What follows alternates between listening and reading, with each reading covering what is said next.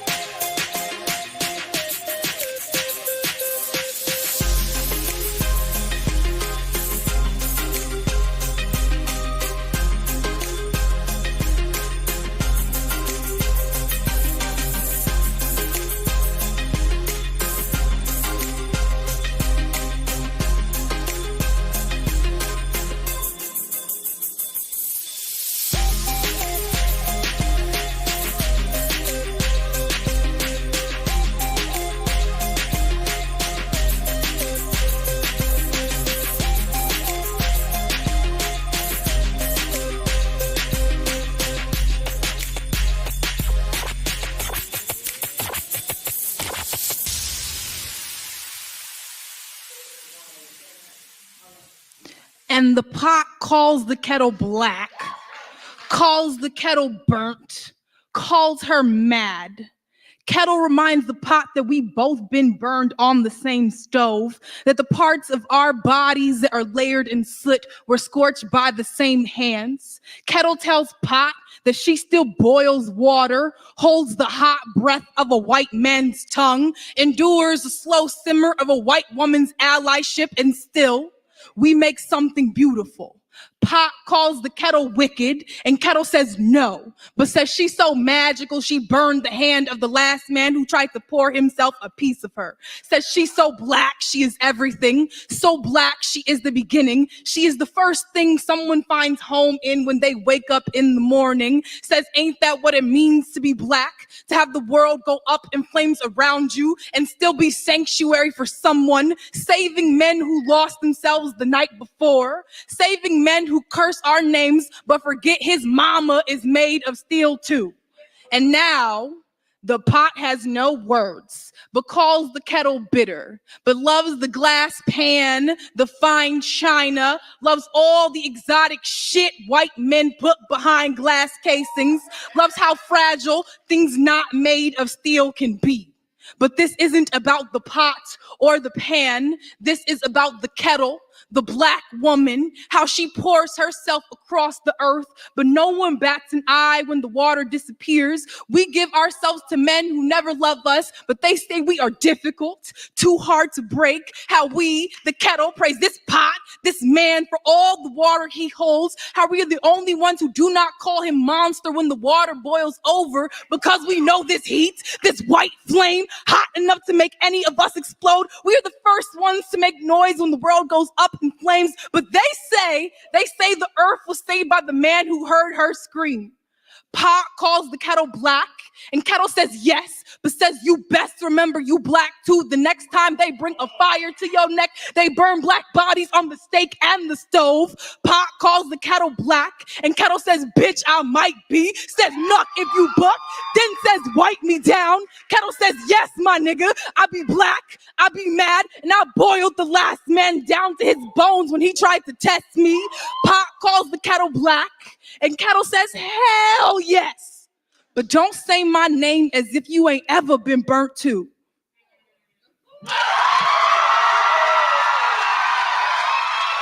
Microphone check 1, 2. If you can hear me in the chat, let me know. Let me know. Put a 1 in the chat if you can hear me. Tonight is ladies' night, so I'm not going to be talking for too long. It's ladies' night. It's ladies' night. It's the night for the ladies to do their thing. It's for the night for the ladies. If you got a beef, you got, something you want to talk about, you got a link to a video you want everybody to see, tonight is the night. I'm going to shut my mouth up tonight. It's ladies' night.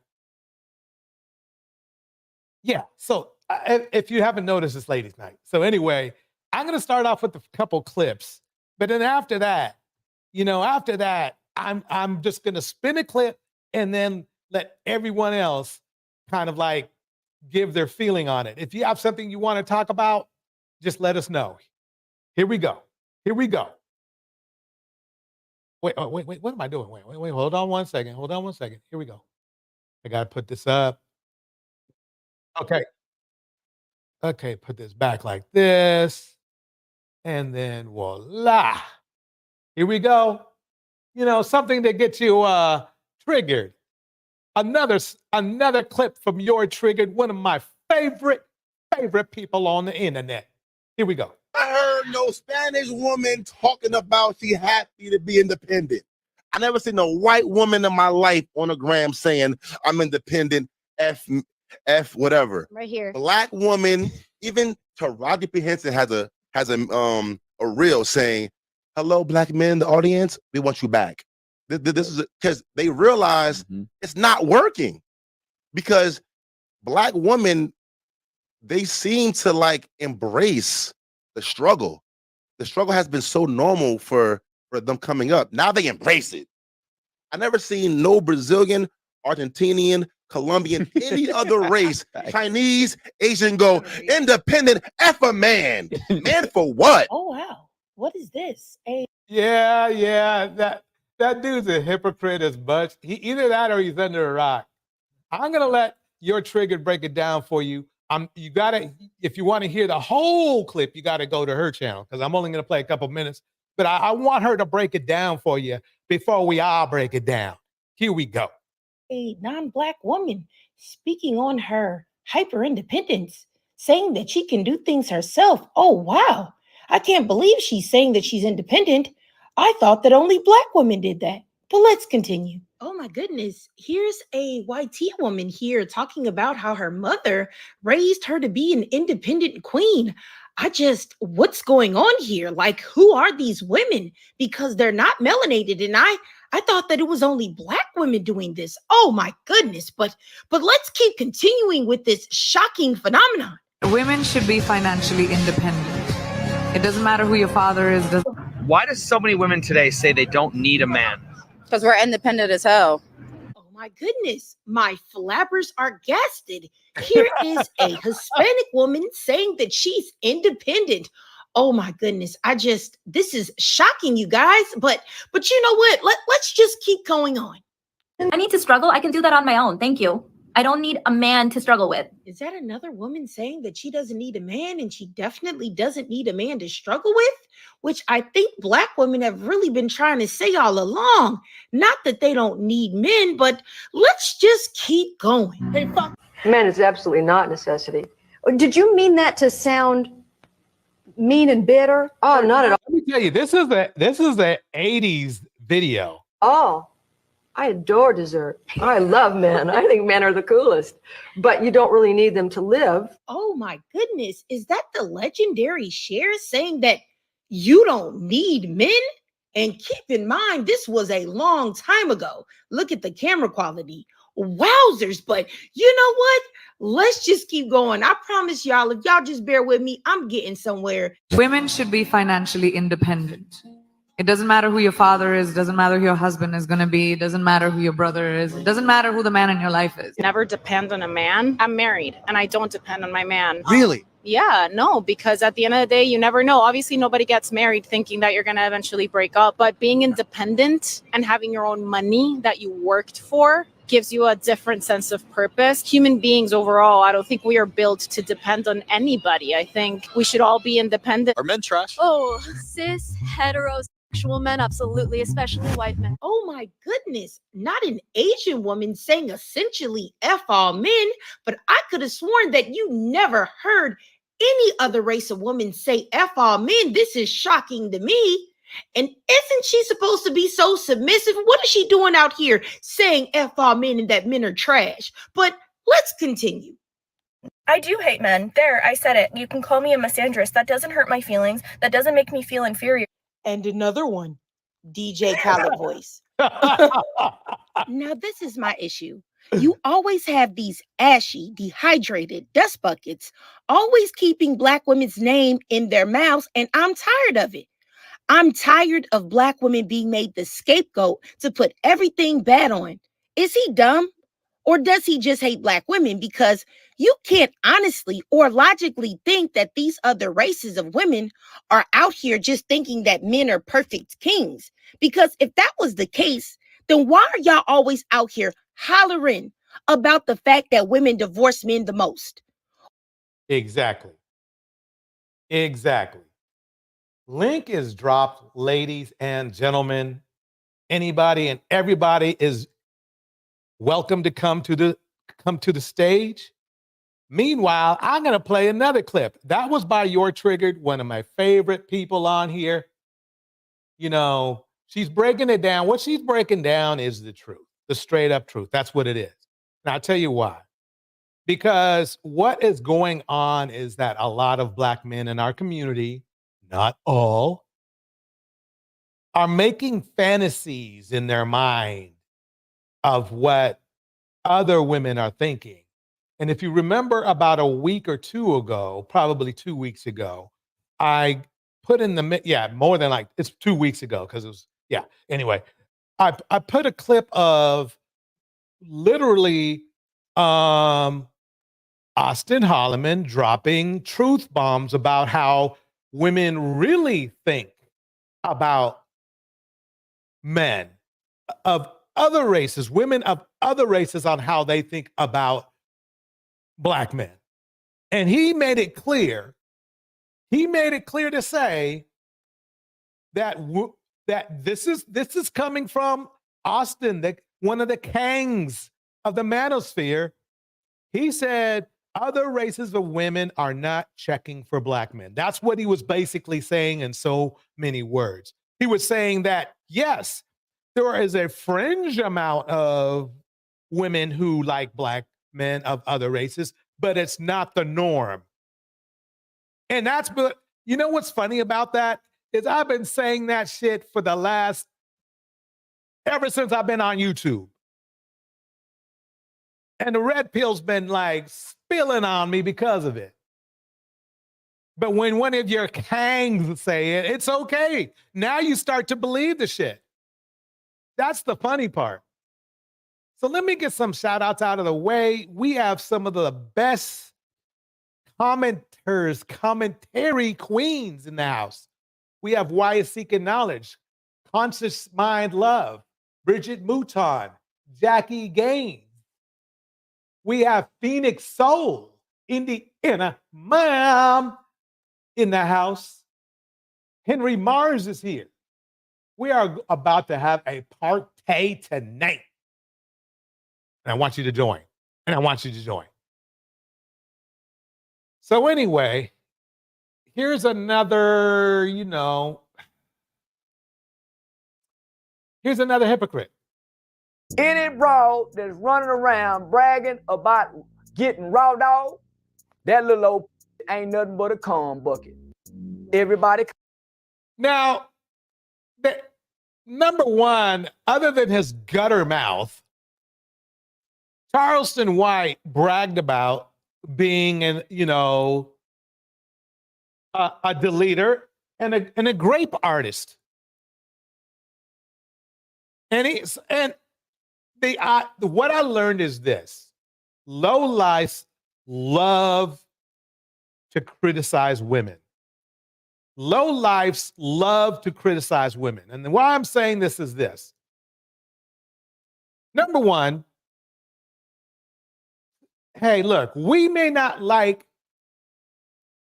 Sexy Red style, which was by the way, which was made by a misogynist hip hop company, by the way. And we may not like, Sexy Red's lyrics, which was written by men, by the way. Okay. Not all of them, but a great deal of them. Her music, produced by men. Industry, ran by men. No, they ignore the fact. They ignore all of that shit. They ignore all of that. That basically, really, in some ways, you would say that really she's another masculine figure in hip hop. And basically, they're getting what they wanted. This is what the men wanted. They wanted women that portrayed to be easy. And she is portraying that perfectly. Now they want to pretend like, oh, yeah, a criminal is trying to literally criticize a woman, okay, who has her own house, her own money, who's not broke, okay, who does not get trains run on her. She has one boyfriend. If he fucks up, she eventually finds another boyfriend, which is about really how life is. If the men were any good, she'd probably still be with the guy. Let's listen to more what he's got to say. Common in it. It's a cum bucket.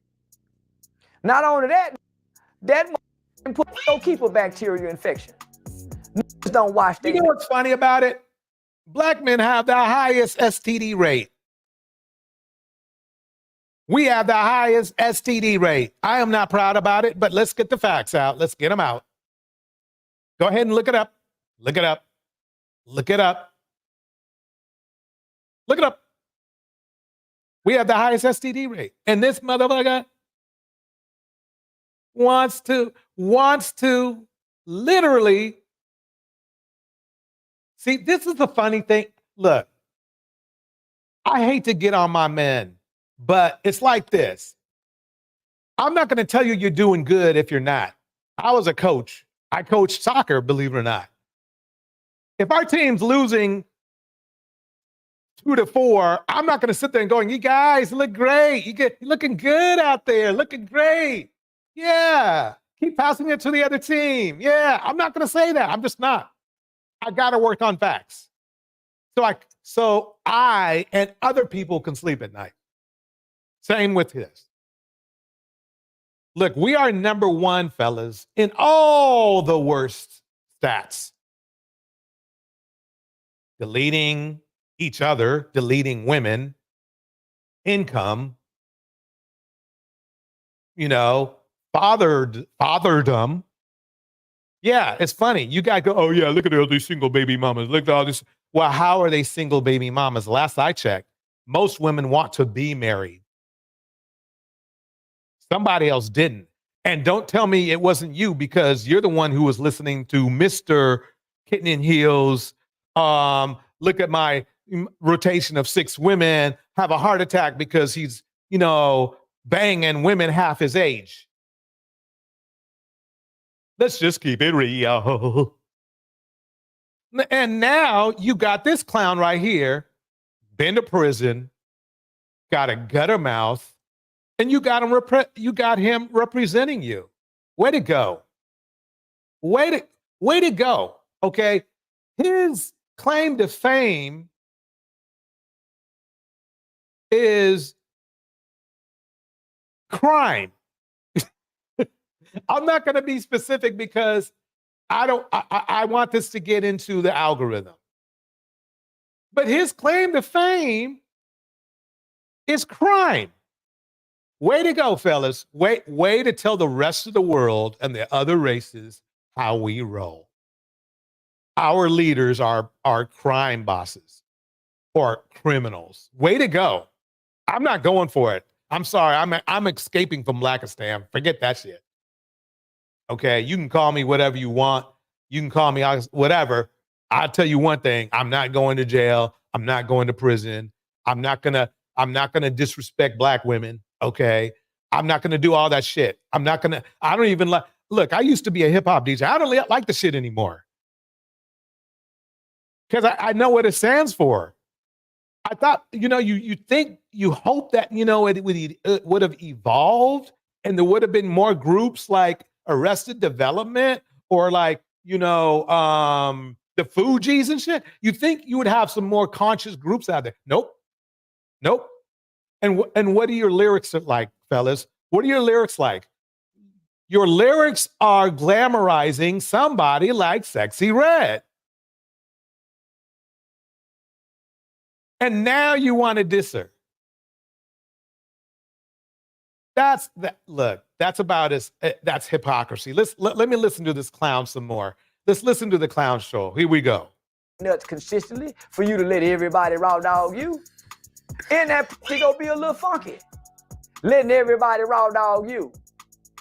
So when I heard clown, he sounds just like. What y'all want me to do first? Oh, what? Now do a silly clown dance for us. Oh. Yeah, great, my. Do a silly clown dance for us. Did I say that? I said, no, she a disgusting little old mother.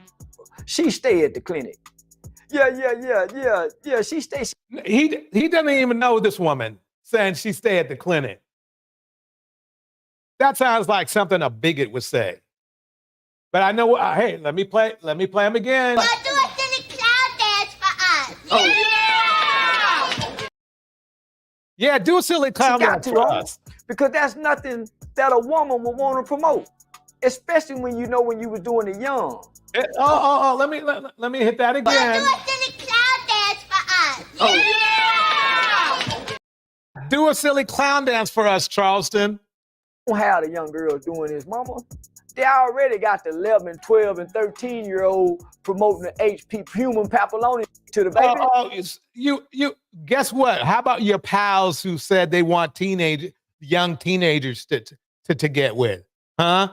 Why don't you do? I tell you what you should do. Do a silly clown dance for us.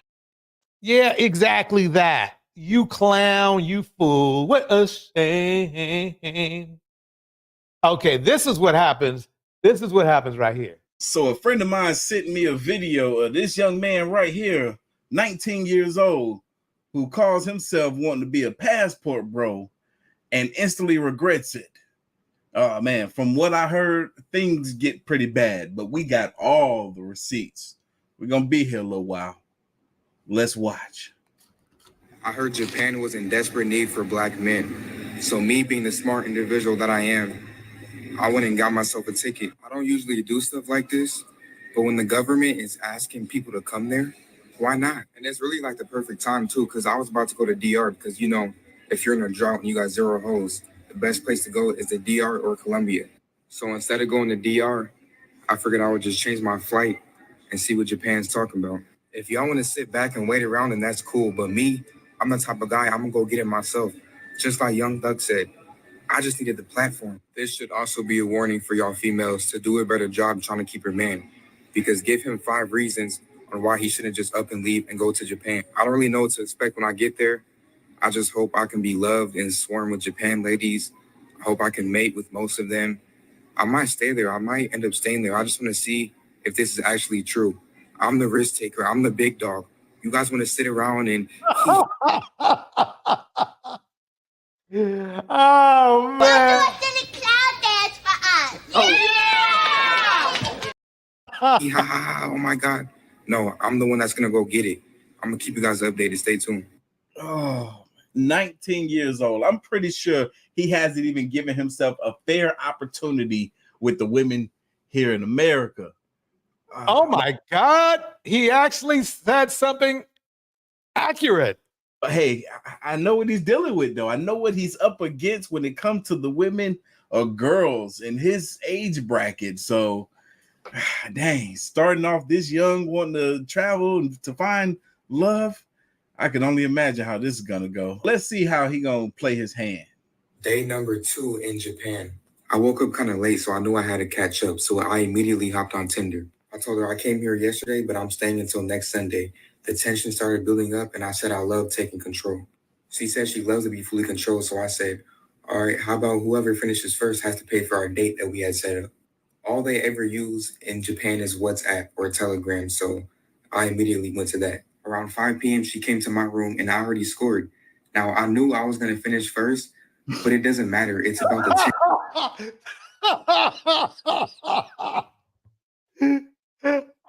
Did he just say I knew I was going to finish? The next Henry Mars says the next thing. Oh man, tension and the talking. Most of the times the buildup is better than the actual thing. Like you have to give her a reason to want to come over. So that's why I made it a competition. I'm not gonna lie, I was free balling inside of her. I didn't wear a helmet or anything, but she was okay with it. So if she wants to keep it, that's up to her. That was my main goal anyways. Did you hear what he just said? Let me play it again. Let me play that you got to hear that again. This is the epitome of the black community right here when it comes to men. Listen. All right, how about whoever finishes first has to pay for our date that we had set up? All they ever use in Japan is WhatsApp or Telegram, so I immediately went to that. Around 5 p.m., she came to my room, and I already scored. Now, I knew I was going to finish first, but it doesn't matter. It's about the tension and the talking. Most of the times, the buildup is better than the actual thing. Like, you have to give her a reason to want to come over. So that's why I made it a competition. I'm not going to lie, I was free balling inside of her. I didn't wear a helmet or anything. But she was okay with it, so if she wants to keep it, that's up to her. That was my main goal. If she wants to keep it, I guess as you know, as referred to as the child, it's up to her. Like he has no control over it. Oh my! I gotta play it again. I'm sorry, folks.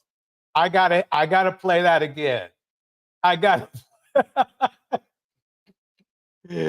Oh man. What y'all want me to do first? Oh, mommy. What? Now do a silly clown dance for us. Oh. Yeah, degrade myself. Oh man. Goal anyways, I wanted to come here and start a family. All right, so Wait, what? What did I just hear? I know. This Look, man bro, I'm saying the same thing. What in the hell is he talking about? said if she wants to keep it, that's okay. That's my main goal. I wanted to come here and start a family. Bro, you based the whole premise of your interaction off of intercourse. You didn't attempt for a second to try to get to know this girl. Right. Thank you. Not a bit. And the scary part about this is the majority of the young men. The young men would not be dissing this guy. Not one of them would be saying, oh, yeah, bro, don't you want to get to know her? Let's face it. Grown men do the same thing. Grown men do the same thing. They live on the culture of hip hop, gangster rap mentality. If they didn't, they wouldn't be talking like this all the time. Spicy Black Tina in the house. Another one just ended up unalived in Brazil this week from Minnesota, less than 24 hours of being there. He has a girlfriend and kids back home, now asking GoFundMe for money to get the body back. Wow, man, that's crazy. I mean, talk about, see, it's funny because you would think us Black men, for the most part, we are very concerned. We seem to be very concerned. I can't say we are very concerned. We seem to be very concerned about our image, right? But look at the image we're putting out there. This is not a good image. You was making bets and plans and little competition on who would finish first. What? This ain't no passport, bro. He a passport hoe. I've said that before. Oh man, everybody's stealing my shit. No, he's not stealing. I don't think he even seen my stuff before. Anyway, here we go. Man. After I finished that, I hopped back on the train station and I started walking the streets again, pulling out my Google Translate. I went inside this very popular club and I met this dude named Evan in like the first 10 minutes. He was also from America and he was telling me that he's been staying here for over a month and a half for free, leeching off other women. After he told me that— Did you hear that? Let me play it one more time. Let me play that one more time. Because the look this guy has, a different perspective has on his face is exactly how I was looking at it too. Here we go. No passport, bro. He a passport hoe. Man. You know, I might need to make a video. I finished that. I hopped back on the train station and I started walking the streets again, pulling out my Google Translate. I went inside this very popular club and I met this dude named Evan in like the first 10 minutes. He was also from America and he was telling me that he's been staying here for over a month and a half for free, leeching off other women. After he told me that— Leeching off other women.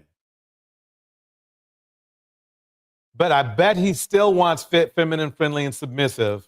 But he wants to be able to leech too. He's got to be able to leech too. It's like my third eye really open. Like I've really seen a vision in why I was here. He then told me that he knows a better spot.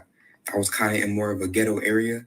So we hopped on the train and we went to that area. He ended up leaving the club a little bit early because he met somebody and he sent me this. Salute to him, man. He's a star player and he's still putting up numbers in overtime. He said, fuck. Putting up numbers and overtime. Okay, don't sub me out, coach. I need to get my stats up. I was still at the club and I made the dumbest mistake ever. I put my buffs on in the club. Mind you, this wasn't Tokyo. This was downtown. So like in Cali terms, this was not in LA where all the tourists be. This is Compton in the gutter. I'm not going to lie. They were dancing. You probably can't see them right now. But as soon as I put them on, the whole energy in the entire club shifted. More females started coming up to me. They told me to come to the back. I was using my Google Translator. Hold on real quick. I'm so sorry. I just can't help to tell you guys that I really put the on. It don't matter where I'm going to. I'm going to get fly. But yeah, so the girls were like more on me. And the guys, it was like these 4 Japan street thugs. They were just mean mugging me the whole entire time. Now, they eventually left after like 30 minutes, so I thought they weren't tripping. But after I went home with my girl, bro, they was outside waiting for me. Bro, you over here about to go get beat up by the Yakuza out there. You ain't heard? Hey. Oh, Man, you see, you know, you fly 12 hours to Japan or whatever it is, right? You go all the way over there with all that technology and culture and everything just to have sex.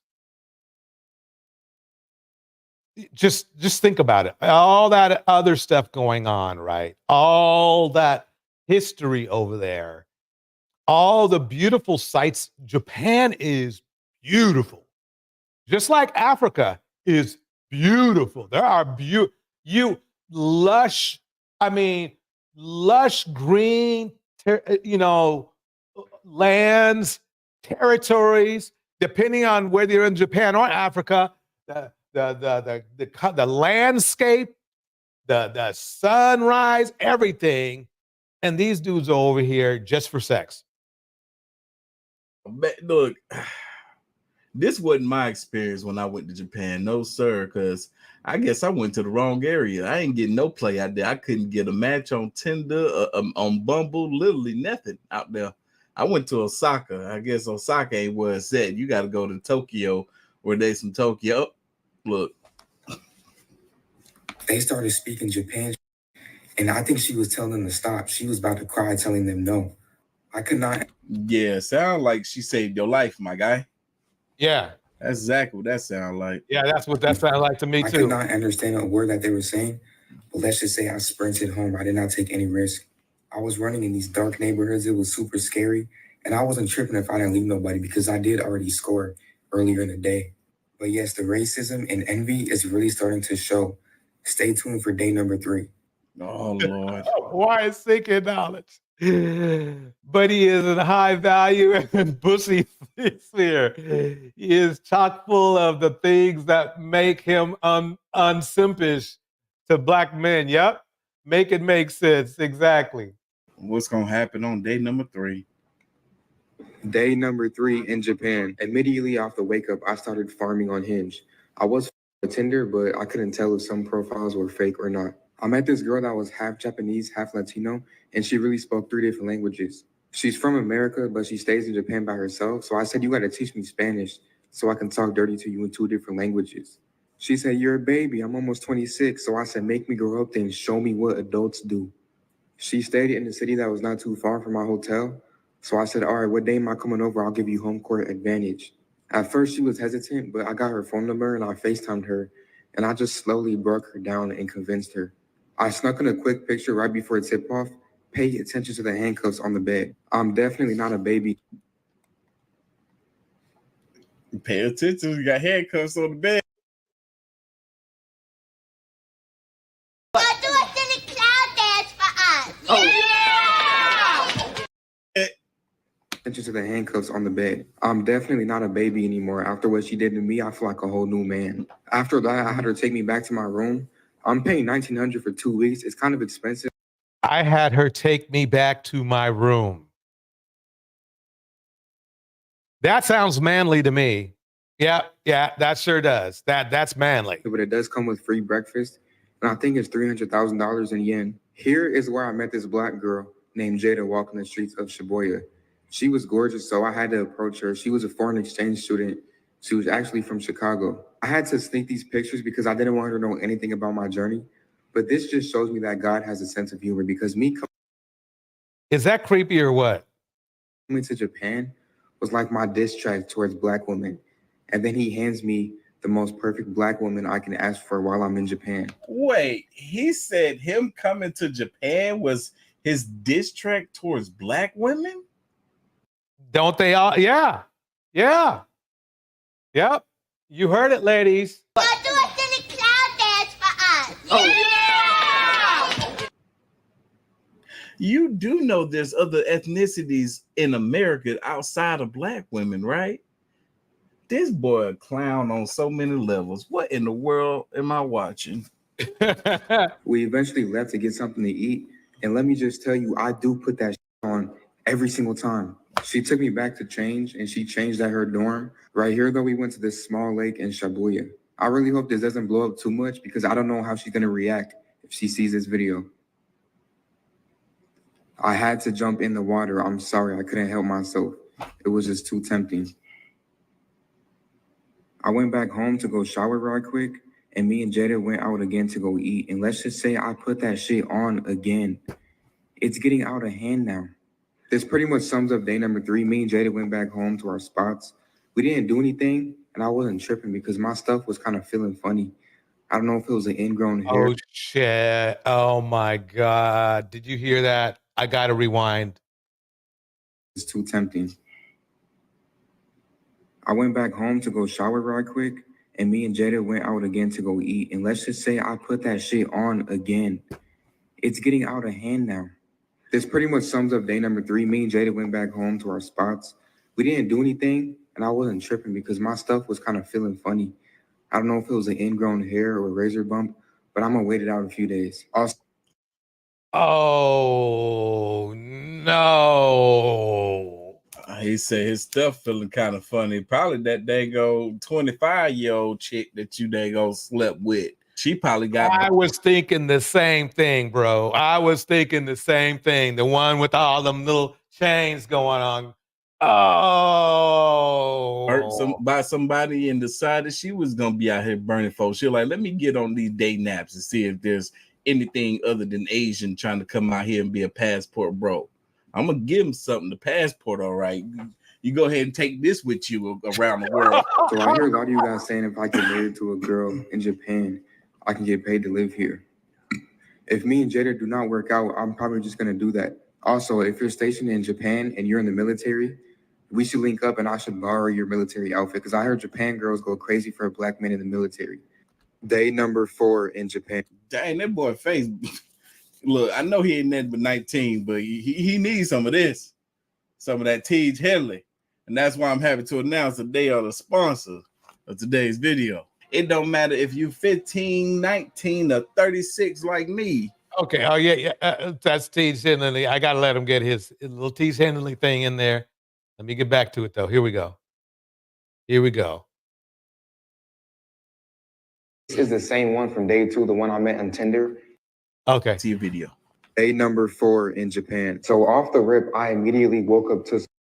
This is the same one from day 2, the one I met on Tinder, and the one I was free balling inside of. Baby, I'm sure I'm pregnant. I got tested, and I'm sure I don't want to abandon my baby because of my religion.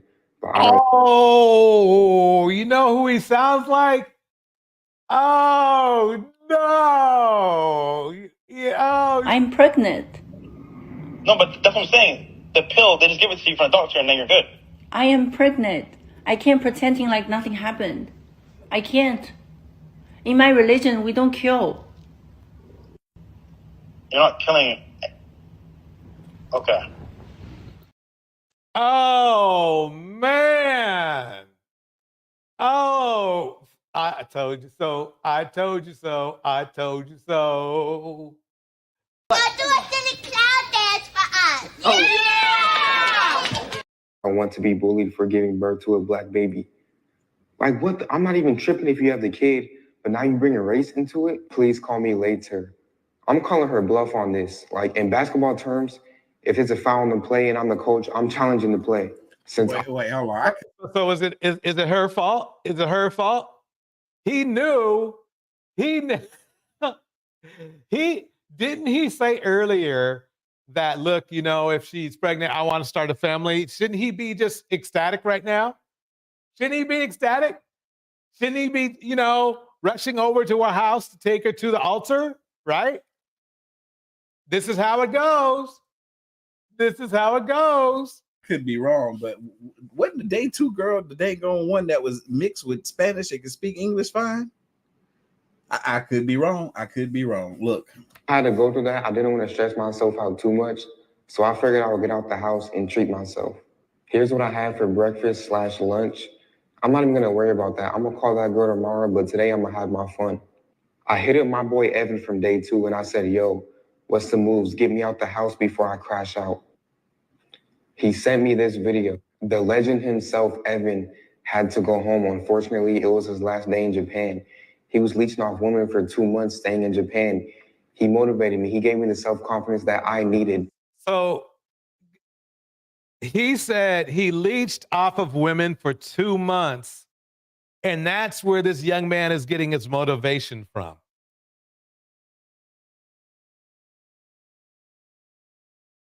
That's crazy. Everybody please show love to Evan in the comments.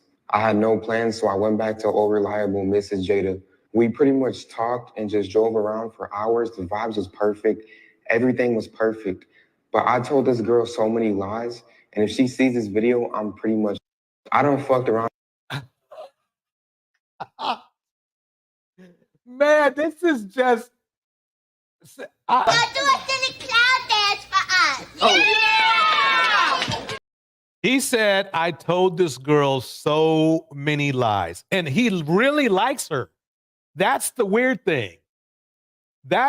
He told her so many lies. I told this poor lady that my father passed away and I got his inheritance, so I was taking a little vacation. That's how I ended up here.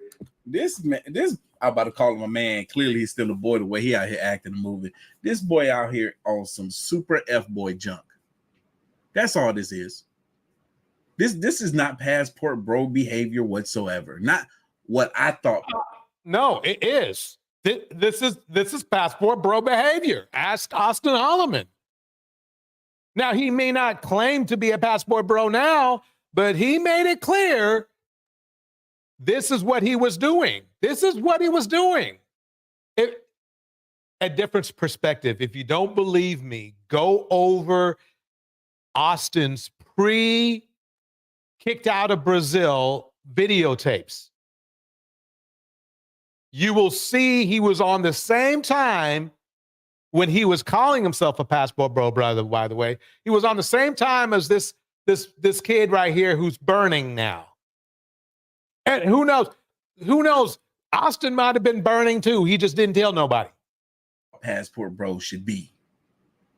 We'll talk about that in a minute. That actually did work. I done talked myself into get some sympathy coochie, but my stuff was feeling funny, bro. I don't know what it is. I think, like, you know, if you go... Stuff feels funny. Oh, man. I mean, come on. I mean, you would think that his first thought would be, okay, I need to get checked out. I need to go to the hospital. You think he would do something like that? You know? Why Seeking Knowledge breaks it down perfectly, but he's only there for 11 days. How would he start a family in that short time? Find an adequate mate in that time? Delulu. Yeah, straight up. 100%. Let me drop the link one more time just in case somebody wants to come up. Get this party started. Boom. There we go. I mean, this is crazy. So hard the night before, it gets a little bit swollen. I think that's what it is. I really don't think I have anything. So I didn't want to touch her just in case. Now he's being delusional and thinks he doesn't have anything. Now he thinks he doesn't have anything. Phoenix Soul says, I've been 50 years. I've seen 50 years old on the same shit. Yep. Straight up. Yep. Don't forget to subscribe, like and subscribe, everybody, if you haven't yet. Yes. And then YC Knowledge replies, yes, Phoenix Soul.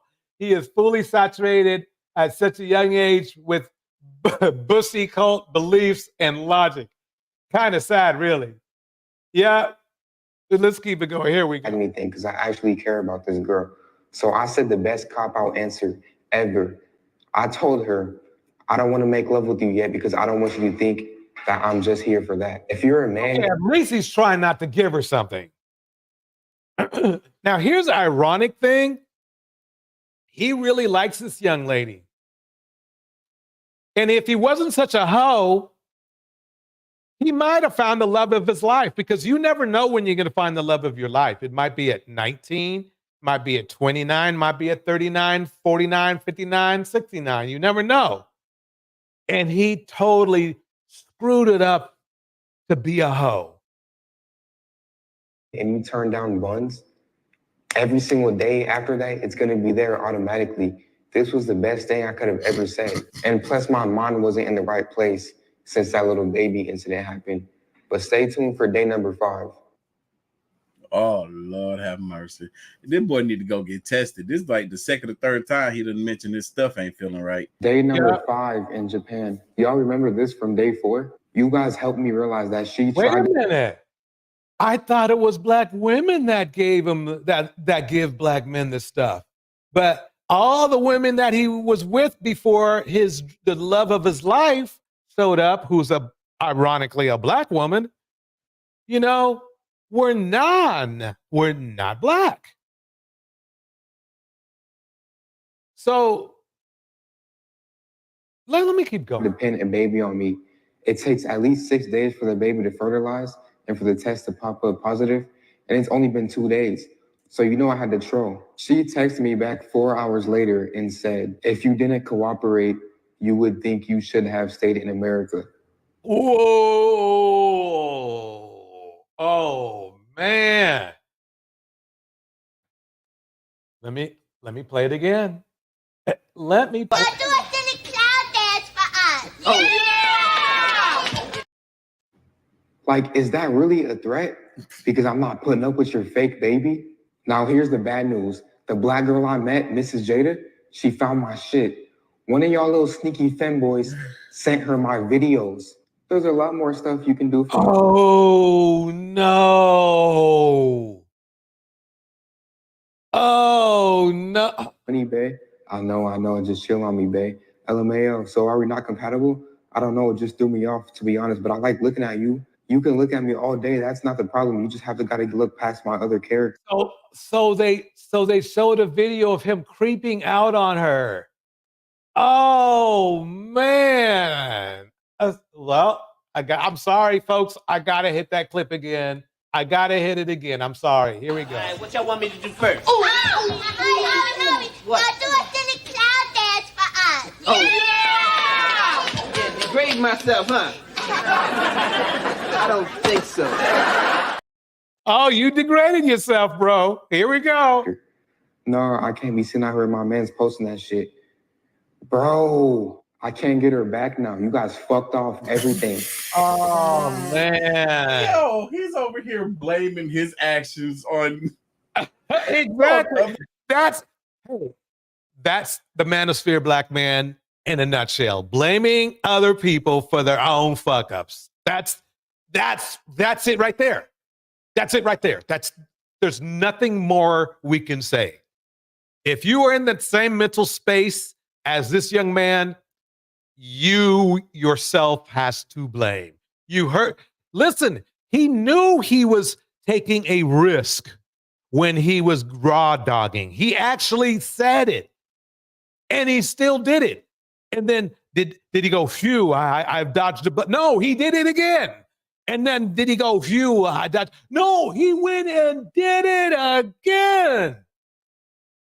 The people on his viewers, bro, the viewers ain't doing nothing but watching your clown butt make a fool of yourself on the internet. Man, I hope your parents see this and have a talk with you, because what? I don't see how to do. Oh yeah, anyways, after that, I went to go to card pop-up show, and some Asian girl approached me. I wasn't even in the right mind space, but I still took her under my wing. You guys don't realize how sneaky I have to be when I make these videos. I'm not finna approach them like, oh yeah, I'm on my journey trying Bug in the house. Good seeing you, Hazel. to make babies and start families in Japan. I checked up on the homie Evan right quick, and he sent me this video. It turns out he didn't even go back to America. He went to another different part of some Asian shit. So yeah, he's living life. I'll tag him in the comments. You guys need to tell him to start making content. Here's me in Tokyo with the girl that I met at the car pop-up. I'm not showing faces no more because y'all are weirdos, but after we hung out, I took her back to my hotel and I straight killed her shit. I was low-key doing a little bit. Oh my God. He's burning. He knows he's burning. Okay, I need to really think about this for a minute. Okay. So he goes there for sex. Let's face it. He goes there for sex. He has it. He gets it the first day, ignores the whole culture, the whole thing. He's just getting, then he does it again. Then he does it again. Okay. And then he starts to burn, but then he meets the woman of his dreams, which is ironically a black woman, because he was trying to make a diss track and go to these countries to do. He was basically doing the same thing that Austin Holloman was trying to do. Let's face it, Austin Holloman was trying to make a diss track by disrespecting women backs, but he was more audible and obvious about it. Austin was. So this kind of kid, kind of did the same shit because, of course, Austin Holloman types are his hero, right? So he's burning, and he ironically meets a woman he actually really likes. But he's burning, and he's worried about you making somebody pregnant. And I know you guys think like, wow, this is weird that he's going through this. No, it's not weird. It's normal. Welcome to the life of a young 19-year-old black male, for the most part. Today, this is what they offer. A bit too much, but I had so much anger built up. Like, you have to understand me. She's lucky I wore a helmet because my stuff was kind of feeling funny still. But if it wasn't feeling funny, I know she would make a great mother. Oh, did you hear that?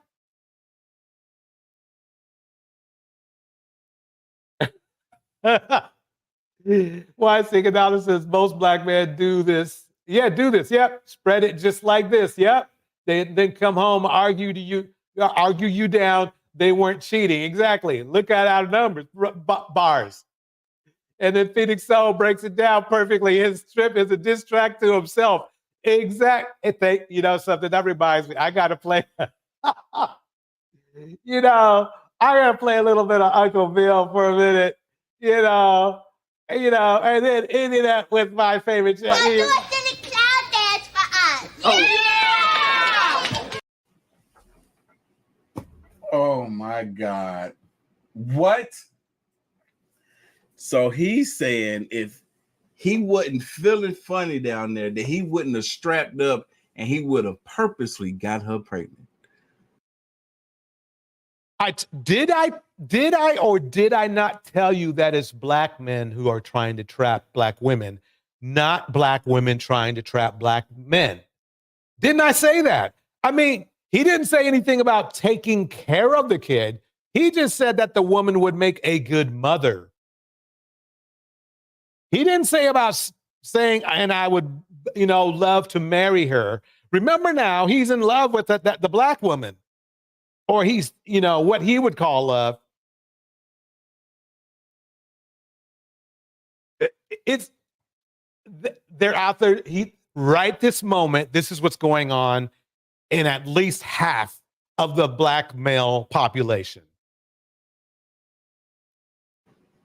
Pretty much wraps up the night. Stay tuned for day number 6.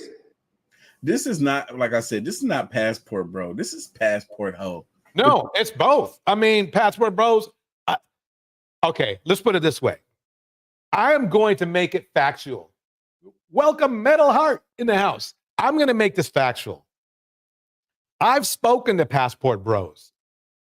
One of them, when I was on Razor Raisin's channel,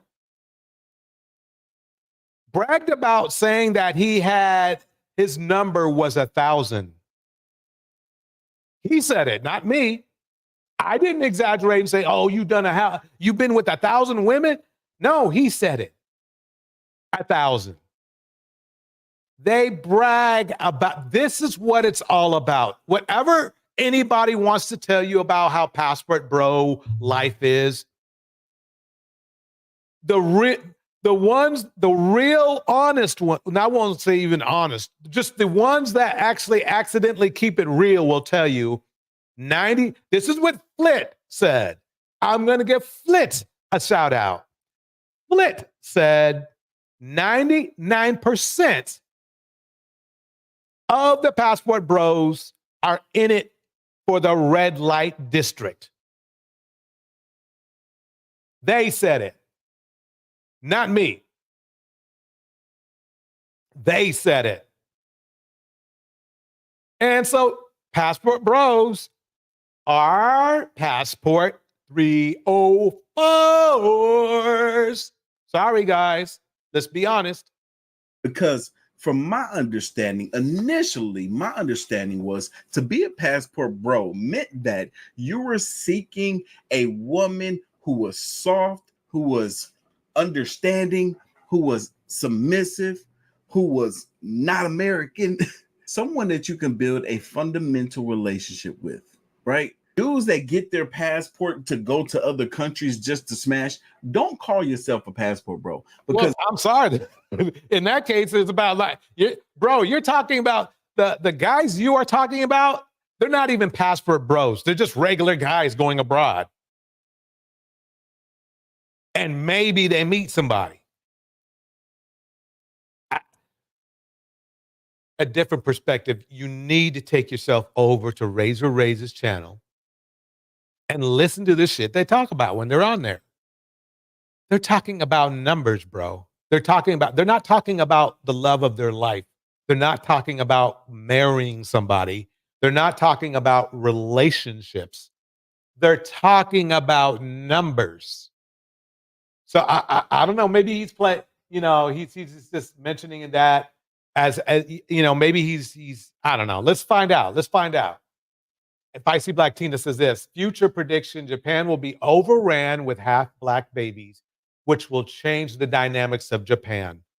Bars. Straight up bars. Why Seeking Knowledge says, yes, they want to slow you down, oppress you, and keep other men from wanting you. They do it on the podcasts. Bars.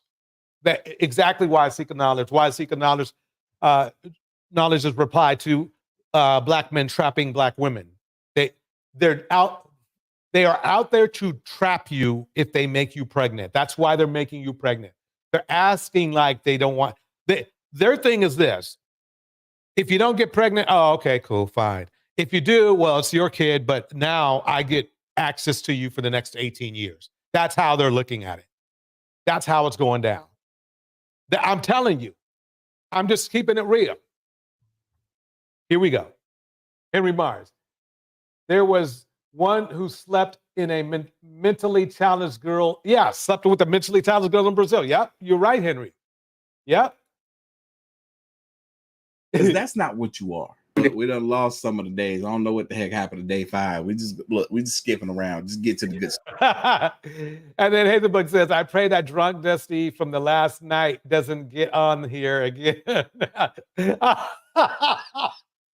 You talking about, oh man, yeah. You talking about Triple X. Yep. No cupcakes though. Yeah. I hope he's okay. I hope he got sober for at least a little while. Stuff. Day 7 in Japan. A few days ago, I actually did end up taking this at-home kit to see if I got burnt, but it was too confusing, so I just went to the doctor to get tested. And just like I expected, y'all, I got. I really... Let's look. We got to see this again. A few days ago, I actually did end up taking this at-home kit to see if I got burnt, but it was too confusing, so I just went to the doctor to get tested. And just like I expected, y'all, I got. He got. So he did end up taking this at-home kit to see if I got burnt, but it was too confusing, so I just went to the doctor to get tested. And just like I expected, y'all. He got. Okay? He got. He got.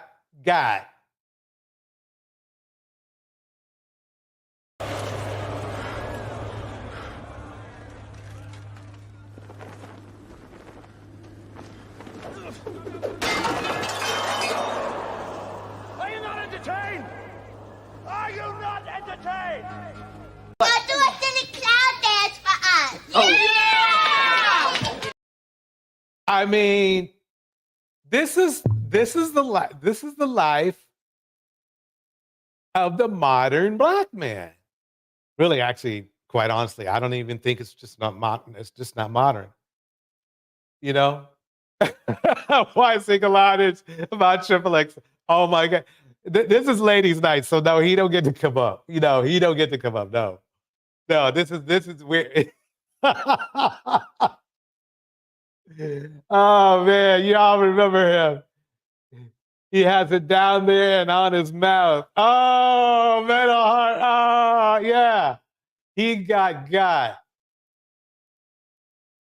He's already was a burning demon, nasty fool. Oh, he got okay. This is the life. I got. I really might have some other stuff too because look at my lips. Oh no! Oh, that's nasty! Oh!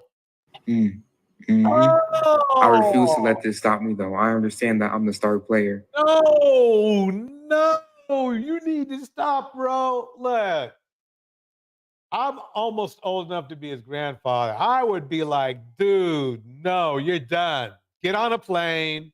Wait, go to the doctor first. Get your stack of pills. Then get on a plane. Don't talk to anybody. Don't pass go. Don't say anything to anybody. Just get home. Bro, no. And I'm injured, but I'm still going to carry the team and put up. Dang, this fool tested positive for both chlamydia and gonorrhea. It's crazy because this is the same day I got burnt, day number 2. I was so happy that I took a post-game picture. Same girl that tried to pin a baby on me is the same one that burnt me. And she's still blowing up my phone, even after I exposed her dumb ass. Hey, I need to understand this. I can have a baby, but I want to get married. First, it was I don't want to have a black baby. And now I want to get married first. I don't want you to go home. Please call me baby. Bro, leave me alone. I'm not finna be with you. Oh, I mean, the thing is this is the problem that a lot of us black men have. I would have said younger black men, but quite honestly, it doesn't matter. Age doesn't matter. Really right now, his life is falling apart right in front of him. This is bad. He's got women telling him that they're pregnant. He's got this disease that who knows who he passed it around to, because I think he was with that third one. Ironically, I think he was with one other woman before he met the black woman. And thankfully, thank you, bro, for not giving that shit to the black woman. Thank you for that. Let's give him that much. But oh man. I mean, this is a huge problem. When things start going bad, you're supposed to go into a conservative mode. You're supposed to say, well, things are falling apart, so let me play things safe. Let me play it safe. I'll stay in, get the bags of drugs, whatever, to get rid of that shit. And then I'm just gonna enjoy Japan for its beauty and be monogamous, not monogamous, but just be, celibate for the rest of the trip. Cause I'm effed up right now. Quite honestly, he's done for a month. Quite honestly, he's done for a month at least. But let's listen and see what he wants to do. Let's see what he's going to do. First you burnt me, and then you lied about having a baby. Anyways, back to the streets I go. I stopped at this little store to get some helmets because I'm not freeballing no more. But I had to stop and get a little thirst trap for the gram. This time I waited for a ling to come up to me. 5-minute Google Translate conversation. Boom, back to my room just like that. Remember, he's got that stuff. Okay?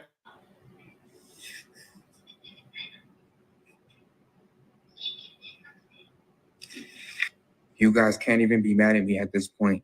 There was a little obstacle during my marathon, and what was that? That's supposed to be a clip of him showing off the fact that there's a girl in the room with him. That just could have been the TV in the background. We didn't even see nobody. I thought it was just the TV myself. Or here. I tripped and fell, I ain't gonna lie. But I have to get back up and finish the race. I still got numbers to put up. I'm not gonna be here forever, so I'm still gonna have my fun. And like I said, and I guarantee you next week he'll be talking about what's your body count. He's got numbers to put up. He's not alone in this mentality. So men are dissing women for, what's your body count? And these dudes are trying to get their numbers up. Why Seeking Knowledge breaks it down perfectly. Deflection. They call us 304s, but they are very carnal and animalistic. We suffer much dealing with this primitive energy. Bars. He's not done. Some girls here probably got that Chinese slap soon as they touched. Yeah, he touched down. Yeah. I'm a star player that's injured and my team still needs me. I'm LeBron James at 40 years old. My team still needs me. I cannot stop now. Stay tuned for day number 8. LeBron James at 40 years old. Boy, you ain't even half LeBron James' age. Day 8 in Japan. I woke up a little depressed because the news I found out yesterday. And it just now hit me in the morning after. I know some of y'all are probably thinking May 21st. This look old. This picture of him looks older before he got his hair twisted. Maybe he's showing a past positive result before he even went out there to Japan. No, y'all, I went digging. This junk is from months ago. All this stuff that we're watching is from back in May. This wasn't recent stuff that happened. I stepped on it a little bit. I didn't even want to get out the house today, but I'm still going to go hard for y'all. So starting off with some good eats that I had for lunch. I said, so I hopped in a taxi and went to the streets of Shibuya where all the trouble happens. Right when I got there, there was some weird parade going on. No, I had to stop and get my thirst trap. That's just mandatory. But I was really a dead man walking the whole entire time. Man, that is just crazy. Metal Heart says, what team is he talking about? This is complete and utter mental illness. Bars. A lot of y'all were saying to pack it up and go home. A lot of y'all were saying I'm the biggest L ever. Like, I was really sad, bro. I didn't talk to nobody. The girls that were approaching me, I was turning them down. I kept walking. I was not in my right element. 30 minutes before I was about to leave, this girl approached me and she asked if I wanted to go to her pool party / photo shoot. At first, I wasn't convinced and I thought it was some type of scam, but she showed me her Instagram and she had 100,000 followers. I'm not showing it to y'all because y'all the last girl that I met. At first, I told her no because I don't have any pool clothes. But she took me back to my room, which wasn't far. It was like 15 minutes away. And I went to change right quick. And she really had a live photo shoot. She was not playing around. Like, this was a real thing. There was all types of people there. I was networking. And a couple of people actually said that they see my series and they said they love it. So thank you to y'all. So yeah, I was a little lit. I had the munchies and there was hella food there. It went on until 2 a.m. And eventually everybody started fading away. Everybody left. And it was just me alone at her house. So she asked me if I wanted to have a good time. And me being my weak-minded self, of course I said yes. And then the conversation started. At least he knows he has a weak mind. Get a little weird, a little deeper. And she asked if I had any kicks. I said, not that I know of. She said she had a special surprise for me. So she took me to this place and she said, pick whichever one I want. Now, I'm not going to lie. I was looking for like 10 minutes and I seen a little schoolgirl outfit with a skirt. So I grabbed that. I say, here, this is the one. But then the weirdest thing happened right when it was about to get good, bro. I kid you not. I could not get up. I don't know what was wrong with me. This never happened to me ever. I never had this problem. I've always been young and full of testosterone. I don't know if it was the role play. I don't know if it's because I got burnt. I don't know, but it was just so frustrating and embarrassing. I ended up just going home and I sent her this message. She said, don't feel stressed about it. I hope to see you soon. I don't know, man. I understand every star player has a bad game, but this was not good for me. So he is trying to make it sound like a team. I think Why Seeking Knowledge hits it perfectly. His team, LOL, the bussy sphere. He's literally trying to satisfy other men. Told you. LOL, the bussy sphere. Told you. The public offender calls it calls it the cult of man. I agree. No matter how toxic, this is their belief system. Yep.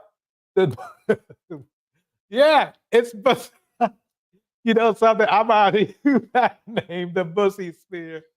I swear. Yeah. What is he protecting and providing for? Exactly why is he gonna for with that eighth grader's body? I know, yep. Here we go. At all. This really messed with my confidence and my mental. But let me know where I should go next after I'm done with Japan. And let me know if I should go live or make YouTube or a Twitch or anything like that. I'll read every single comment. Stay tuned. Okay, I'm gonna stop that right there. That's that I really, as a man, I would like to say that's not normal. That's normal. This is why, even though I am a black man, I do have to be honest and say, ladies, you might want to check out some other options. Because they're all on this time. They're all on this time. They're all on this time. Not all, but enough. There's enough of these young men out here that is too many.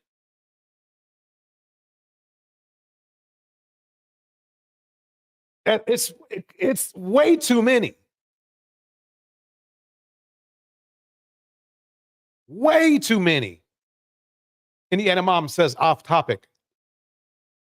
DJ Torch and Friends Network. But I'd love to see you, Alexander, Roadrunner, Investment, and Controversial Shannon get together and have a discussion for men about men. That would be perfect. Sounds like a good idea to me.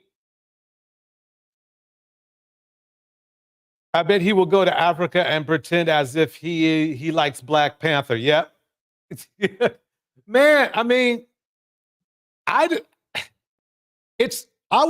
you know something? I would be an idiot to say that this is just a passport bro thing. This is not.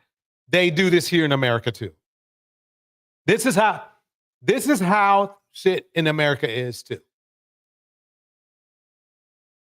His life is about sex.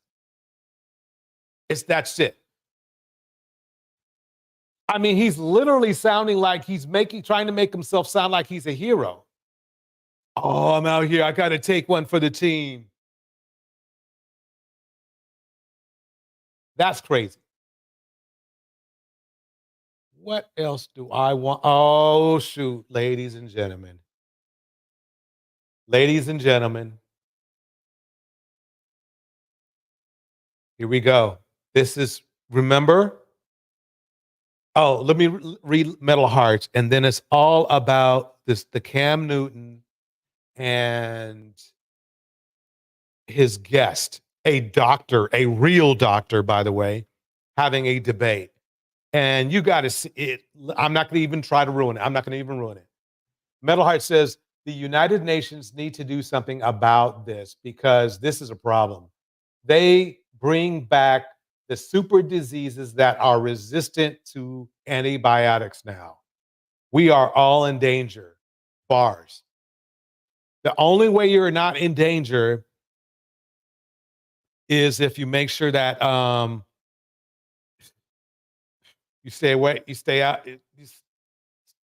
stay out of Blackistan. That's all I can say. Here we go. I don't really want to attack or, really speak on your clientele. Perfect time and wise seeking knowledge. Here we go. This is good. This is gonna get good right here. Wise seeking knowledge. Here we go. But obviously, with my research, you spoke about low functioning individuals, male and female. What's the percentage of males or females that you counsel that are low functioning? Drinking and driving is a decision that could change your whole world. You can Let me pause it right there. Fast forward a little bit. Okay, we're going right into this. Cam. Cam,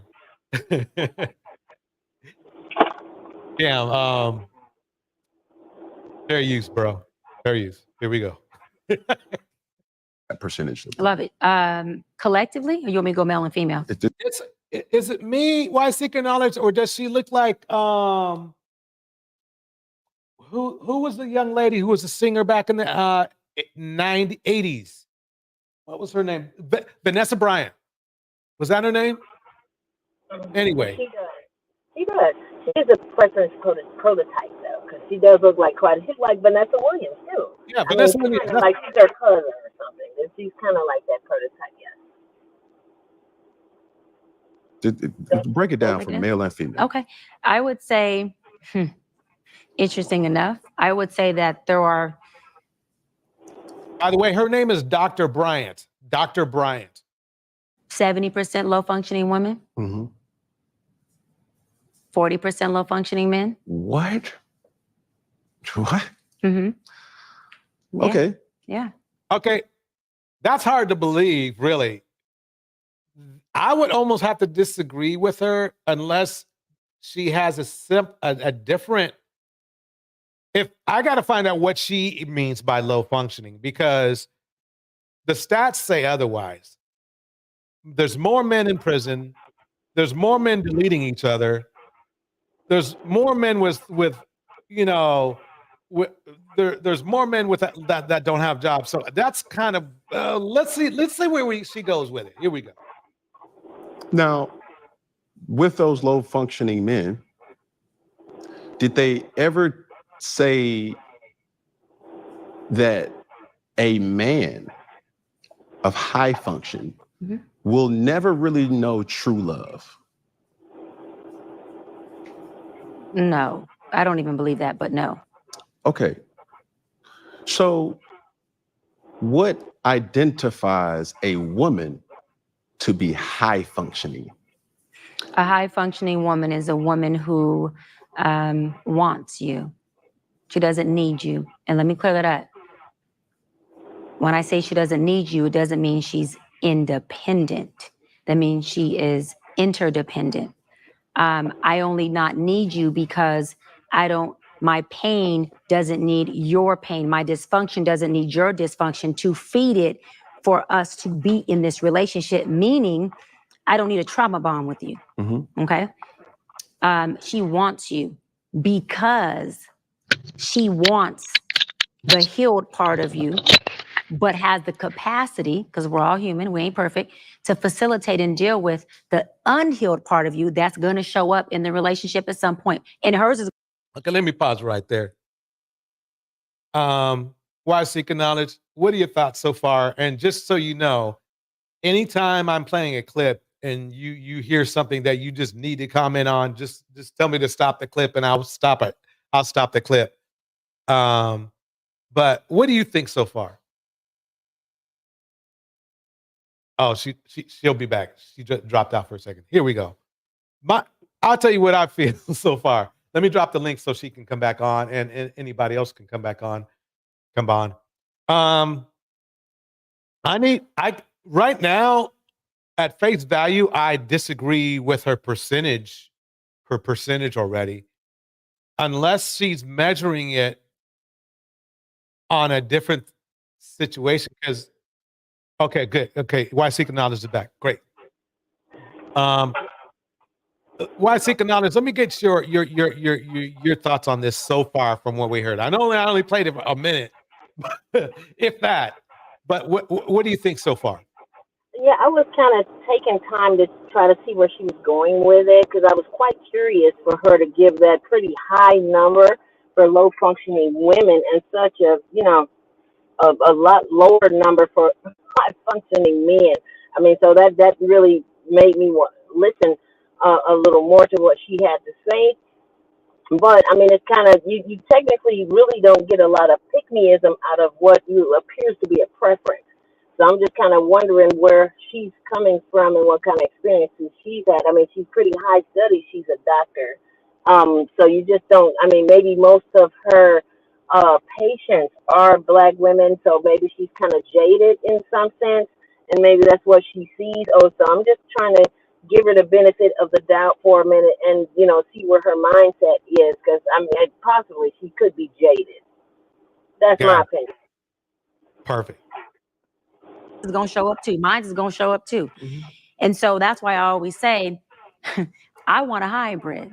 I want a hybrid for y'all out there who want to know, meaning a man who's high functioning enough to meet my healthy high functioning, but low functioning enough to deal with me when my abandonment inflames, to deal with me when some of my dysfunctions that I'm still working on inflame. Because if he's too high functioning, guess what?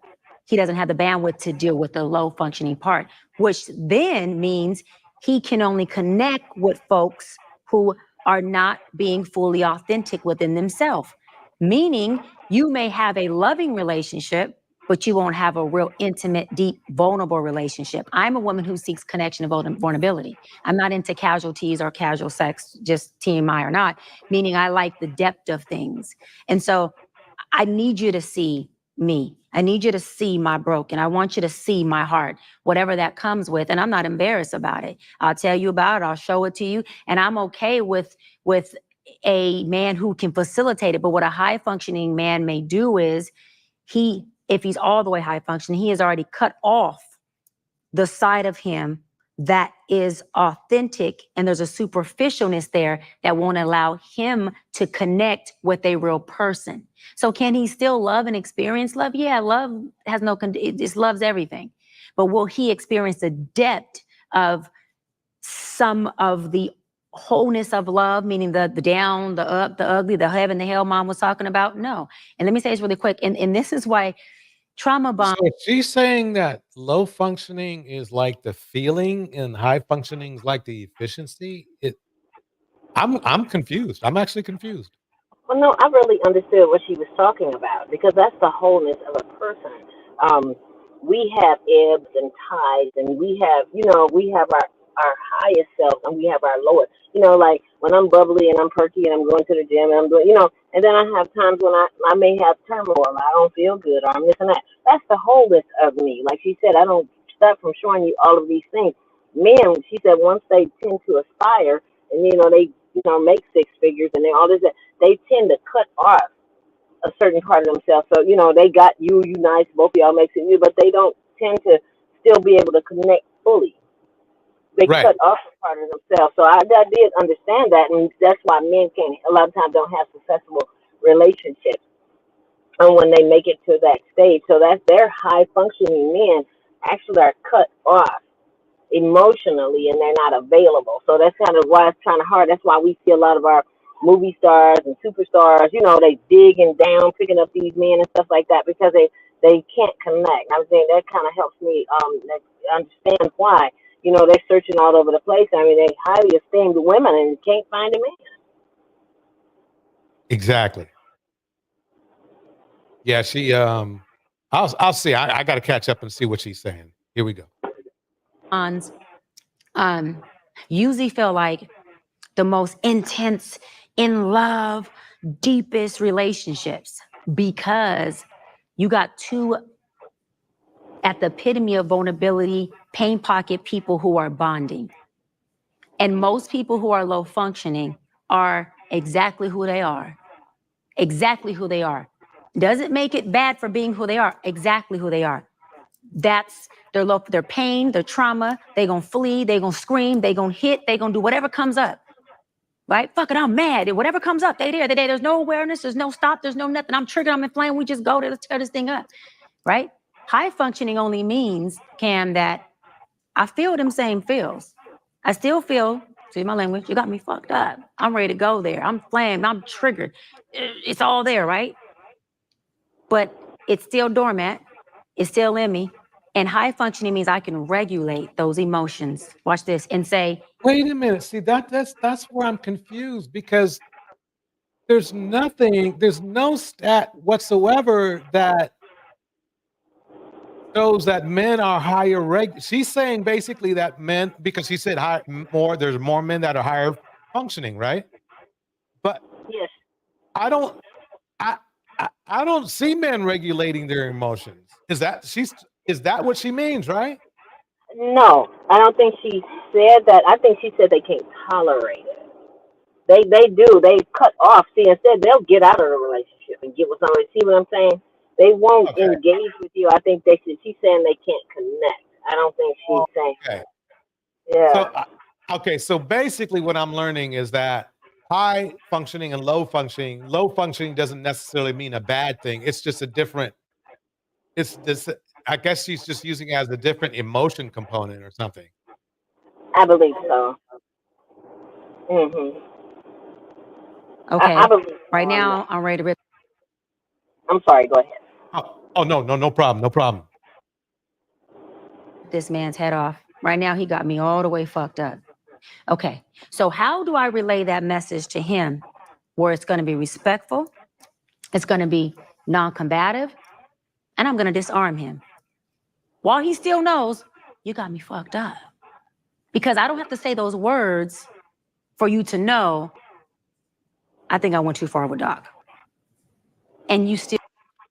Vice E Black Tina says low functioning would be being in a relationship because they feel they need someone and can't be alone, as opposed to being in a relationship because you want, not need, to share your life with someone. Got it. Okay. Still I feel don't know if I respected and necessarily agree loved. with that. I'm sorry. Go ahead. I'm sorry. I really don't agree with that.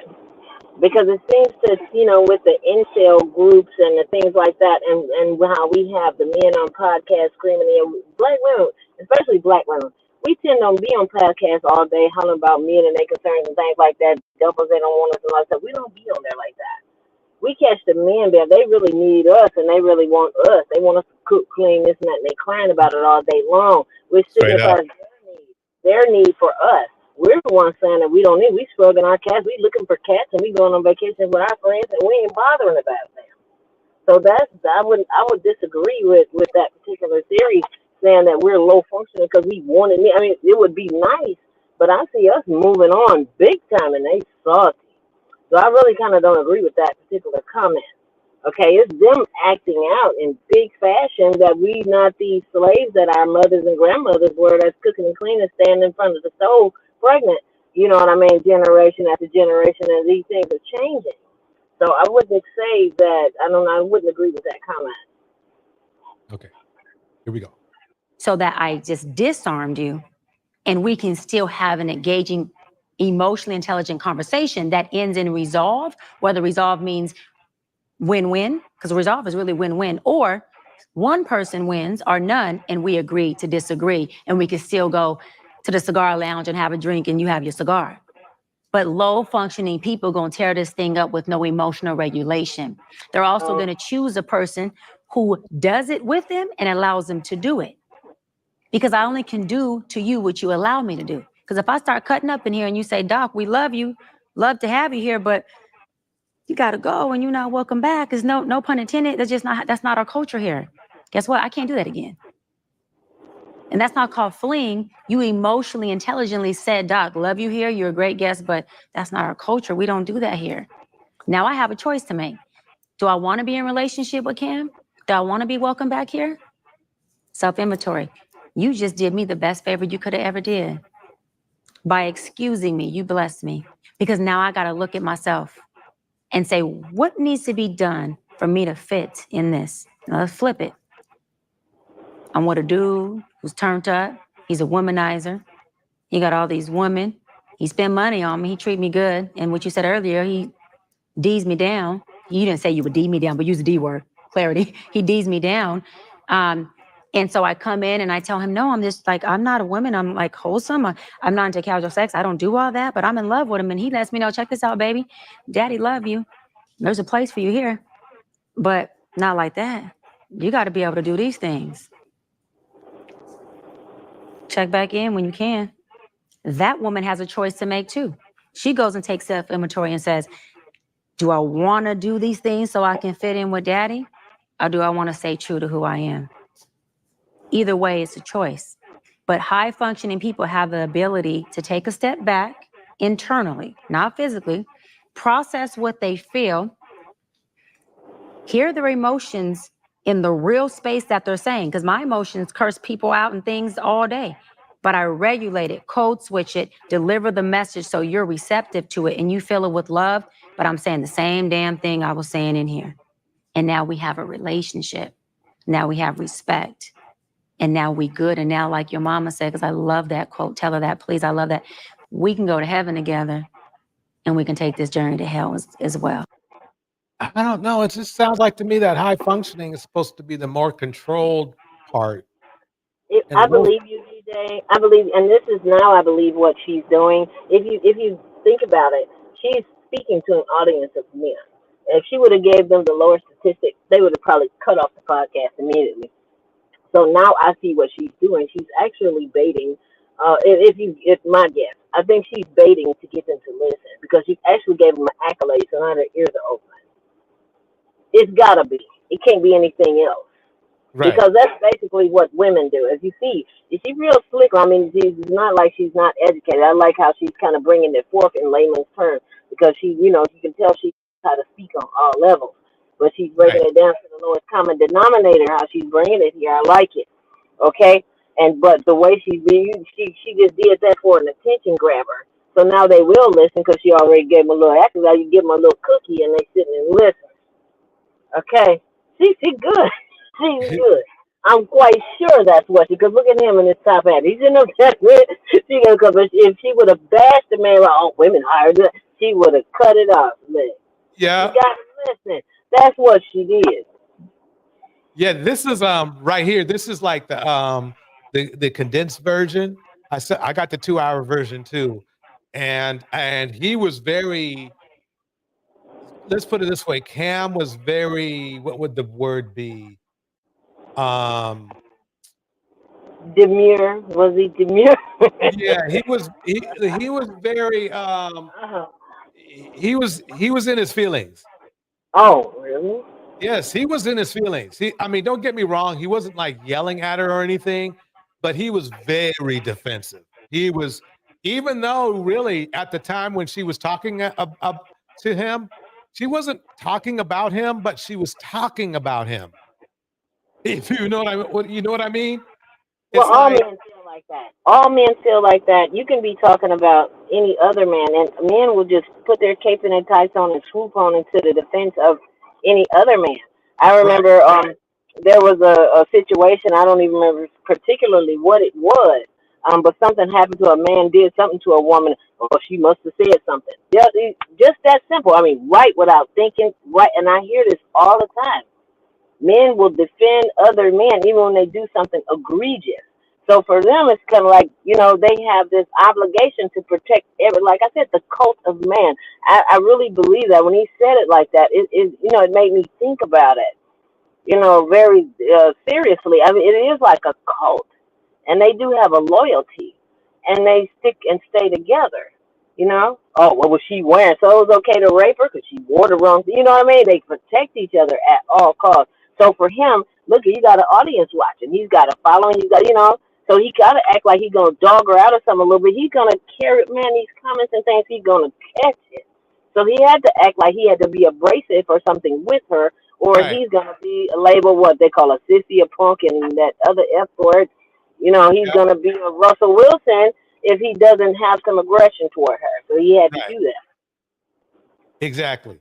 Well, I'm going to give Triple 30 seconds because I'm going to let him know that Triple, if you can hear us, this is ladies' night. So it's a night for just the ladies, but I'll let you talk for about 30 seconds and that's it. That's it. Here we go. Protect my ears. I don't cut my Okay, Triple, did you want to put your input on what you're seeing on the screen? No. What? My bad. I didn't know it was just a panel for ladies and shit like that. I'll jump off. But the only thing I had to say is like when people say shit and they have their ideology, you have to respect it. It is what it is. You have your ideology. Some other people have their ideology. You just have to respect it. You know what I'm saying? Like when a person shows you who they are, you believe them. You don't. Okay, I agree to a point. I believe you have to respect that as their point of view. I wouldn't respect their ideology per se, but you might respect that is their ideology. You see what I'm saying? Does that make sense? Yeah, I mean, what's the difference between Christian and the Muslim? Right. I mean, basically, I just that's a good example. But I guess what I'm saying is that you don't have to respect somebody's ideology, but you do have to respect that is their ideology. You see what I'm saying? Exactly. The thing about it is, are people a monolith? Say again? Are people a monolith? Right. I agree. They're not. Right. You have billions of Muslims, you have billions of Christians, you have billions of Jews. Well, I don't know, you have billions of Jews, but you have a certain subset of every ideology out there, and Cam represents one of them. If you don't like that ideology or that way of thinking, you can hit the button and don't listen to it. Right. In most cases. Some cases, sometimes you can't, especially if it's your boss or something like that. But yeah, I get your point. Okay. All right. Back to the show, everybody. Here we go. But no, are you willing to go to hell? I just said both. Yeah. Both. So, but I don't think my question was clear, or the answer wasn't clear as far as a high functioning woman. Yeah. And it's simple. High functioning woman feels the same thing a low functioning woman feels. She does two things differently. High functioning woman can regulate her emotions to articulate it so it comes out with emotional intelligence. Okay. And she uses what she feels, and chooses with her healthy self and not her dysfunctional self. Okay. That's the only difference. Now, explain to me what a high functioning man is. A high functioning man, identical to a woman. He can feel what he feels. He regulates his emotions and he chooses how he's going to deliver that message so that woman receives it and she's not. Okay, so I'm confused now because it sounds like to me, I thought maybe there was something different here. No, he caught it. That's why he's thrown off. That's why he needed clarification. She got you with the word. Oh, wait a minute now. Did 30 seconds be over? Okay, go ahead. I got him on mute. Okay, go ahead.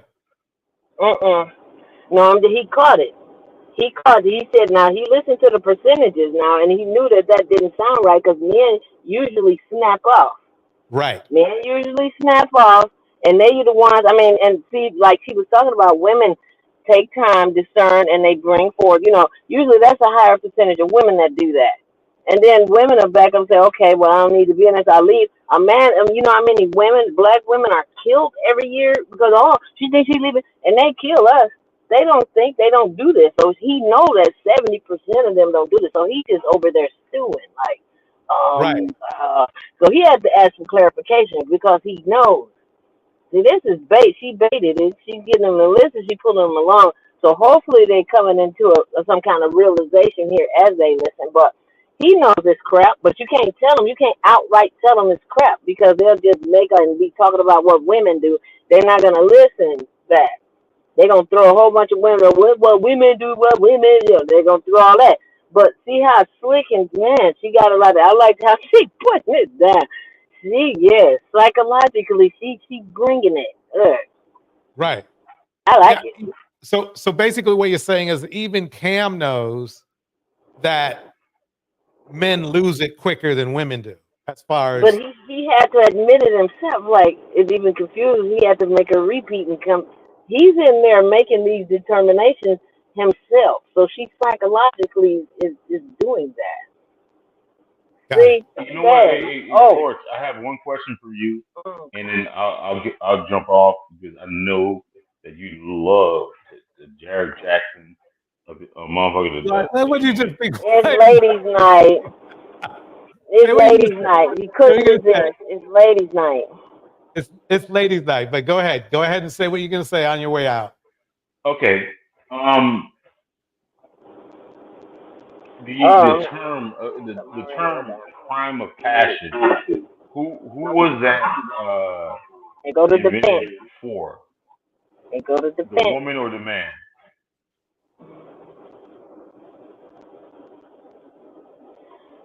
The crime of passion. Oh, you want me to answer that? Yeah, the crime of passion defense. Okay, let me ask you this. If you're saying the crime of passion, like, you know, the deletion and all that kind of stuff, if that's the crime of passion you're referring to, yes, men in our community blow women away, literally and figuratively. The crime of passion defense. What about it? Very specific. Like, who was Okay, that? what about it? What about the crime of passion defense are you questioning? Okay, if a woman catches a man cheating and then she offs him, that's a defense. Oh, you're saying that they get away with crimes of passion more than men do? I know, but yeah, what I'm saying is that's your point. Like, okay, most of the time if men off women off, like, let's just say like a man gets cheated on and then he offs a woman, he goes to jail. But when a woman offs a man and she goes to jail, that can be considered no. She goes to jail. That can be considered a crime of passion. I mean, okay, but then at the same time, you don't have the duality to be saying these things. When y'all label yourselves as logical. So logical people don't commit crimes of passion. Y'all call us emotional. So emotional people. Now, which one do you want to be? No. Okay. Well, that would make logical sense to you. So why are you making a spectacle of it, or why are you pointing it out? No, I'm pointing it out. That doesn't make sense. Okay. Well, that would make perfect sense. So why are you pointing it out on the floor? It doesn't even make any sense. Why are you bringing it here on Ladies' Night? I'm bringing the shit up because right. that shit. Why are you cussing now? I'm not cussing at you. No, I'm just saying I'm bringing it up because it was designed for women. Okay, and then the whole patriarchy, this whole system is designed for men. The whole system is designed for y'all. We just got the boat. We just got to look at it. We just got a whole bunch of things. Women in my lifetime, women couldn't even have credit cards or own property in my lifetime. You don't get out of here. We're not trying to do this on Ladies' Night, man. We ain't trying to do this tonight. DJ, I thought this was Ladies' Night, man. Look, he's bringing this stuff, man. He's messing up the flow, man. Ain't nobody trying to do this one. Triple, feel free to come back on another night. Bringing some weak arguments, man. You want to argue some other time, we can do this. It's our night tonight. Yeah, whatever. I got some names for you too, man. All the time. I'll stay ready. Okay. He'll come back on another night. Yeah, we can do that. I'll throw it up with him if that's what he want to do. But man, he always trying to they got a bus. Always lift it up on one side to try to throw us under. All the time, we can't even have open conversation about anything. They always and then they wonder why we always defensive. Then they want to call us. You want to have squaring us up all the time. You want to square us up all the time. We just can't have like conversations about why things are and what it is and what it doesn't. It always goes, but women. They sound. I mean, it gets irritating after a while. It gets irritating. Yeah, I was really hoping he would at least, I wasn't even hoping. I give up. He sounded intoxicated too, because if we'd allowed him to just stay on and rant, you know what I mean? Right. If we'd have just allowed him, he was just gonna go and do what he did the other night. And I know I wasn't. I heard, what was that, Sugar Love up there? Man, I didn't want it to turn into something like that, because y'all wouldn't have liked me, because I can change into the Credible Hulk up here too, and I don't want to go there. I want to stay me. Hey, look, that's what this space is for, quite honestly, to be honest with you. If you got to tell them what time it is, you got to tell them what time it is. You see what I'm saying? Yeah, but Okay, I here we like her. She's very, very eloquent. I mean, I love the City Sisters, well studied and on their stuff, and she has a doctorate too. But at the same time, you can tell she still can connect. You know what I mean? You can tell she has many levels. She ain't got bougie and forgot where she came from. She still got that grit, and she can relay messages. So I like that she has that diversity in her range. You know what I mean? I think she can reach men. But you see how she pulled this out. Man, I got mad respect for this because this ain't nothing but psychological game right here. She's dropped. Oh, you can let her play some more if you want to. Let's see where she's going. Okay, here we go. Armed and now we're at war. That's what a high functioning man does. And he's also able to sit through. I want to hear what she said about high functioning. That's the only difference. Now, explain to me what a high functioning man is. A high functioning man, identical to a woman. He can feel what he feels. He regulates his emotions and he chooses how he's going to deliver that message so that woman receives it and she's not armed and now we're at war. That's what a high functioning man does. And he's also able to sit through hard, challenging conversations without fleeing or abandoning that woman, and using his emotional intelligence that says, I hear you and I understand you. But baby, I don't agree with that one part. There's a lot of things that I don't agree with I don't agree with that. in this conversation. Yeah. Going. Okay, let me. He know they can't do that, DJ. He know he's sitting there dumbfounded right now because he's convicted in his spirit, but he don't want to like dismiss the accolade and say, no, we ain't like that. We dumb and we don't know that. He don't want to say it. He's sitting there conflicted. I feel it in his energy as he speaks. He is conflicted. I don't know if you see it like I do, but I feel it. Yeah, you can see there's a certain level of tension going on here. Let me see if I can find. Here's a full version right here. The healing is going to say, do you want to be here? The pain is going to say, you need to be here. The reality is nobody wants to find somebody who's worth going to hell for. No man can take a woman and transform her. You're not God. You can never take water, baby, and make this 7-Up. Women with daddy issues don't mean you got to be with your daddy. Single people can't coach relationship people. Cam, if it went over your dreadlocks, bring it back. If the man doesn't have high value. Women come and lead with fit this, or you have no value. Men come in and go, all right, I'm here. And I'm going to learn how to be the best I can for you. Oprah's power. You think what?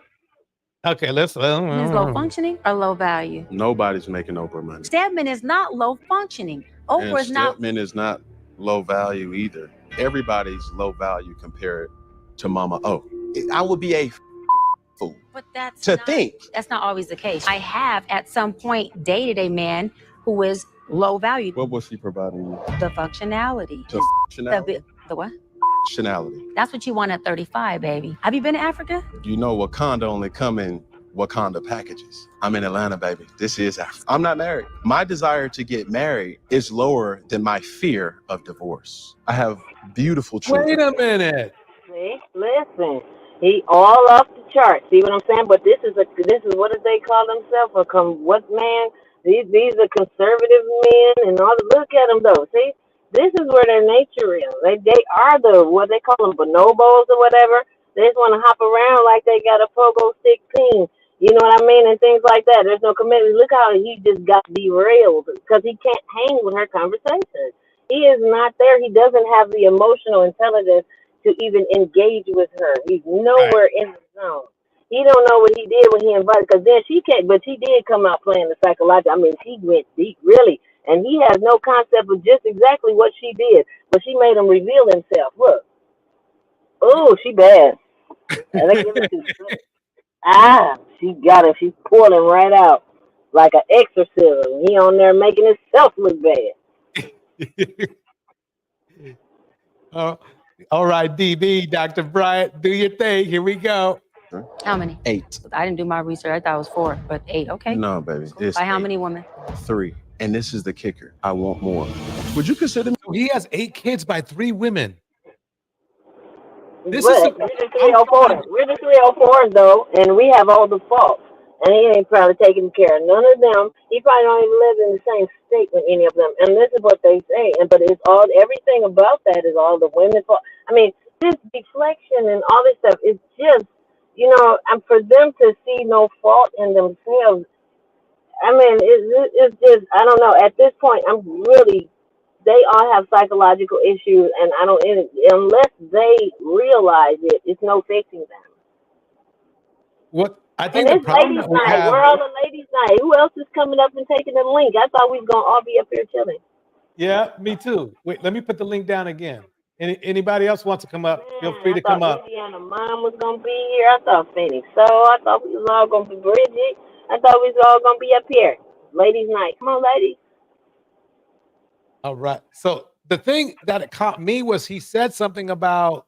Let me see what he said about marriage. And I'm gonna learn how to be the best I can for you. Oprah's power. You think Stedman's low functioning or low value? Nobody's making Oprah money. Stedman is not low functioning. And Oprah's not. Stedman is not low value either. Everybody's low value compared to Mama O.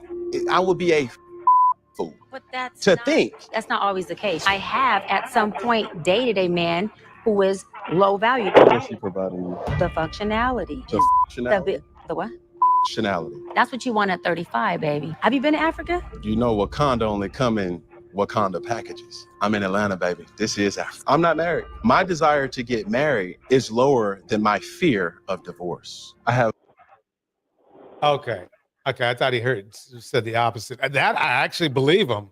His desire to get married is lower than the fear of getting the divorce, but he has no problem having kids, though. That's But then when the problem I have. When they talk to and put us on these podcasts, they make like all of us are so faulty, and that's why they don't get married.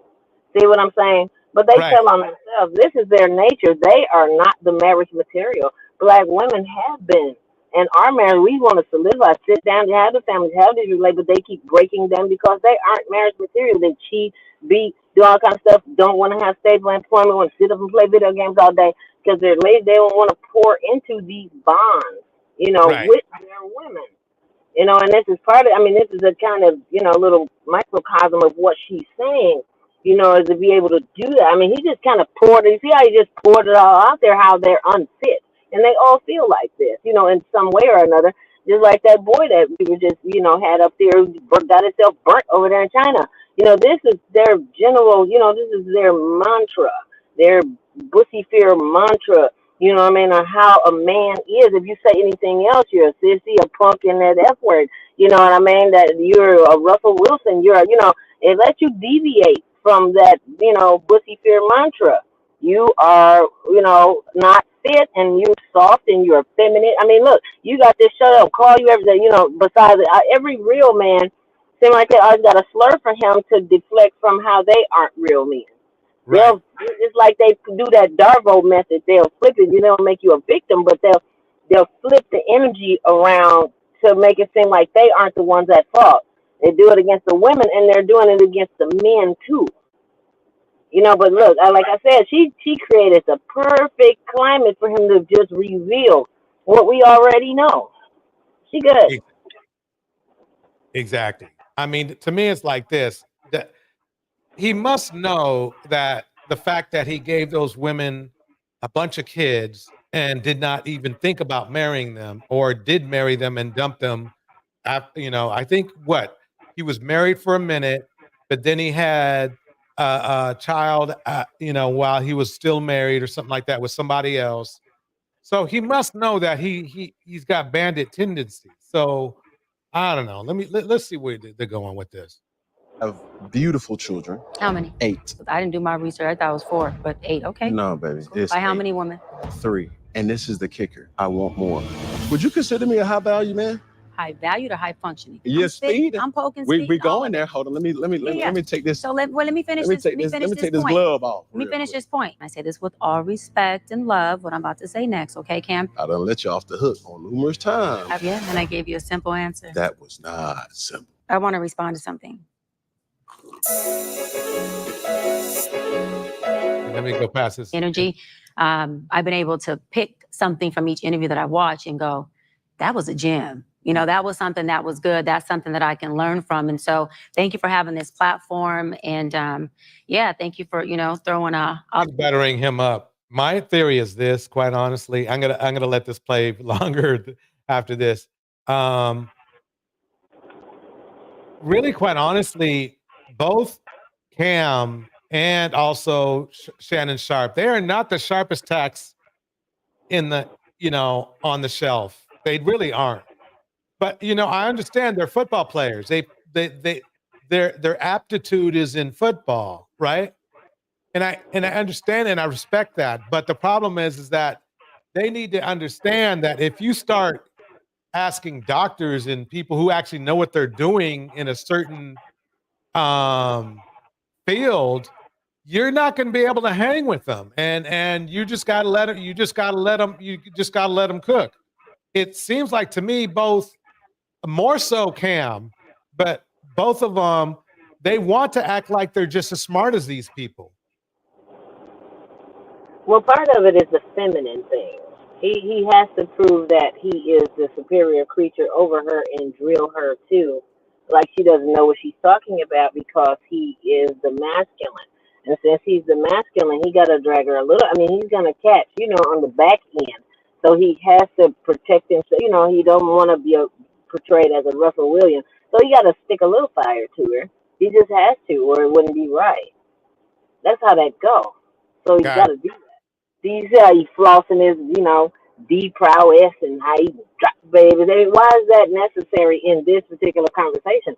He just has to, you know, floss himself, you know, as this, you know, putrid, you know, moral, you know, morally destitute, you know, you know, because that's part of what builds you. Actually, I mean, it's so sick, but that's what builds you amongst men. That means you cool up, man. And, you know, you get your five slapped and all this kind of stuff when you are just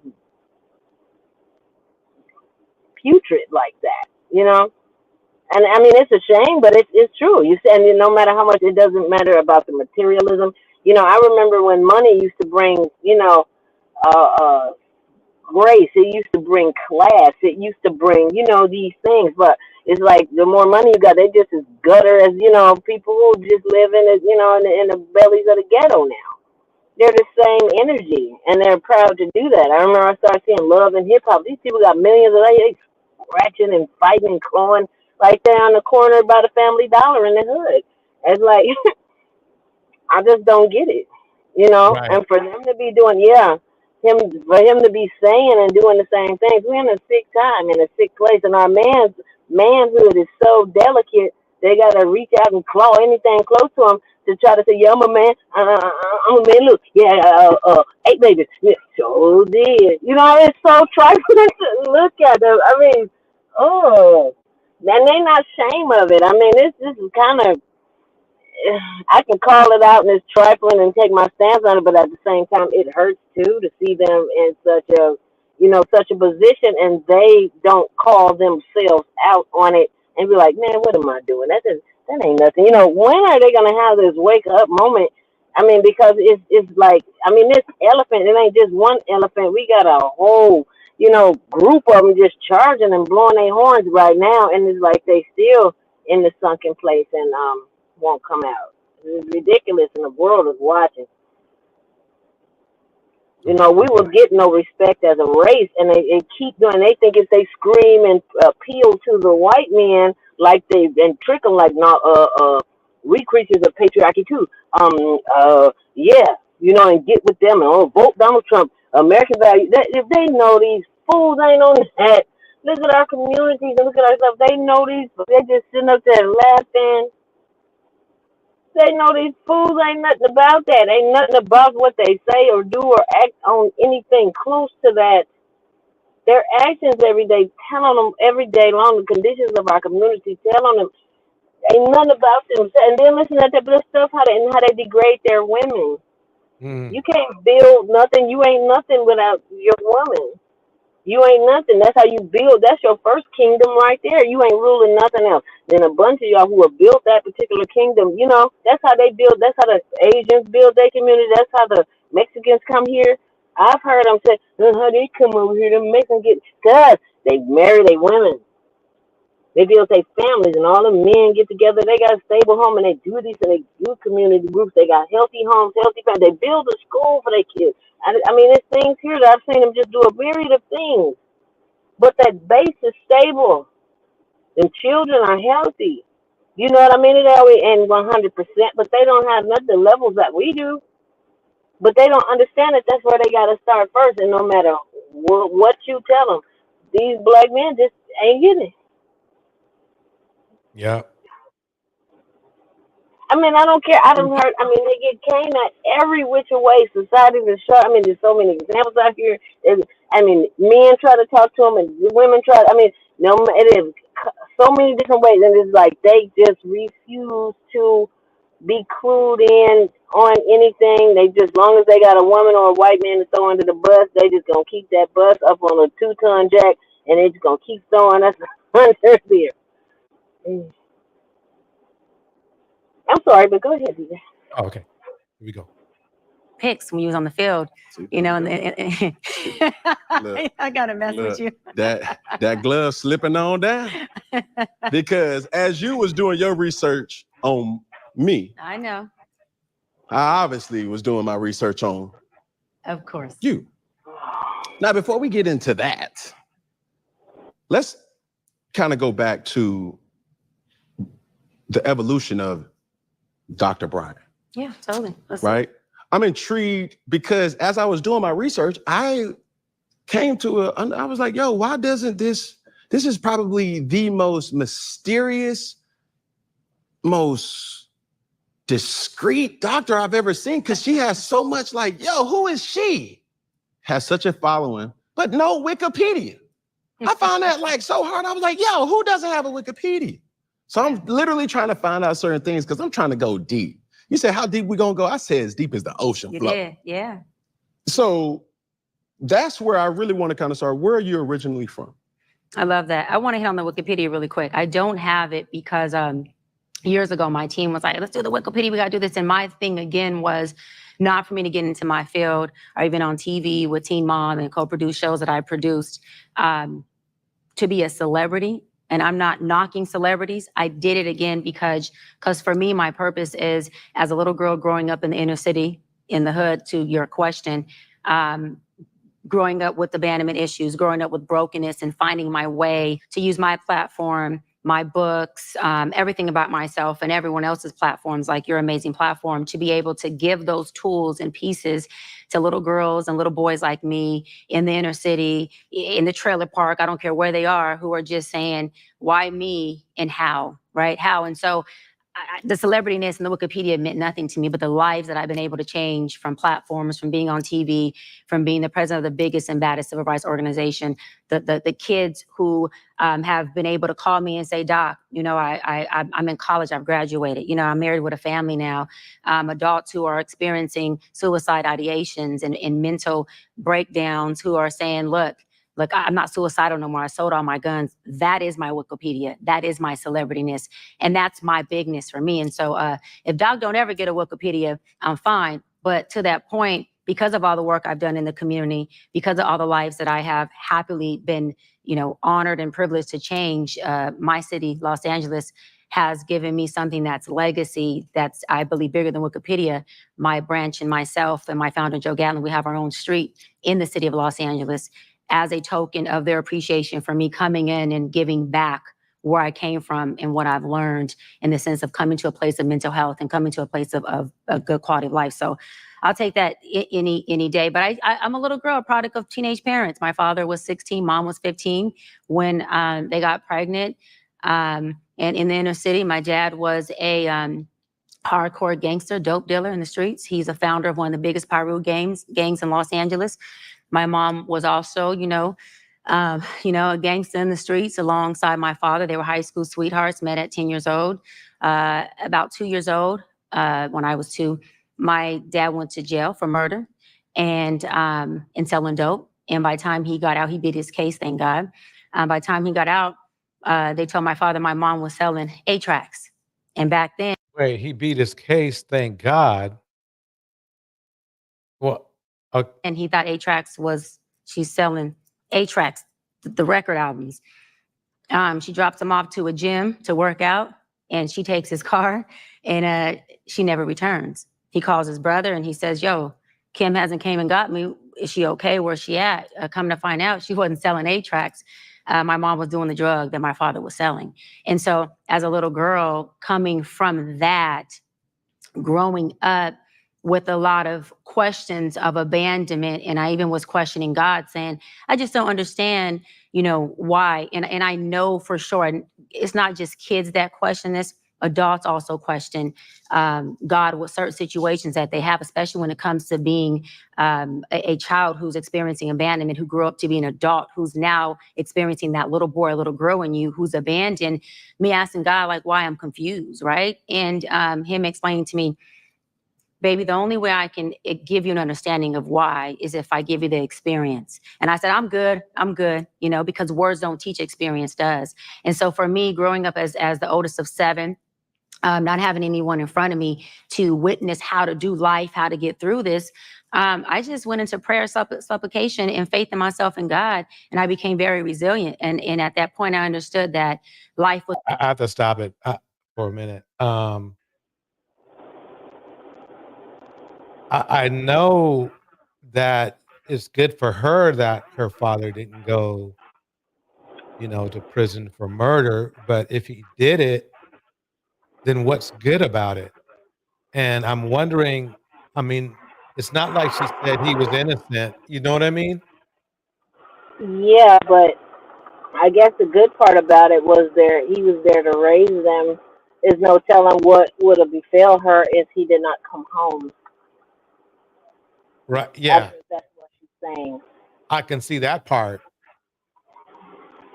But you know, I'll keep it going. It was a journey that was about self-growth by self, but about making sure that whatever God moves through me, he gives to me. So I want to make sure that whatever's coming out of me, I want to keep, 1.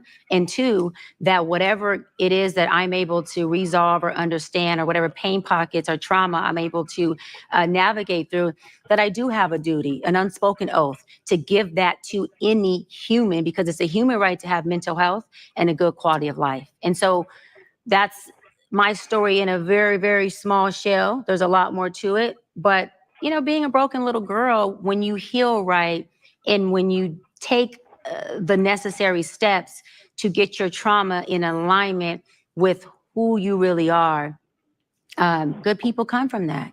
Good people come from that. And so it gave me the ability to see good in people, but be a hybrid and not be naive to, excuse my language, the bullshit that trauma and the inner city and abandonment can create somebody to be if you're not careful with that. Okay, Siri, stop the clock. Boom, right there. I just asked a simple question. Yeah, and I gave you a simple answer. That was not simple. Mm-hmm. That was a lot. Yeah. So you're from Los Angeles, California? I'm from LA. Okay. Yeah. Yeah. I just nipped in all the other. He can't handle any more than that. He's the thing is this. She gave him some gems, and he wasn't able to appreciate it because he doesn't have that kind of mental capacity. Well, the men don't want to, you know, they don't even. I'm sorry. Go ahead. Well, men, they're taught to cut off the emotional parts of themselves. He told a pretty heartwarming type of, you know, story and a journey, you know, and all these type of things. They're not, and you know, men 9 times I think just kind of interested in wetting a Peter. You know what I mean? And so he's not even interested. He's probably looking more at her breast while she's sitting up there. He don't want to this, you know. They're just basically they're not interested in improvements and things like that. He should have really at least appeared to be it. Like you said, they're really not the best hosts. He don't know how to get the most out of this moment for people who are really listening. He has a doctor on the show. You know, he could have really made the most of this time. Why are you inviting somebody, a credentialed individual, to your show and not making the most of it? Because you know, all they got, you know, they played ball, they gave them a bunch of money. That doesn't mean that they really have character or anything. And this is a full display, you know, of that. You know, that's all they got is money and materialism. It doesn't really have much more. job easier. Shit. Extremely. I was like, way yo, I just wanted easier. to know where you was Yeah. from. I Mhm. I was just going back to the Wikipedia. But you should know this, Cam, because I was told you have a great relationship with your father, that asking somebody where they're from is also asking them about who is connected to where they're from. And for me, I stand on the shoulders of my father, Darren, my mother, Kim, my grandfather, Bailey, and my grandmother, Mariah. So for me to say where I'm from without saying me standing on their shoulders is an incomplete narrative. And so I can't say that without saying I come from them, who I'm standing on, and this is the product of it. I get it. Yeah. But I was just trying to But we there. So say where we less. going? We there. So let's drive this So thing. Where are we going? the question is, with me doing my research, educated, highly educated. Yeah, he's got to know better than that. I mean, even in a normal private conversation, when somebody asks me where I'm from, I know they're not just asking me where I'm from. They want to know more than that. That's just kind of like a starting point, if you know what I mean. So I'm kind of like confused with him having a talking show. This is not the time for yes or no answers. It's like, I don't know. Let me see. Very articulate. So I'm really curious to know this question. Were your parents married? They were not. They were together. And do you think that had any type of impact on the woman that you are today? Oh, 100%. Absolutely. Well, how? Yeah. Hey, little bug. While she was talking, he had a game show song in his head. That's pretty much it. That's exactly, it's like he did all of that bounced off of him to me.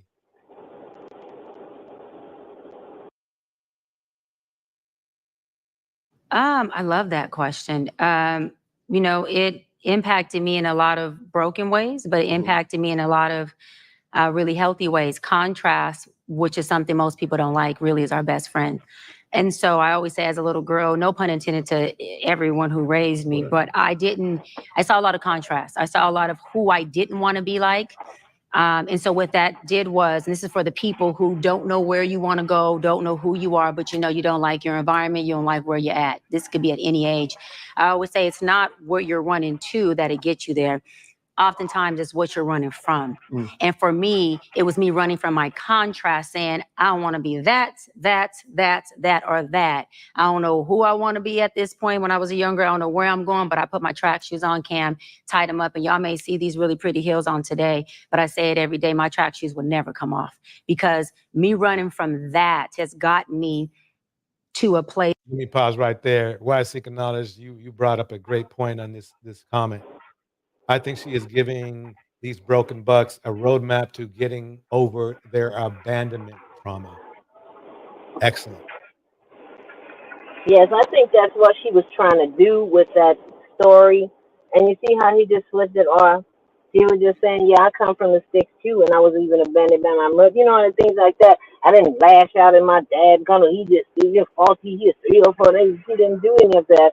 She was kind of giving them, yes, this trauma, these things exist. I went through things, instead of just being broken and screaming on podcasts all day. There is a way out, and you don't have to take that way. You can actually rise and, become a real person, and you can heal those things. That's what I heard out of what she was saying. But you see where he went. Oh, you said too much. Because they run from anything that's any work, any responsibility, any accountability, anything that's any type of responsibility. They'd rather go play a video game, or they'd rather run, or they'd rather cheat, get things off their mind. They'd rather deflect. They're not trying to, really truly engage. And I mean, he's just really sitting up here being a bunch of examples of what they are. I mean, it's in keeping with everything that we say. Just watching this interview, he's being an example. Well said. Very well said. Of, as you said, and thank you, being very educated, to being able to take care of my mother and my family, to being a doctor, to doing things that broke so many generational curses. But it also created a very broken young girl, which caused me to have to just self-reflect and take inventory on why do I behave like this, and why do I show up like this? and what is it rooted to? What is that associated to? And so for me, getting to the seeds of my harvest allowed me to really have a sense of self, of who I am, and where to come from. And then really quick, and when you do that, it allowed me to have this intense forgiveness for my mother and her addiction, because finding out who I am helped me really understand who she was.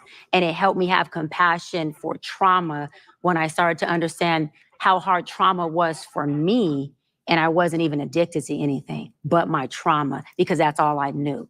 And so it's magical when you start to take the finger from here to here to here and then to here, because you get to understand you, and understanding you, you start to really have compassion for everybody, because there's nothing about me, if I understand me, that you haven't similarly either felt or experienced, where I can't connect and have compassion for you in that pain pocket or in that trauma. So it's a blessing. So basically what you're saying, you're the epitome of, she's a runner, she's a track star. Mm-hmm. She gonna run away when it's home. Oh, absolutely. Yeah, I was definitely, I had to learn. I love that. That is so on point. You're 100% on point. I definitely have been the run of the track star. I had to learn. I spoke about this earlier with my makeup artist, Felicia. I had to learn what running, not running looked like. See, I didn't have to learn how to get away from you because you weren't treating me good. I didn't have to learn how to make sure you respected me and you showed up solid, because I was going to pivot, right? Pivot and running, that's my first nature. I've been doing this all my life. I had my track shoes on. I came into the relationship with my track shoes on, and I went to bed with them with you. So they're not like they was ever off. I had to learn how to stay and evolve with. I had to learn that commitment's not a feeling, and that when I'm triggered, I have to stay committed to what I said I was going to do, regardless of how I feel, regardless of where this relationship or this conversation triggered or took me in my pain. I couldn't let my pain tell me it's time to leave this Negro and sabotage. I had to let my healthy self say, wait a minute, let me overpower the pain, because the healing is going to say, do you want to be here? The pain is going to say, you need to be here. And healed people want. Pain people, trauma people need. And so for me, my trauma needed me to detach so I can be okay, because I was coming in broken already. And I had to learn how to be able to stay with my track shoes on, because they still on, but not get on the blocks, and be able to strut and take a walk. But it was a process of learning. And in my process of being a runner, it enabled me to call off 2 weddings. And glad that I made those decisions, but it helped me not stay longer where I wasn't supposed to be. So my running helped, but it also is a weapon. So I would say it this way. I mean, you've obviously been vocal in talking about running away from things and doing this, it being trauma. Do you have a tangible source in your life, ever had a tangible source in your life that you can touch, see, feel, experience what true love actually is, a healthy relationship? Yes. Again, bars from Wise Seeking Knowledge. I'm sorry, I don't want to ruin your excellent gem. Please feel free to read what you put on the screen. I was replying to Indiana Mom, and I said, yes, at Indiana Mom, they are surface dwellers, no depth to them. She is definitely trying to clue them in on what they need to do. He is sitting there, true enough, but in his mind, he's running from it. Bars. In other words, what the doctor needs from Cam is at least to reinforce what she's saying to the men. In a way, he should be co-signing with the men. If Cam really truly wants her on the show to help both people, right? Both men and women, there's a certain little bit of co-signing he needs to do, but either because he doesn't understand or because he doesn't agree, he's not doing that. He's not saying, he's not saying, yeah, Dr. Bryant, I can see what you're coming from. When I was growing up, blah, blah, blah, blah. You see what I'm saying? And we all need, you know, proper role models, something. He's not even doing that. He's basically sitting there trying to act like he's a therapist when he's not. Well, if you think about it, you know, then the party would be over. Nobody wants the party would be over. These things they clash with the mantras of the booty fear. You know what I mean? And they are coasting right now, you know, and all this false, you know, patriarchy. They're the man, you know. But if they admit, see, this would admit the flaw. Even like it would admit that they have a flaw and something to repair and fix. So he's in a tight spot. You can't then. They're like, okay, well, we actually do have a flaw when they've been steadily putting this on the backs of black women and white men. So I mean, in order to say, you know what, I think that's a hard spot for a lot of them. Then I'd have to admit I have a flaw. When I already piled all that on the backs of others, so to admit that, not miss it, you know, if you admit that or say that, or maybe, black men, we probably got some work to do, and that might make our relationships better. Man, he'll get wiped in the comments. He'll get wiped, you know. He might get some views, might be lost, and everything, you know. So he's keeping it. That then the party will be over. You be the end of, you know, you realize you have on no clothes, and you've been parading around to be the emperor all day. You thought you was sharp. You realize you didn't have no clothes on at all. You know, and he don't want that. You know what I mean? A lot of these men, they don't want that. That's why they puffing on these podcasts and huffing and puffing. You know, just like the emperor, they didn't have no clothes on. They don't have any clothes on, and the world sees that they don't have any clothes on. You know, but they still puffing on these podcasts like that. Yes. Who is that? Yes. My grandmother and my father. And now that my mom is sober, my mother. But in her addiction, it was my grandmother who raised me and my father, thank God, who didn't allow me to be a fatherless girl. And we were best friends. No. You're talking about a romantic relationship? Yes. That relationship where we're talking about, the question was, were your parents married, right? And they weren't. So that having an impact on you, and that's why you strung them shoestrings up tight. Yeah. But I'm like, have you being who you are and knowing the right things and unpacking and this. Knowing them now. Knowing them now. Yes. Have you identified someone yes. that you can touch, that you can call, that you know that is what you want to be? Like, instead of running away from something, you running to something that you like, I want that. And who is that for you? So it is not an individual. No, it's still an ideology. It's still something that I've created in my mind. And so there's not a person that I look at and I say this very humbly, besides myself, because I've done a hell of a job of working through my pain pockets. I've done a hell of a job of getting myself to a place of thriving and no longer surviving. And so that person is me. I look at myself and I say, I want to be you. I look at myself and I say, you know, I love you. I look at myself and I thank that little girl for surviving. And then that little girl looks at that woman and she says, thank you for learning to thrive, because now I'm able to be a little girl and do the things I can do. And I no longer have to protect you as a woman and show up in your relationships, because there's no place for a little girl or a child in adult relationships, not just only romantically, but professionally. And so I would honestly have to say that that woman would be me, working through, conditions of love and coming to a place of self-love. Yeah, 100%. I am who I want to be. Okay, I'm so her. this is a trigger for me. Because if you've never witnessed it firsthand, a healthy relationship, you find that source in yourself, which I... Well, I never said I haven't witnessed a healthy relationship. Is there a person, Tangible. you said, tangible source that I look at where I'd want to emanate or be like? No. I've witnessed healthy relationships, yes. And I've been in healthy relationships, yes. But anything that I've witnessed as far as a person that I want to be like or emanate, I don't have that. No.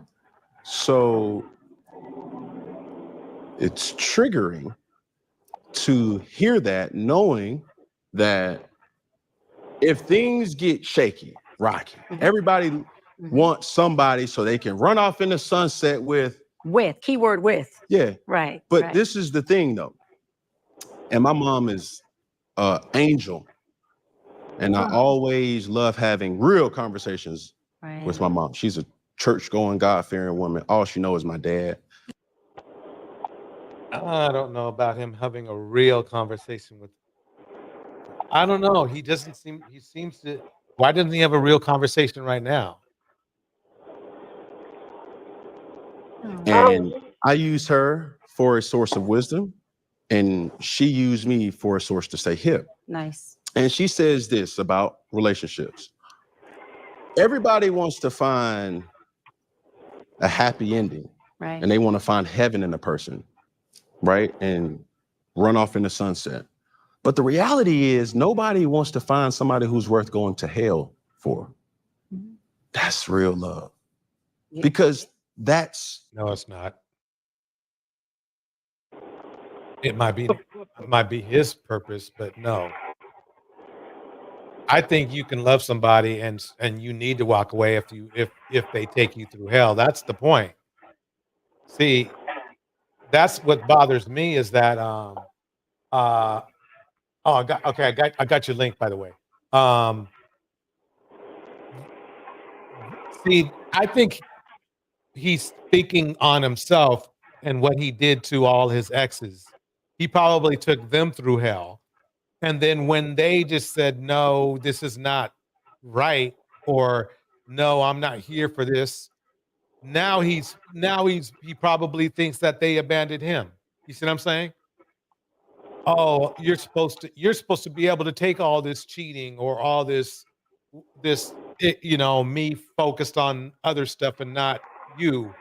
I don't think love has anything to do with going through hell for anybody. I don't. That's just not to me. I mean, I think people might do it because they love somebody, but I don't think it's the testament to why to love. Well, that's part of the patriarchal type thing too, and that's kind of in religion. You're supposed to just suffer and suffer and suffer some more, and just let God teach people and pray and do all this kind of stuff. So that's been around for a long time, especially as far as women are concerned. We seem like this long suffering. That's even in the Bible. That word, you're supposed to be full of all this long suffering, and they want to, men believe that we are just naturally prone to do this, and that we are actually starting to wake up and come out of it. They're not just not sitting well with them, and I think you're right.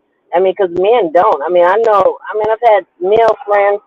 They cheat on their girl all the time, and you let her do it once. They can't handle it. They leaving her. They divorcing. They whatever. They can't take back what they dish out. They just don't. So for him to just sit here and say that, unless he's talking about one of those crimes of passion when if something go wrong, then he's gonna do a murder suicide. You know what I mean?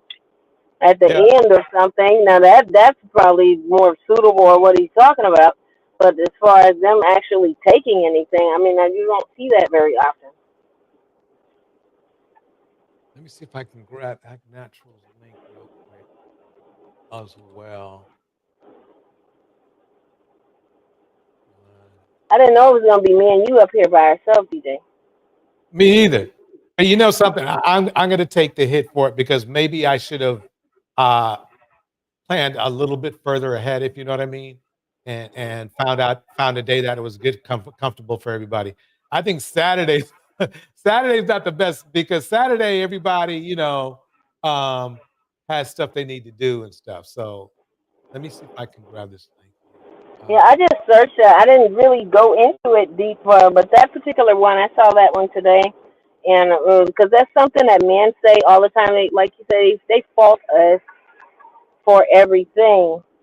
Okay, they fault us. I'll just wait until we see some of it. But they never say anything about it. I mean, that just lets you know that um, people can have all the influences, the proper influence, and have the proper environment, but their characteristics within themselves will still prevail, regardless of what type of environment you put them in. I think, and it kind of proves if it's a natural characteristic or not, regardless of if it presents itself, regardless of what environment it presents itself in. So that's kind of what I saw. Like they lead you to believe that a lot of the toxicity comes from, you know, single black mothers. You hear single black mothers, and you hear it too, just where it becomes monotony in your head. Every time you see something that's negative or negative, things that are out there, but they don't say anything about the number of things that I've sent you. All right. Let me get some quick shout outs out of the way. Act Natural, I did find the link. I got the link ready to go. I see what you got. I see what you got going on. You got we'll definitely play this because that's gonna be funny. And Exandria just showed up and Feisty Black Tina. Let me drop the link just in case somebody else wants to come up. What I'll do on the next ladies' night, because this is going to be happening at least once a week. I'll find out what night works for everybody, and we'll have like a set that will come set amount of people, and then more can come up. But I'll at least 4 that know they can be there and will want to come up, and we'll do it that way. Because I think it's important. I mean, I can't be talking all the time. You know what I mean? So, Yeah, that's true. I think we all need to like converse together. That's what I was looking forward to. yeah. So, Feisty Black Tina's here. So he had 2 stable married parents, yet made 3 women single moms, which proves these bandits can have the best role models and still end up a bastard baby maker. That's Yes, exactly. ours. Yes, that was bars. And but then they'll still call women through. They'll take that and they just they don't even take that into play. They don't focus on that type of thing amongst themselves. They always got their fingers pointed out at women and things like that, but they don't ever reflect and look back at themselves at all. They don't do any self-reflection or any self-assessments or anything that comes to them at all. They're totally blindsided by themselves and their actions or whatever, the implications of what they do, the consequences, anything like that. But they're steady looking and picking at women. You see how he's asking, what about your background? What about you? He's trying to find out every little thing so he can find some type of flaw, some type of thing to slander, like Indiana Mom said later. Like I said in the podcast later, or when his boys get to ask him about her, or when, I had her on the show and she was lovable, he's going to say something negative. He was picking at something where he could try to bring her down somewhere. And it was just that simple. I knew what he was doing when he was doing it. They always try to put some shade on you somewhere. They just can't let you grow. Right. I mean, I think he was trying to throw shade at her when he asked her about her parents. I think he knew that, they weren't together, and I think he was trying to floss his parents being married and all this kind of stuff. Though he's not even living that life. He's living the life opposite of his parents. But she pulled a Biggie Small on him, like he said in that rhyme, fat and ugly as ever, if I say it first, what you gonna say? You know what I mean? Hey, I put it all the way out there. Okay, and you know what I mean? She's sitting up there brilliant and beautiful, and you know what I mean? You can try it if you want to. These things I already know, and I'm not ashamed. You know what I mean? It's just more of a testament to the strength that in building me and where I am right now. With you using it as a slur, it's really a telltale, of just what I'm packing here to get where I am. I mean, they think they be doing something. They're not doing anything. But so that's why she put it out there in his face and shut him down with it to me. She really did. We're getting some great links. Okay, I'm going to grab your link from the back. You don't have to play it first. Let some other ones rip. Let us go. But I wish the people who submitted the lips would come up here and talk about their video. Come on, Okay. y'all. So I got one. Okay. Oh, okay. Teen kills entire fam. Oh my! To avoid being punched. Oh my God! Oh man! Mm-hmm. Yeah, but then you know what? Where's the single black mother? Where's the and that man did everything. Okay. I Yeah. mean, yes. I mean, did everything. You hollering about single black mothers? Look at that mentality. You blaming that on who? Right. Who? Okay. Yeah. I mean, man. I have some heartbreaking clips. So I mean, so many. I had to stop watching them. There was one where this ex-con, he had a adorable little girl, right? Mhm. And he was still in that life though. And he was paranoid because he's probably still on drugs, right? He shot his own little girl right in the chest. He didn't mean to. And I agree, he didn't mean to, but the result was still the same. You see what I'm saying? How did he end up shooting her? She came home from school and he was talking with somebody on the phone, probably about some drug thing. He wasn't supposed to have a gun because, he's an ex-con, right? And it was part of his probation. And she, like little girls do, they sneak up on their daddy, go, hi, boo, right? I really don't see how he did it, but somehow he right in her chest. Wow. I mean, I don't see how he did that either. I mean, I don't know how you shoot your own child, especially when you know they're supposed to be coming home from school. But I guess he'll have a long time to think about it because they're not going to forgive us. Now, if he was a different persuasion, if he was one of those alabaster people, they'll probably understand. I mean, I've seen them do similar things, and I've heard them actually say, well, they've suffered enough loss already. Right. No, I think they gave him a break because he had a whole lot of people show up. It was to me, and that's like, wait, okay, look, I know it was a mistake, but he's got to do something for this because this was the point of the reason why they tell you when you get out of prison not to do this or not to do that is so you don't do this, even by accident. You see what I'm saying? It's like the court system knows that you're bad luck. Okay, it's even if you are well-meaning or whatever, or don't mean to do something, you're bad luck at the very least. You don't need to have any weapons around you. You don't need to be doing any drugs or any of the other stuff. And he did all of that. That's why she died. That's why she passed away. Was not that he really meant to kill her, to delete her, but because he was living that life. He wasn't willing to give it up for his little girl. You see what I'm saying? Yes. Yeah. Yeah. Wow. Yeah, the treason says, yes, I saw that. He was high on, Coca-Cola and shot her as she came in home. Yeah. Yep. That's how it happened. So he really doesn't need to be out. He really doesn't. If he's that paranoid and that high and willing to break the law, even though he was given a second chance, I think that's enough. I understand. I don't think he should get, quite honestly, I don't think he should get murdered. No. Manslaughter, I do. You see what I'm saying? But you stack everything else up. Yeah, he needs to be in there for a while. Obviously, let's face it.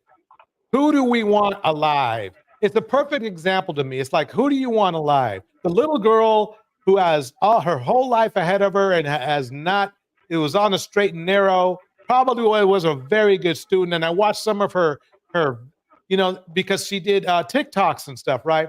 She was adorable. She was full of energy. She was positive. You see what I'm saying? Or do you want or do you want her ex-con husband to be around? I mean, a father to be around. I'm sorry, if I have to choose, I'm sorry. I'm choosing her. You see what I'm saying? And he took Yes. that away.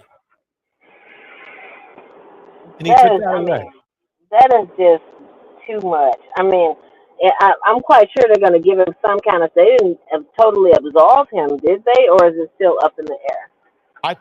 I think he gets out in a year. What? And wait a minute. With the violation, with the gun violation, and him being on probation with the drug violation, yeah, he violated at least in those two ways, and shot his daughter. Yeah, it's like I had it lined up for. Let me see if I can dig it up real quick. I'll play just the end of it, because I was going to play the full version tomorrow, but I was like, okay, wait a minute. See, the thing is, I think maybe America doesn't understand the people we do want put away. You see what I'm saying?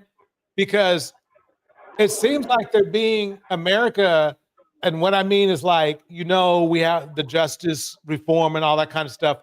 I don't think they understand the men we do want you to put away. You see what I'm saying?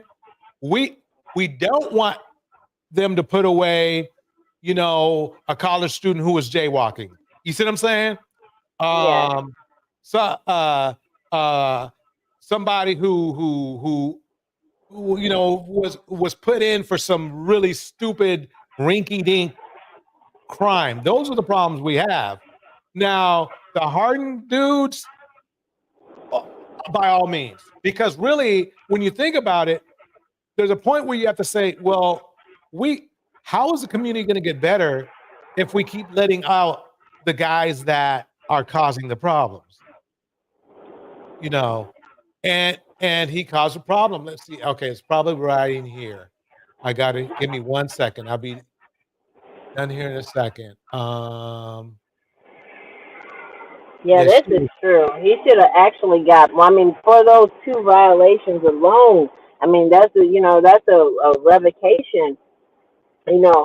That right there should have gave him more time, and then just 1 year for killing his dad. I know it was a mistake, but if he had, like you said, if he had not violated, he wouldn't have never killed his daughter. Right. I mean, he shouldn't have been in a position to even do that. And he's going to say, well, I live in a hard neighborhood or whatever. Well, hey, look, that's where you put yourself. I mean, that's the situation you put yourself in. If he was law abiding before then, he wouldn't have to be put in that situation. Let's see. Dang, I have 100. I can't believe this is painful for me to look through this. I have 100. Usually my playlists for my live streams are around 20 to 30 videos, right? This one has 140, and all it's filled with are videos of femicide. Mostly, it's all femicide. Easiest videos. Oh wow! And every time I bring that up to black men, they always downplay it so much, and I always quote the statistic to them, and it seems like they just always want to be in denial about that. Right. Yeah. They always want to act like it's not so prevalent as it is. I actually try to explain it like kindergarten to them. Like, this is what you guys are doing. Can you imagine these 6 people standing here, but from midnight to midnight, they would all just be dead. And it's like, I was like, yeah. It is, but this is every day, all day. All day, every day. In a month. Can you just imagine the amount of women just in 1 month that I did at y'all hands? And like I said, it don't include the ones of DV, the ones that are in the hospital, the ones that are just getting restraining orders every day, the ones that's not reported, all of those. We just talking about the death. We ain't talking about all of the rest of those things. Right. Every day. Yeah, that interviewer, he knew that number was off. It threw him all the way off. He knew, yeah. To to me, it's like, that's the thing. It's like, even he knew, I'll give Cam that much for looking surprised. You know what I mean? Even he knew that, you know, we're the ones with the temper. I mean, and I will tell you this, out of these 100, I'm going to go back to the video after I say this. Out of the 140 videos that I have on here, the reason these ladies pass away are from the dumbest things ever. Were turned down is like that's high up on the list. We're turned down. We're having the guys' kids. One was for several for video games because the women either won or didn't want them to play video games. Stuff. I'm talking about the dumbest things that these guys are out here, you know, pewing these women for. It's ridiculous. That's the thing. It's like none of these. Very rarely it's for like something that might make some sort of sense, like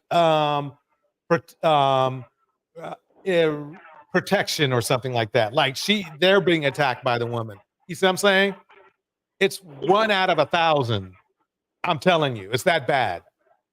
It's very indicative of how delicate, you know, and how, you know, they're scratching at manhood. You know what I mean? Their concept of manhood is so weak that you know, they have to prove it and they overprove it. They have to go so far to be, yeah, I'm a man and I don't take no mess and so you know, they have to just fire off so hard to prove that they're a man, because there's basically nothing else too much about them proves that they're a man. Right. So they're overdoing all their actions all the time. Oh, you know, bitch gonna tell me, well, you know, so they just, you know, they got to spout off and overdo everything. You know, and unfortunately, they overdo their presence in the penal system and, you know, and give their lives away in stupid ways and things like this. But then they blame everybody else for it, you know, and they don't see their own fault in their own demise. You know, they'll blame their single mother. That's why they want to reach all the way back and blame their single mother that did everything for them, did everything she could to raise them right and do everything, and, you know, took them to football practice. But whatever he do is still her, and it's not him at all. Right. Before I go on, I need to really get this out real quick, ladies. You should be able to, but I urge you not to reject these men, in their space. Have a fake phone number or something, because they just can't handle it. I don't know. I mean, obviously there's other precautions you can have. I don't know, but I swear I've watched so many of these videos, and one of the I'm telling you, the top thing is that sets these dudes off is rejection. They just can't handle it. So whatever you can do to stay away, stay away. Here we go. Understanding that you're not a finished product. Right. You're worth finding the best version of you. Of yourself, yes. And you running away or not having a person in your life that can assist, help, you go to and say, girl, let me tell you, Tyrone, he doing it again. What do you do like when Tyrone ain't answering his phone and I know he say he at work, but I don't know. I done looked at the other girl Instagram and they in the same blah, blah, blah. You know how I get what you're saying. detective women can be. Like, I need the FBI need to hire more black women because they gonna figure something out. Right. The black woman I know, strong, very curious, detective, go gadget information. They gonna figure that out. But I bet he's found that out. Not having that source in the time of need, not when everything's good. We don't need no more invitations to the wedding or to the anniversary or to the party or to this or to that. We need people who gonna help me when I need help in an unconventional or when the situation is not so much straight and narrow. Right. That's why it's triggering to me. So let me hear you right. Correct. It's triggering to you because what you hear me saying, which sounds like we have a little slight disconnect.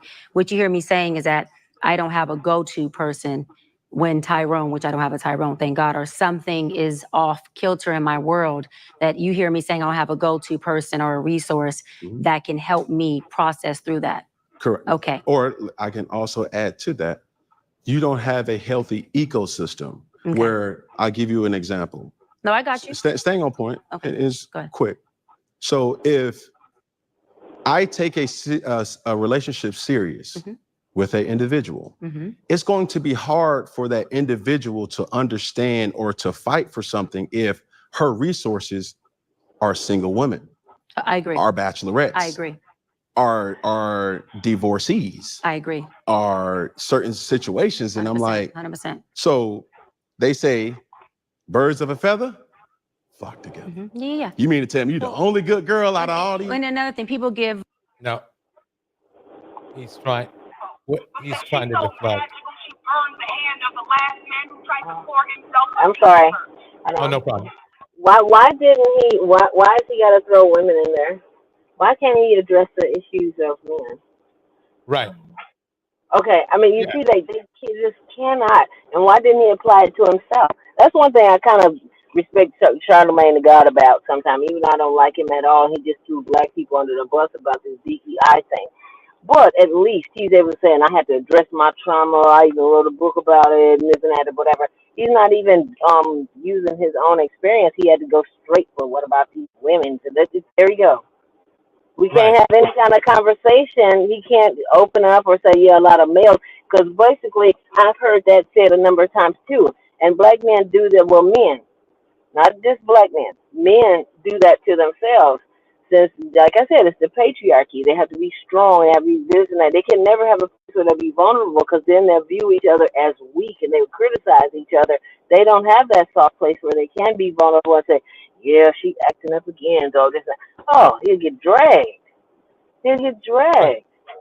Okay, so this is something of their doing. And, you know, if they would have checked themselves long ago and been like, you know, we can't do this and this is not how we do or whatever, you know, as men, we're going to do this and bond. They would have these bonds. But as long as they continue this toxicity, you know, then they won't have those places. I mean, they would find this place in their woman, you know what I mean, if they didn't dog her out all the time. And then you create and make her, quote unquote, what they call masculine, or put her in a defensive, stance. You know what I mean? She's not going to be so open to you that way. But in you trying to execute this toxic masculinity, you creating a toxic environment even with her too. So you find yourself lost. I mean, so that's where these guys are. They tend to push the women away. As they're pushing the women away, they're starting to really realize that number one ally you had, you pushing her away too. And that was your soft place. You know, so that's basically what he's saying a little bit. You don't have nobody do that. That's nobody. I don't feel sorry for him as he's saying. Not at all. All right, let's listen to what Charleston White has to say here. Here we go. Oh, Lord. Here we go, folks. You and I had a great time.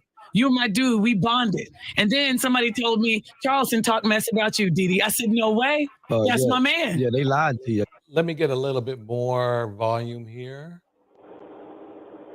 They didn't show you the video. No, well, hold on a second. I got some audio. Take a listen. I'm the biggest in Dallas-Fort Worth. Man, them people don't support of nothing the say. But they got the nerve to use my voice this morning on their radio. They won't know the Didi, this funky Didi, she invite me to be on a podcast. Her podcast ain't doing no numbers.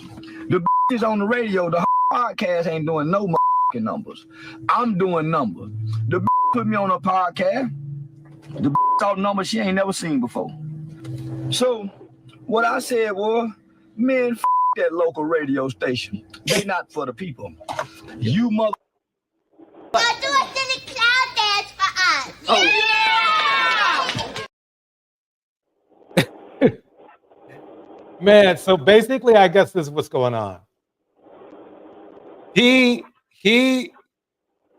on this show, right? Uh-huh.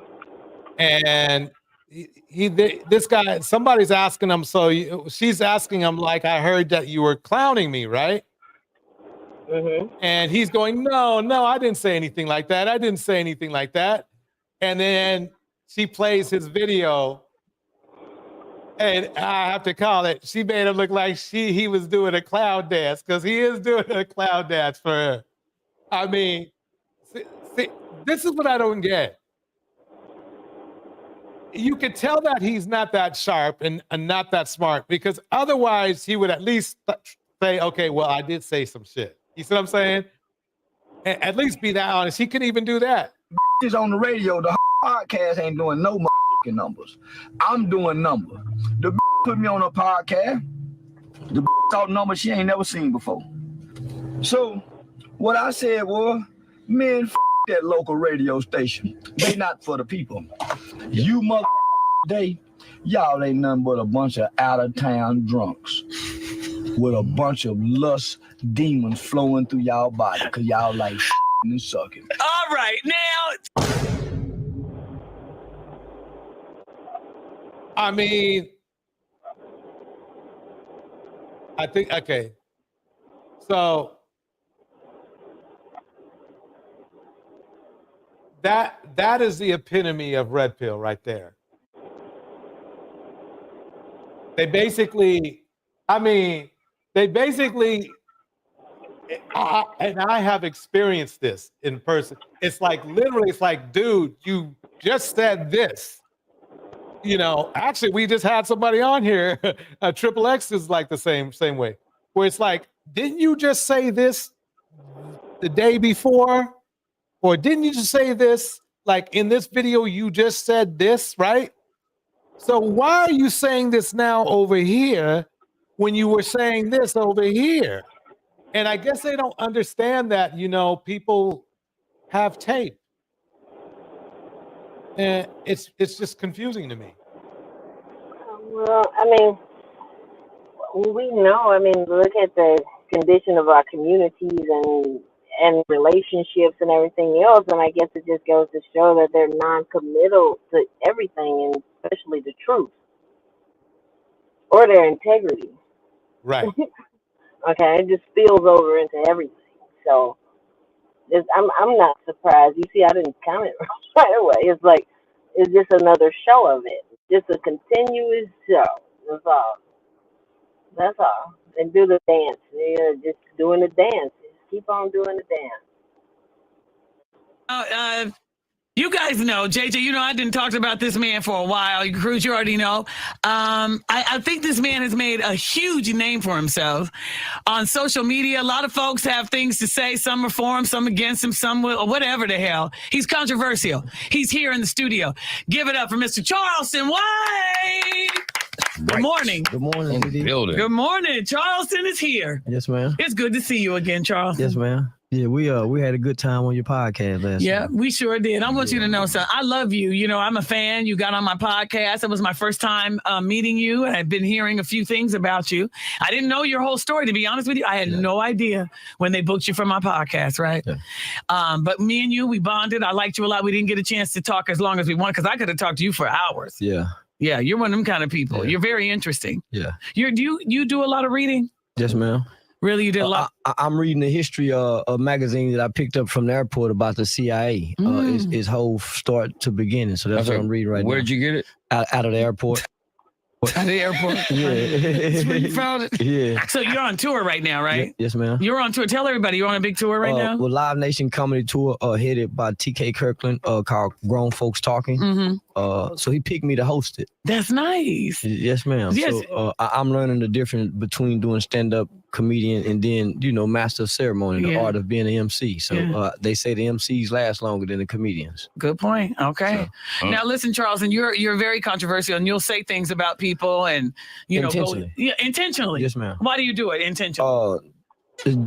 Just as the same as 50 Cent did to hear his music. So it's my belief that Nobody who would talk like Dr. King would go viral today. Okay. If Dr. King was alive, his videos wouldn't go viral today. So you have to be you have to have some type of theatrics in order to get a message across nowadays. point. That's why the preacher turn up with the wow and make the musicians jump on the beat when he get going. So everybody has to add something, some type of spice, if you want to be a public figure. So I just choose to play the villain rather than pretend to be a wolf in sheep clothing. I'm a sheep in wolf clothing. All right, a sheep in wolf clothing. What are you getting ready to say, Charles? Does that mean that you don't actually mean what you say? No, I don't mean half the stuff I even talk about. yeah. If you hear me talk, half Okay, at least he was honest there. I mean, that makes sense there, that he doesn't mean anything he says. Or well, quite honestly, I think he does mean some of the stuff he says. But if it hits wrong, then he doesn't mean it. Then that's what he means. Stuff I'm saying online, I don't really. Those are not my real personal opinions and beliefs. I don't want to bring me online because they're gonna crucify the real Charleston. Really? Why is that? We see every celebrity who has a flaw get crucified. So I show some of my flaws. I don't come to bring my goodness online. You don't bring your goodness. Now you say you know what? I gotta admit, I know that you're telling a lie online. Okay, I'm gonna tell you why I know. Because again, you did my podcast. You and I had a great time. You and my dude, we bonded. And then somebody told me Charleston talked mess about you, Didi. I said, no way. That's my man. Yeah, they lied to you. They didn't show you the video. No, well, hold on a second. I got some audio. Take a I'm the biggest in Dallas Fort Worth. Man, them people don't support a nothing the say. But they got the nerve to use my voice this morning on their radio. Look at him. Look at him. No, the Didi, this funky Didi, she invite me to be on a podcast. Her podcast ain't doing no numbers. The is on the radio. The podcast ain't doing no numbers. I'm doing numbers. The put me on a podcast. The talk numbers she ain't never seen before. So what I said was, man, that local radio station. They not for the people. You y'all ain't nothing but a bunch of out-of-town drunks with a bunch of lust demons flowing through y'all body because y'all like and sucking. All right, now, Charles. Hey, I'm finna see how he look at his face, boy. I know. Hey, he know he got some. That's that look like. That's that look like. That. Oh man, he's looking stupid right about now. I mean,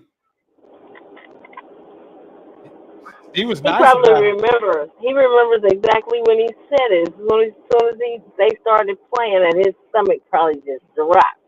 You know, as well it should. I mean, he tries not to have no filter, and this is one time it's truly backfired on him. Yeah. I mean, I gotta play that. Do a silly clown dance for us. His face is this. He's just like, oh man. I mean, I know how she feels too. When you catch people in lies and other people see it, it's the best feeling.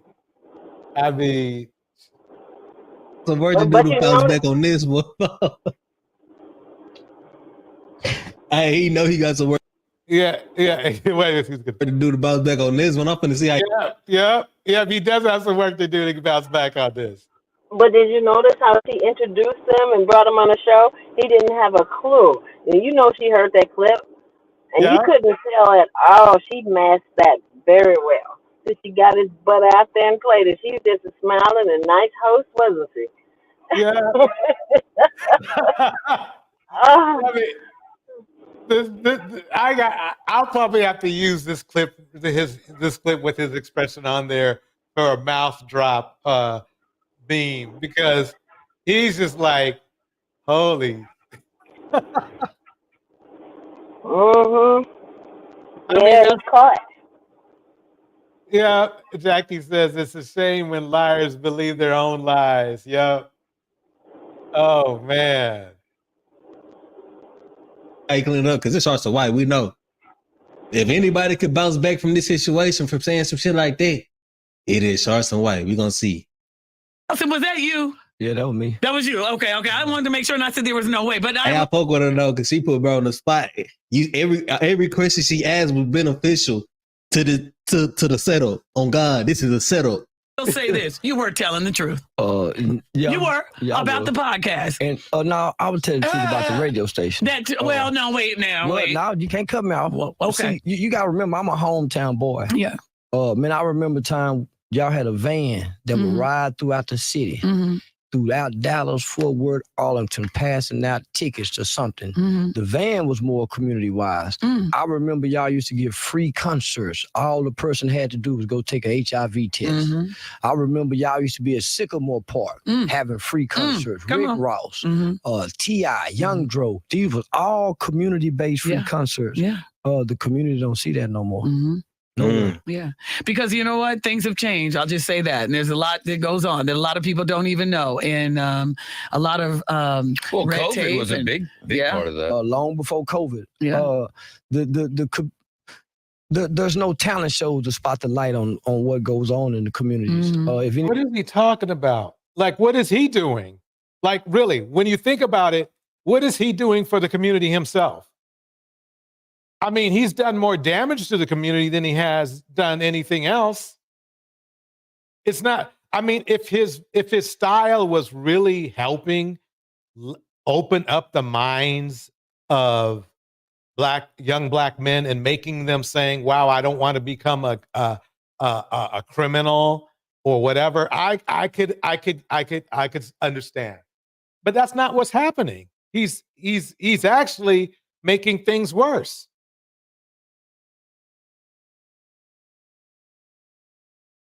The treason. He's tried to be an MC now. Yeah. Anything bad goes on to make the highlights. The words of spotlight is pointing to something good in the community, from the radio station to the television to the news to anything, even online. I will tell you something. I'm going to have to dispute that because I often have to tell people something about this show. One of the things that we do on this show is we give out scholarships to African Americans, women who want to go back to school. Certainly my foundation. We also highlight wealth on this show. Every Monday we talk about Money Making Mondays with Ash Cash. We want to make sure we do that. Every week, once a week, we highlight black and small-owned business all over the country for the last 3 years. Hey, you know what? Okay, and that's 10 times as much as that what he done. But he wants to talk shit about what she's doing. That's the problem I have. We would have to address that. I don't think I'd let him pull me away from it. But I'm gonna see if she's gonna go ahead and give him what he deserves, because she's good. She's running it. We'll see.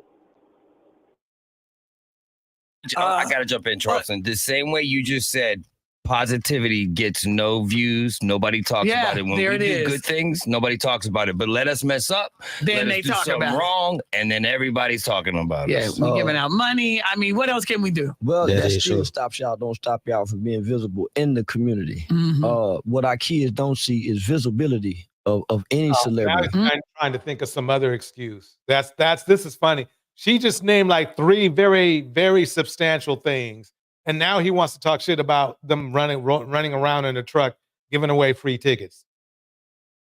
No matter what city I go to, I'm gonna stop and do some community work. I'm gonna stop and give some money away in the hood. Shut up, dude. You're not doing any of that.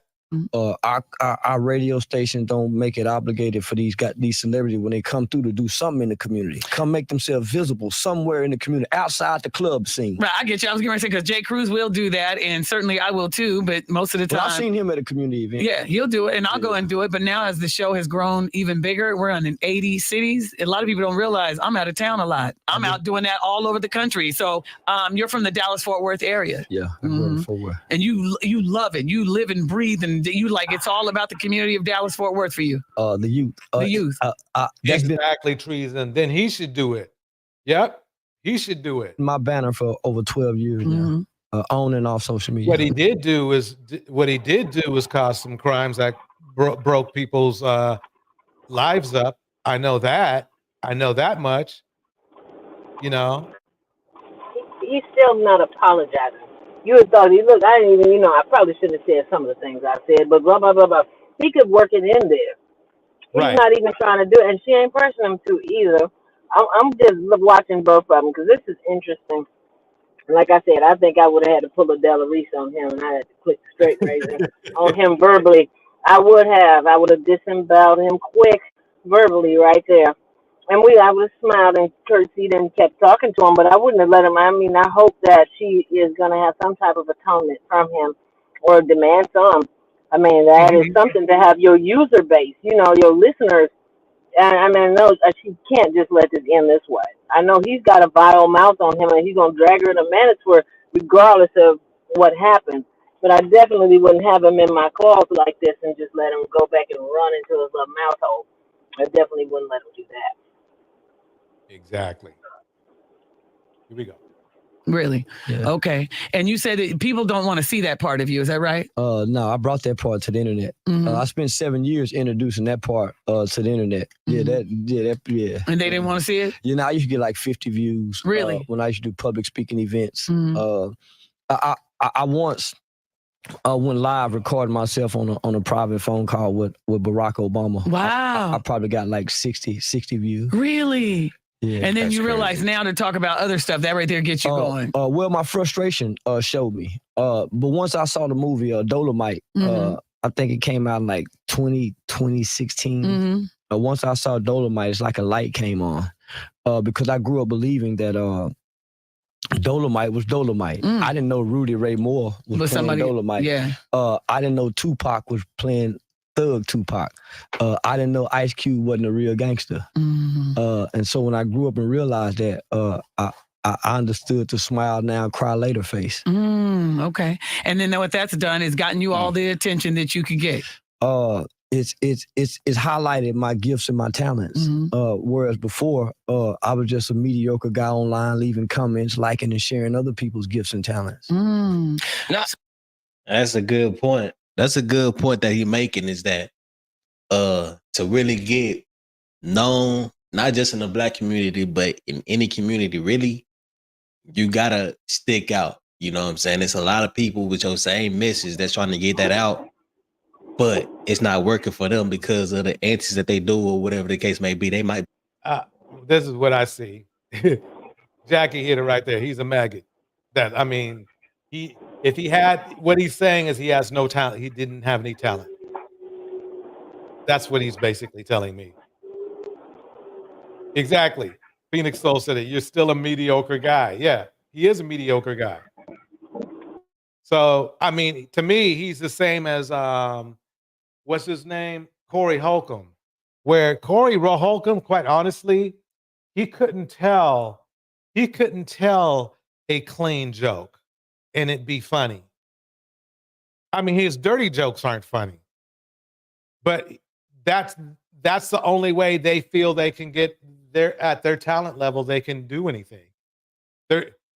Some people are just simply not funny, but they want to be comedians, and that's him, and that's Corey Holcomb.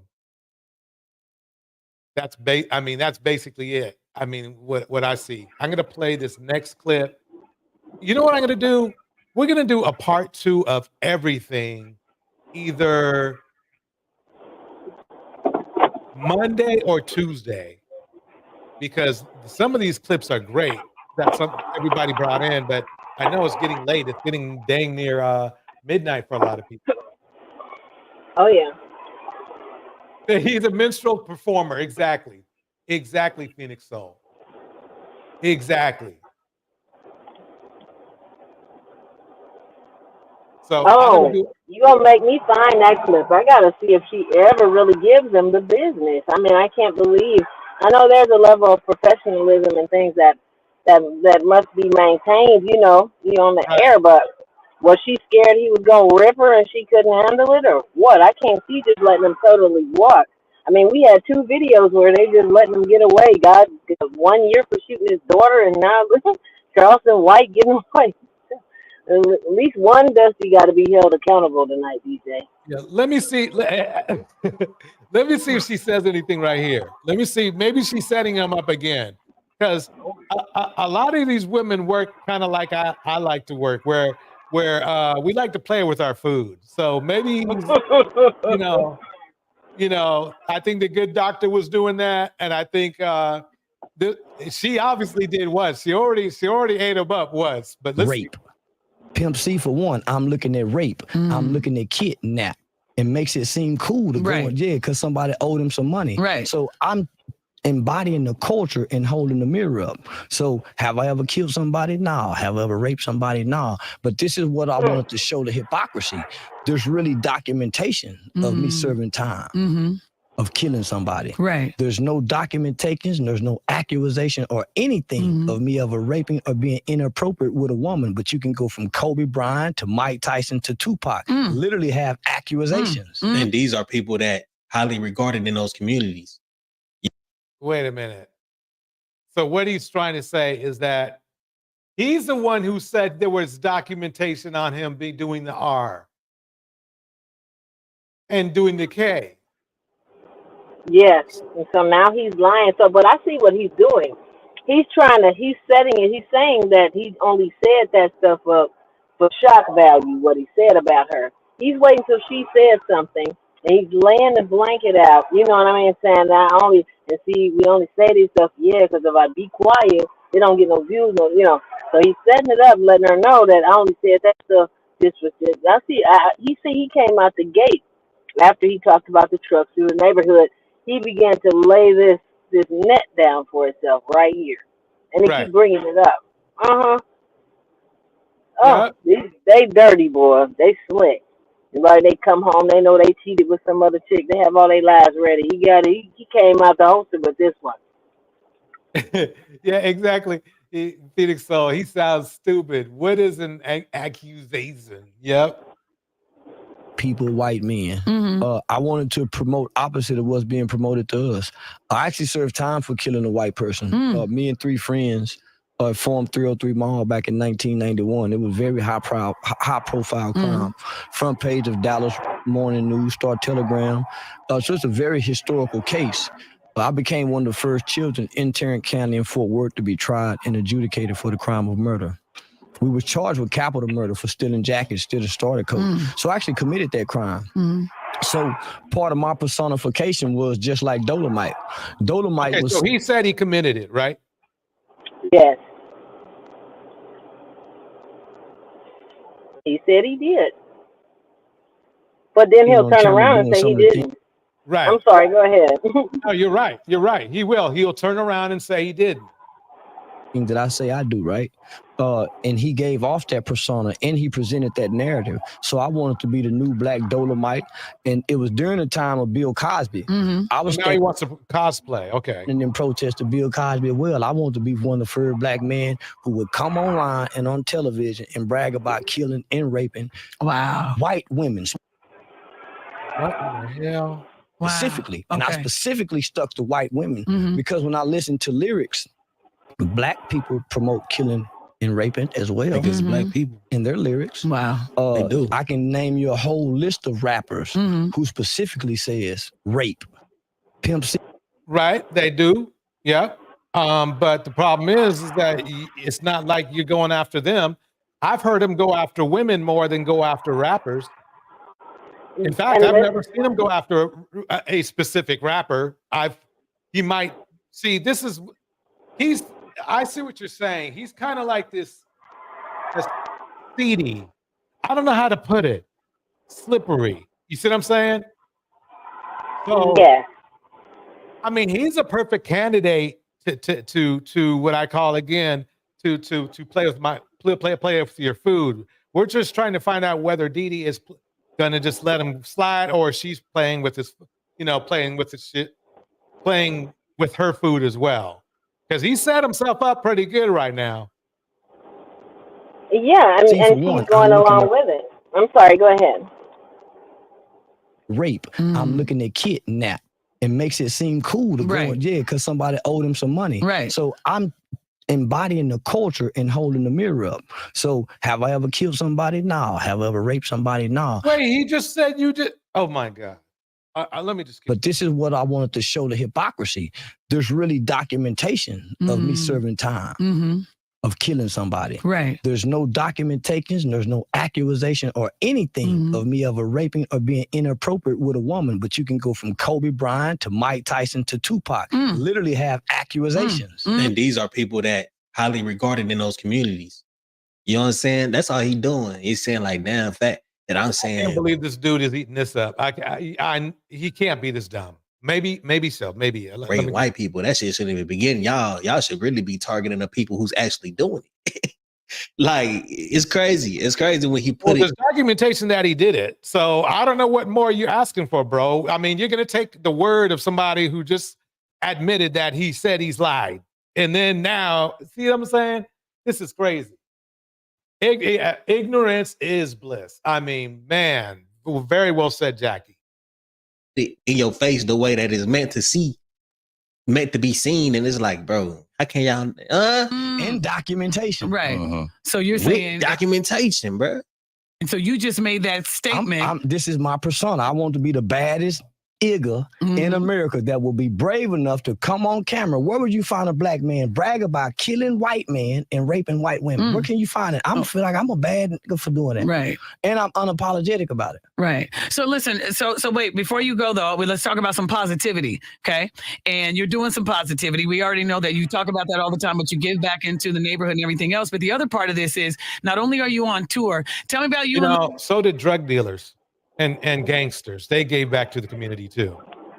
They took a lot out, but they gave back to the community. You know, who was this? One of the gangsters, they used to give out turkeys during Thanksgiving. Yeah, that's giving back to the communities. Probably about a couple thousand, maybe even $8,000. But they take $8 million out of the community in lives and everything else. You see what I'm saying? So yeah, help mama smoke up they checks so the baby starve and all kind of stuff. Yeah, then they give them turkeys on Thanksgiving. Yeah, on Thanksgiving. Yeah. Lil Uzi Vert. Now, did he called you up? You on the album? Actually, Capitol Records called me up late Thursday night before he did that summer jam. Yep. And got permission to do it. The summer smash that I was at in Chicago, right? Yeah. And he came out to you and I went, hold on. And I videoed it. I was like, is that Charleston? I was like, oh my God. I was so happy for you to hear that Uzi Vert came out to that. So now what? Are you on the album? Oh, yeah, I'm on the album. But let me ask, are you excited about it? Looks like she's going to let him slide. I can't believe it. I'm sitting here listening, and this is just, I can't believe she's just really actually going to let him totally get away with calling her the B word several times, demeaning her, degrading her show. I mean, and she's just lifting him. And, oh, I'm proud of you. And I mean, this is her response? This is very strange to me. I mean, you think she would have shut him down in some way, or at least not even lift him up, at least be kind of neutral in the video, you know, and in the interview, and say, well, what have you done? Made him just sell himself or something. But she's actively selling him and everything without, I mean, after taking that beating, I mean, he talked about it real bad. I thought for sure she may have exposed him, but she's building him up. This is so not what I expected. Right. Yeah, this is. We're gonna switch clips. Yeah, it's disappointing, Indiana Mom. Very disappointing. Part 2 on that, and look through it. But that's weird because it sounded like she was gonna steadfast on staying on his so-called accolades, which weren't accolades. I mean,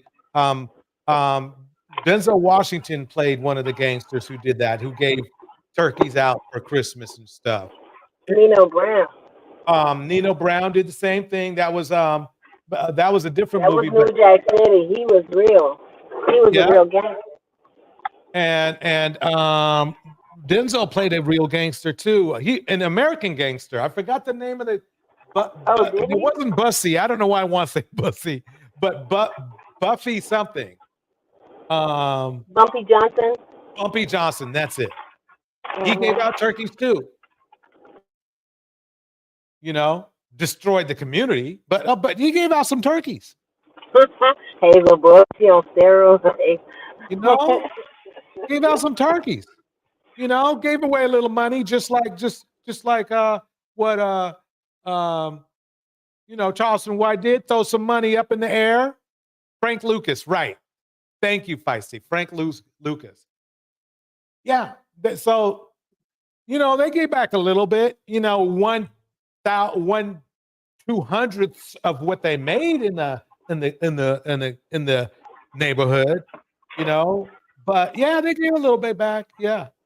I mean, don't get me wrong. A lot of companies do this. I mean, Coca-Cola, they all do it. They'll give away a little bit and get a lot back in return. But at least they weren't addicting people like Bumpy Johnson and New Jack City do.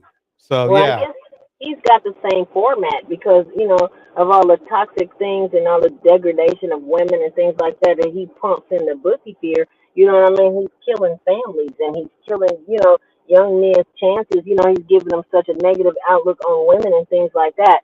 Yeah. He's creating incels and he's creating, this toxicity where people can't come together, the division between men and women. He's helping grow and perpetuate that. You know what I mean?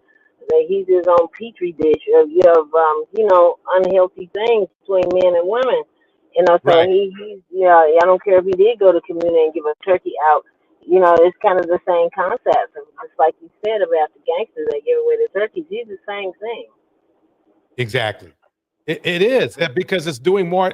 If you're doing more damage to the community, then what good is your little gifts you give away? Let's go ahead and check out this man right here. This guy called in from the hospital. We got here. Yes, I am. What's going on? I just have heart problems, congestive heart failure, I have fluid issues and stuff like that as well. I'm just here to get myself better. That's all. Okay. Were you looking for a woman while you were in the hospital, baby? You know what? I was married for 18 years. My wife, she passed away. I met her on Christmas Day and married her on New Year's Day. I was a provider. I was a protector. I just need someone to share my life with, help me in ministry and stuff like that. So wait, you met her? Well, you know something? That is a good point. I mean, it wasn't. This is back to Charleston White for 1 second, and then we're going to keep going. And there will be a part 2 on the because there's still a lot more left on the Cam Newton thing. There's a lot. I might have to make 3 parts out of that. But letting him speak. This might be a very slow. It might be a slow troll because he says a lot of stupid stuff. And there might be a lot of people just like us picking him apart. We'll see, though. We will see. We will see because JG Music brought up a good point. I mean, even though she's letting him speak, and she seems to be giving him a few, attaboys or whatever you want to call it. He still looks stupid as hell. So we'll see. Let me go back to this right here. Wife and you married her the next day? I sure did. And that was 18 years ago? It sure did. Matter of fact, it's so strange. I met her on the chat line, the phone chat line, like live links and all that stuff. That's how I met my wife. And she passed away. I'm so sorry to hear that. When did she pass?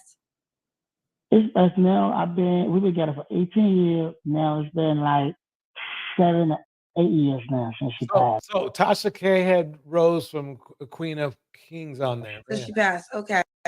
So are you doing better in the hospital? I'm doing much better. I feel stronger than ever. So you want to do the So you want to do the Kendra G questions? Right, Hazel. Oh no, the hospice homosexual. Love right now?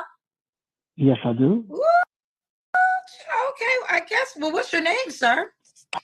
I'm sorry. If it was me, I'm trying to heal. I would start dating when I can stand. You know what I mean? I'm Kendrick J. Turner. No, what's your name?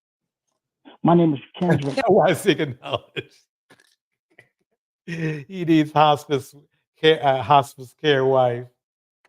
Kendrick. Okay, but Kendrick, Kendrick. I know how to spell it. Okay. Now, Kendrick, where you calling me from? I am calling from Virginia, Charlottesville, Virginia. How old are you? I am 52 years old. 52. And do you work? I sure do. I'm ex-military. I'm in the Marine Corps. I'm retired from the Marine Corps now. You're in the and Marine Corps now. Do you have any kids? Huh? Yes, I have one daughter. My daughter's name is Gabrielle.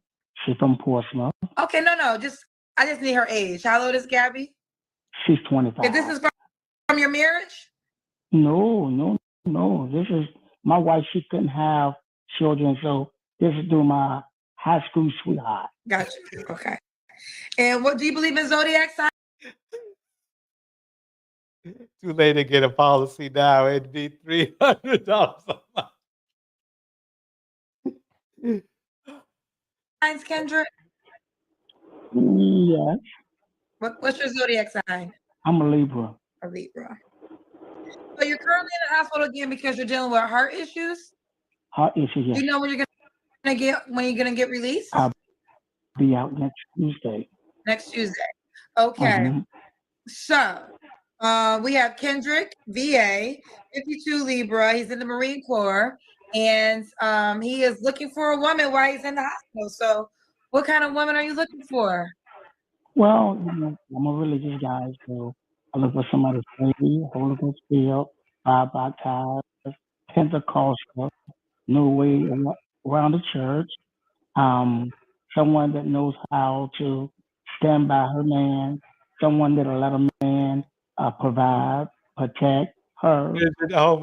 Hopefully they want to wait 2 years to catch the policy. And take care of home. I don't care if the woman has kids or not, don't have kids. Because number one, right, Hazel. He probably does need a place to stay. Woman, if she have children, that children comes with the packet. Okay, doesn't care if you have kids. What are your deal breakers? Oh God, I hate that. Yes, he's gonna have to be hanging on a nipple all his life. Liar and a cheater. I need faithfulness. If I'm gonna be true to you, I'm gonna be faithful to you. You be faithful to me. That's all I want. That's all I want. Okay. Should she look a certain way? No, it really don't matter to me as long as they got a good heart. Everybody needs love. Kendra, Phoenix Soul says, Kendra got nerves of steel because ain't no way. If I wasn't laughing, I'd be kicking folk off one after the other. I need love. Okay. Now should she make a certain amount of money? No, I'm glad you mentioned that. That's not a woman's job to provide. That's a man's job to provide for that woman. So a lot of men, they got it twisted. They want to stay home and let the woman bring home the bacon. That's not what the word says. The word says a man should work from the sweat of his brows. So you don't care how much money she makes? I don't care. I'd rather for her to take her money, spend it on herself, and let me take care of the rest. Okay. Now, the next thing is the Kendra cam, but I guess you can't do the Kendra cam. No, can I? Can you pan the bed? Can you pan the hospital bed? Huh? Take your phone and pan the hospital bed so we can kind of get a gauge of your body. I don't want to do that. Okay, well, we're gonna give you grace on the Kendra cam because he's literally in the hospital. Now, what's the age range you want her to be, Kendrick? Yeah. It'd be funny if she said, "Here, show us your colostomy bag." Well, I never date no one younger because sometimes some young women is not mature, but she can be like 50 or 60. 50 or 60. Mm-hmm. All right. And should she be in VA? Mm-hmm. She don't have to be in VA. She can be in the area, out of the area, as long as she know how to communicate and we can. Phoenix Soul. Love this thing laying in his deathbed, speaking the same old BS about protect and provide, which he can't do either one. Fixing Jesus. See each other, spend time with each other, provide. I can take care of her. He can take care of you. Now, what about when was your last relationship, Kendrick? I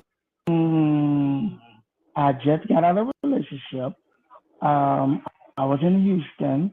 I provided for this woman. She got caught cheating, accusing me of messing with other women, and I'm always around her all the time. So I'm trying to figure out when do I have the time to mess around, and I'm always around you, around her, whatever the case might be. So she accused you of cheating, but she was cheating? Yeah, you didn't know they always. Yeah, right. That's all I got to say. Say when someone accuses someone else, someone is always doing it themselves. So how'd you find out she was cheating on you? Well, going through her Facebook page and going through her phone and putting a tracker on her phone. You put a tracker on her phone? You think I didn't? Hold up now, Kendrick. How did you put a tracker on her? When you got... Wow, he sounds sweet. Sounds like a great guy. Some tells me he did cheat on her and he did track her. He doesn't sound like a very nice guy. Maybe karma coming back. Exactly why. You took the words right out of my mouth. Something's going on, and then you go to work at a certain time, and then you get up around like 6 o'clock, and then you come home by 11, 12 o'clock. Come on, that's a red flag. So what kind of tracker did you put on her phone? It's one of those trackers on the phone that you go to the app and one of those spy apps, and then you put it into the phone. She really did not know I done it. So you put a spy. Now that I think that's illegal. No, it's not. Remember, what did you do with? I mean, okay, Kendrick. I'm not. It's illegal. It's illegal. You could go to jail for that. I remember. When we were doing that thing on what was that name? On Ernesto, and there was that YouTuber, Notorious Sheila or Sonia or whatever her name was. She put her tracker on somebody and she got in big old trouble. Like she went to jail. So he just lied. I said that all just to tell you that he's lying through his teeth right now. So that tells you the kind of person he is.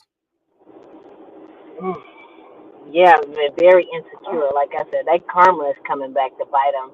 Like Indiana Mom said, he probably for many decades, he's probably been cheating and running through women and lying, had a bunch of crying, hurting hearts out there. You know what I mean? And now this is his karma. He gets to live this now. In the what they call it. He's in hospitals and in and out. And he needs somebody to care for him. He probably can think about a bunch of women that he wish he did not dogged out and stayed with that would have took good care of him right now. But this is how he got to live. He probably got with one of these women he was paying or whatever. But when you're paying somebody, that's not love. You hear how he's offering, I'll take care of everything. He's trying to just scramble somebody in there real quick so they can put that IV in and help him take that metformin and whatever, all these things. Exactly. Yeah, mental heart. It's infamous Sylvia. That's her name. Yep, infamous Sylvia. She did the same thing to some guy, and like a competitor YouTuber or something like that. And yeah, she went to jail for it. I think she was in jail for about a week too. It wasn't like she got in and got out that night. Excusing her behavior of cheating on you, but I think this is an extreme to put a spy tracker on somebody's phone. But you know what, Kendrick, let me just say this to you. When you give your all in all and you taking care of that woman and then she turn around and she cheat on you, come on. So let me ask ask you this. So what did you learn from the spy? I don't even know how it works, to be quite honest. Is it video? Is it like what did the it can do video, or it can do video, or it can do audio. So I did both. So wait, hold on. This has in the midst of me doing that, in the video, I'm seeing this light-skinned brother in her vehicle. Wait a minute, hold up, Kendrick. So how does it work? So her phone automatically just recorded? We both, number one, you can just do it with a regular phone. If you got an iPhone, you can do it. So you put a spy tracker on her iPhone and you were recording her behavior and she had no idea? Nope. So, okay, I'm so intrigued. So you were watching it in real time? Like, how does it work? It's real time. So she's in the car and her phone, but what if her phone's in her purse? It still will pick it up. Number one, she the type of person is, she gonna put no phone in her pocketbook. She gonna lay it on the bars on top of the car. Or she gonna put it over there with a cup holder. It's gonna pick up everything. She never put her phone in the pocketbook. So I would know that. Okay, so did you come, well, if she didn't know, she's gonna know now. Does she know that you put a spy tracker on her phone? Well, when I would get it, walk out and pat my bags packed, I show her the proof. And then she tried to make up a lie that she didn't. So I asked her, so who is this guy in your car? So they want to know the name of the app, child. That's my uncle. What is this app called? I agree, Indiana Mom. It sounds like to me, because the thing is this, it's hard for us to really, we're just hitting one side of the story. And usually people who do this, they are a narcissist at the very least. Because, hey, look, I've been cheated on before, long ass time ago, but you just go. You just leave. I mean, that's that. You either stay or you go. This guy is tracking people. That's crazy. That's creepy. That's really creepy. That's really creepy. I think he's in the right place. The hospital, where everybody knows where he's at. I think we better check his record too. I can't reveal my secrets. You just gotta go to your app. You gotta go to your app. This has got to be illegal. There's no way you can track a person's phone. Not saying what you did was right, but I feel like there's no way you can do this legally. You can legally. Exactly, JG Music. So he cheated, then said, if it's easy for me to cheat, then I will wonder if she is cheating. Yep, that's how they think too. That's how they think. I know that for a fact. I've literally heard men say that. Well, if I'm cheating, I bet she cheating too, and they'd be going over there trying to check it out. Put somebody like a spy on somebody's phone without. I mean, it happens all the time. That's one of the most common things. I've seen dudes confide in me. Wow, I went out with this woman, blah, blah, blah, and did this with her. I wonder if my wife is cheating on me. I've literally heard them say that. And they get sad. They get upset and sad because they completely convince themselves that their wife is cheating on them when probably they're not. That breaks It's up crazy. a lot of relationships too, I think. Yeah. Because they be creeping around and they accuse you. Women always wonder why they get falsely accused by men, because it's the nature of them, and they know they could go to the store, in 20 minutes, and they can hit something and come back, and you don't take no 30 minutes to go to the store, because they know they messed around and did something like that. Yeah. So that's why they always accusing you all the time, because their nature will allow them to do that kind of thing. Exactly. Hear why he's over paranoid like that. Yep. Without them knowing? Go to your iPhone. I'm pretty sure you do, and tell them you want to get the app tracker, and it's gonna go right there, and you have to download it. It comes to your phone. It asks you your information. You put your credit card address in there, and it goes to and do the rest. But how does the person whose phone is on not know that they're being recorded? That's the part. They don't know it because it's hidden. So you must have a password to her phone. Exactly. Here's the Matter of fact, she don't put passcodes on her phone. You can automatically just go into your phone. Here's the deal. If you gotta do all this, just leave the relationship, child. There you go. Exactly. If you have to, if you gotta get spy trackers, private investigators, check phones, just end the relationship. But I'm like this. If I'm gonna give you my all in all, at least be honest with me. Let me know you got somebody else there, or you just want both of us. Just be honest. That's all I want you to do. Don't lie to me. Some people don't believe your story. If you don't believe my story, go to your. It's either we don't believe your story, or you're only telling half the story. You know what I mean? But who gonna change that diaper if he leave? If he leave? Yeah, he better have her hang around, right? Yeah, who gonna change that? Who gonna bust that bump on his back? You know, he's got old now.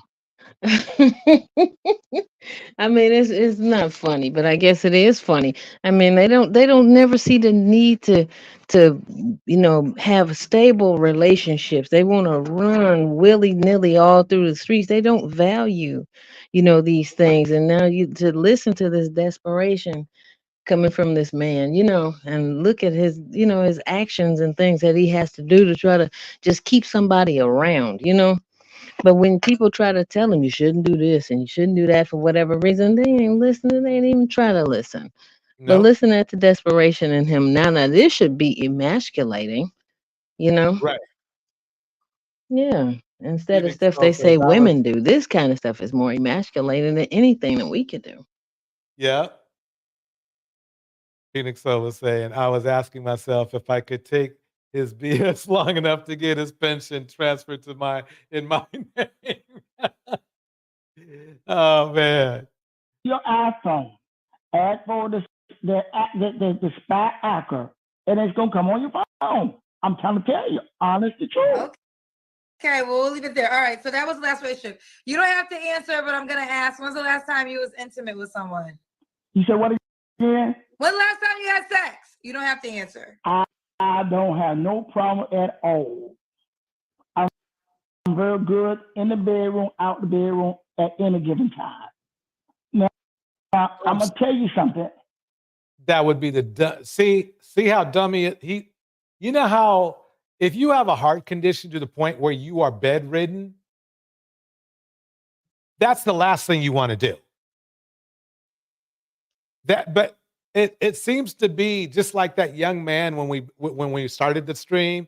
The young man, it's like we get tied up in sex being a part of our value. You see what I'm saying? It's not a part. It's a large part of our value. Strum, good seeing you.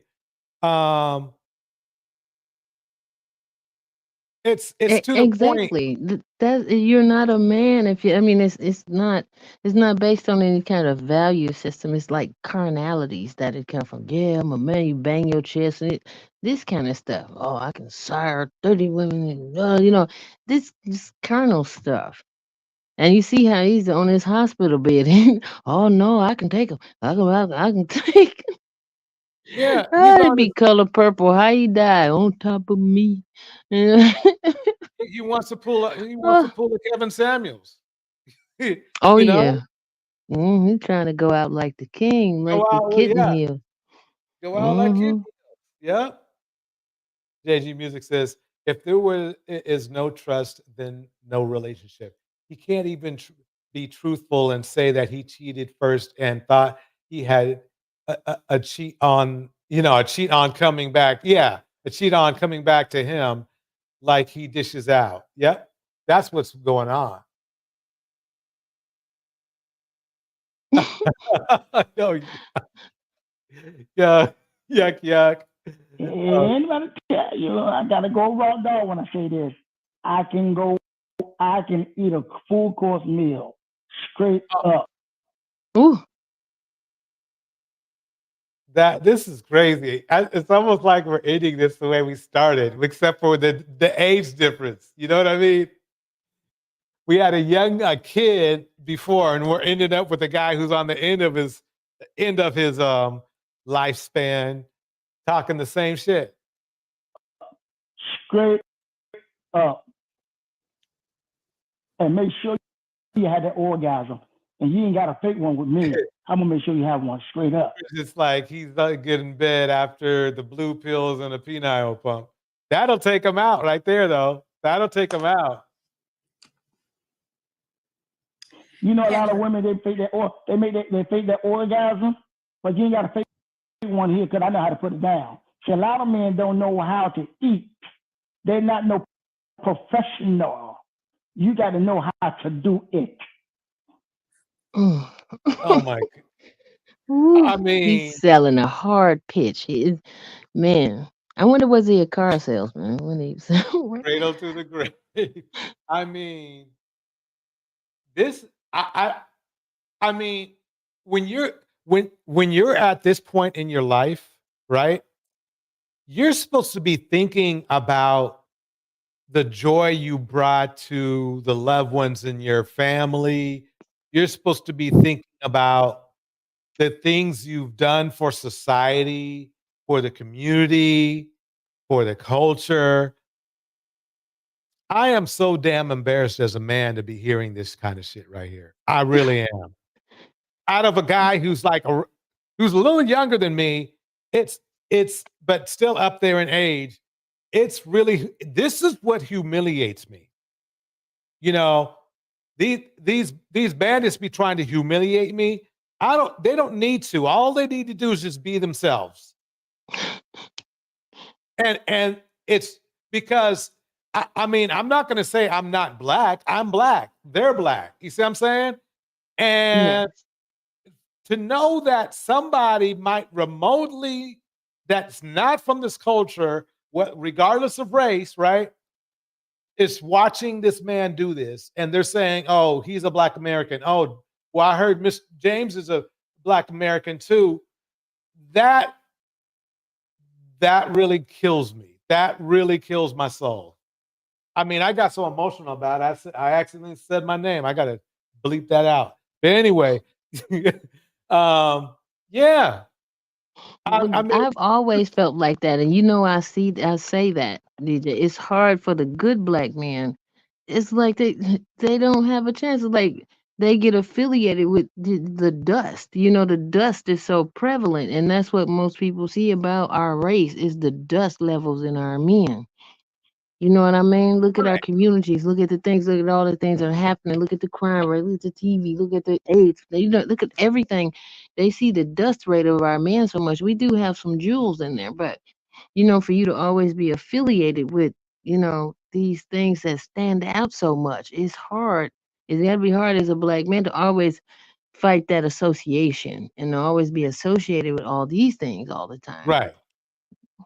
I mean, yeah, it's like, I don't know. I wonder if he has kids. I wonder if he has kids. Because if he does, he should be thinking about them right now. He didn't claim any of them. Boom. They probably don't want to be bothered with him now. Yeah, that's right. That's a good point. Because I mean, the thing is this. Yeah, you're right. You nailed it. That's a big thing that they've been talking about on Bergman Bougie. I know you know about her. They call it the Mojo Dojo Casa House. In the nursing industry, it's a lot of men that end up in there when nobody comes see them or anything like that because they didn't build the relationship. They want to be players running around all this stuff. They say women come in, families come in with flowers and come sit there with mom and auntie and all this kind of stuff with men. And absolutely nobody comes see them. Yeah. Nobody. They don't have any visitors, period. None. Yeah, I saw some clip of that. That was like a nurse was giving a testament on the most of the people they get. They get, older men, no women around them. They die alone. Don't even have a dog. Don't even have a cat. So it's the men who usually die alone. But they deflect and always say, you ever gonna die alone. They always scream this stuff at us. Almost everything they see is a deflection. Everything. The 304 stuff, they sleep around far more than us. Like a lot of this negative stuff they throw on us is just a deflection right off of them. Everything. Yep. Hazel says so he has a daughter from when he was in high school. So She got grandkids. Where he yeah. at? Yeah, but she ain't nowhere to be seen though. Not, he'd be thinking that's the thing. That's funny. He's on his, I'm sorry, if you are in, he might be on the mend, but let's put it this way. If you are in the hospital with heart problems enough that you are bedridden, that's serious. Well, yeah, you can't even show yourself on the Kendrick cam. You can't. He couldn't even act like he couldn't up and down pan with the camera with his arm. Now that's right. That's serious. You can't do that. Yeah, he can't even stand. If you can't even sit up, okay, you don't need to be on anybody's dating show. You don't need to trying to pull him with the money, and he said he can go dine. He can dine. Yeah. What you can't get in the hip, you get in the lip. That's what the old man used to say. I think he's just trying not to die alone, but it's too late now. I mean, what kind of relationship can you really set up He with need a somebody? caregiver. He's tired of nobody being in that little 1 bedroom.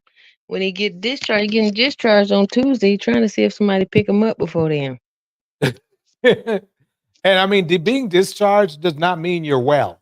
It doesn't mean you're well. It just means that you're not going to be charged, $1,000 a night anymore, or whatever it is. It's expensive. Oh, I seen hospitals throw people out with hospital gowns on. So you ain't got to go home, player, but you got to get out of here.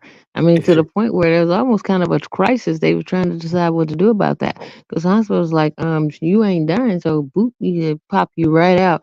So a lot of time you have several. I seen women seem like the revolving door still be spinning when they had their babies. They go in, the revolving door still spinning. They be out, they be home. Mm-hmm. It didn't used to be like that. My mom stayed in the hospital. She said 2 weeks, I think, she had a baby. Okay, Yeah. times have changed. So he's gonna probably need a lot of care when he gets home, and he knows that. So he get desperate on Kendra trying to get somebody to be there by the time he get there. I mean, just think about it. He has nobody. I mean, usually even people who have had bad relationships, they will still show up, to your bedside, when you're at your lowest, right? He Yeah. ain't even got that. He doesn't even got that.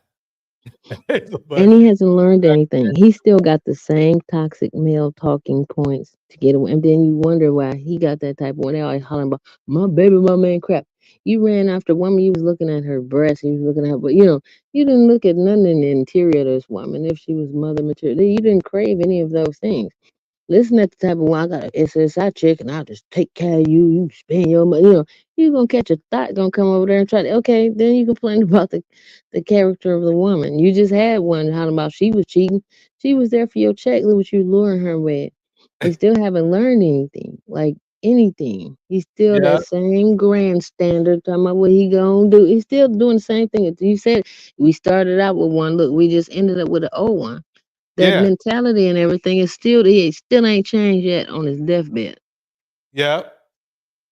Phoenix says his pension about $4,000 a month. I might consider it. You wouldn't have to do much.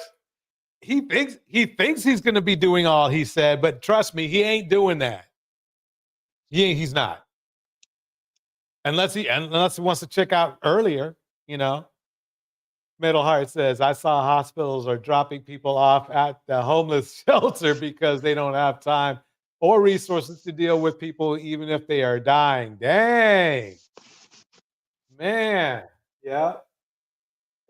Look, hospitals about making money. I worked in hospitals doing tech, and they about that money. They look.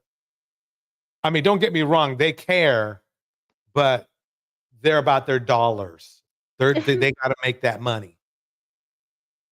you know. Phoenix, so you got to take care of him. You're going to get this money now. Hey, you got to get the insurance. You got to change his diaper at least once now. For clarity, the question is the last time you had sex, not how good you are at sex. Well, it's been 2 weeks ago. 2 weeks ago. Okay. Mhm. When did you go to the hospital? I just got here. Ooh, yeah. Oh. Well, he said some of y'all don't know how to eat a full course meal, but he's very good at that. Well, not anymore. I guarantee. I'm telling you. I've been to hospitals if you can't even get up, you're in serious trouble. You don't need to be doing anything. Very good. He may not make it through the next week. I ain't got to brag. Kendrick, three. I don't know what to. I don't know what. I agree, Jackie. I think he's lying too. What do y'all want me to say after all this? He in the hospital. We got a spy track. You know who he reminds me of?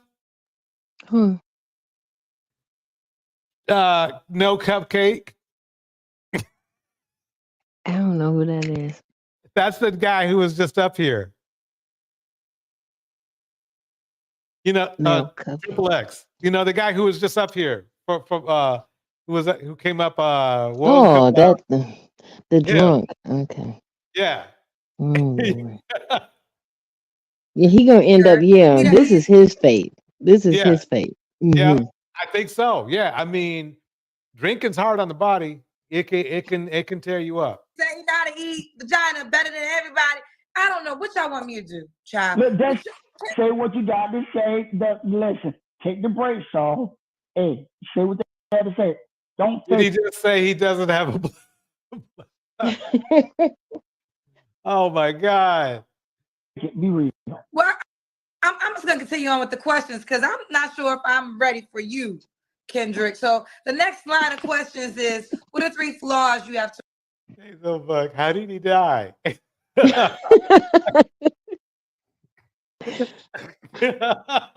Stop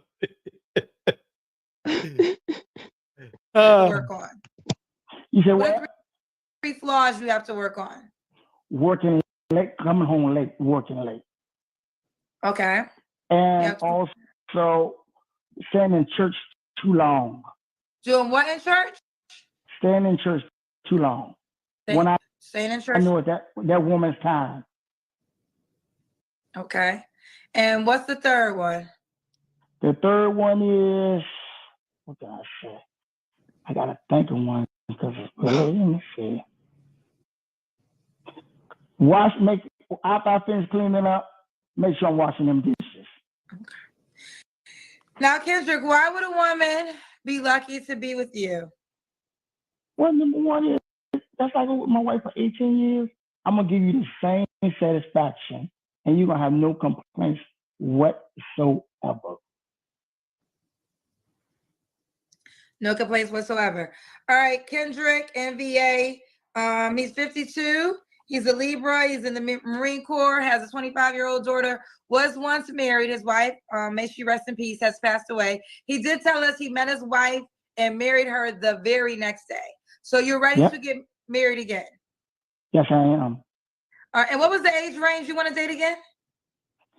50 to 65. 50 to 65. Okay, he wants to date within his age range. All right, Kendrick, are you on the Kendra G Singles dating app? I did not know you had one. Okay, well, now you know. So what kind of, well, you good with phones, so I know you can find it good. You have an Apple phone? Yes, I have an iPhone. Okay, so you go to the app store on the iPhone, type in Kendra G Singles, and make your profile. I'm quite sure Kendrick is taken. Do you have a nickname? They call me J-Boo. J-Boo? Mm-hmm. J-Boo. Let me see. Google. Wait, hold on. J-Boo? How you spell J-Boo? J-B-O-O. J-B-O.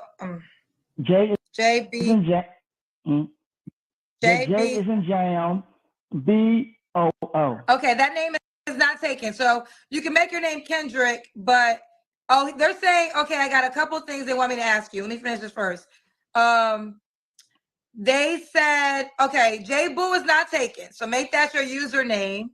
Okay. And some of the cousins in the comment section are telling me, they said, Kendra, he owes, okay. They're telling me he's a scammer, supposed to be a preacher, pastor in Virginia. Let me clear that up right now. I hate when people don't know the facts of stuff. Let me clear it up right now. See, I love helping people. And yes, a couple things they may see on there. I'm not going to pay for anything if I'm not going to get a return on billboards. They put my billboards in places they should not pay. So heck no, I'm not going to pay for that. Number two, I'm a radio ministry. I love being on the radio.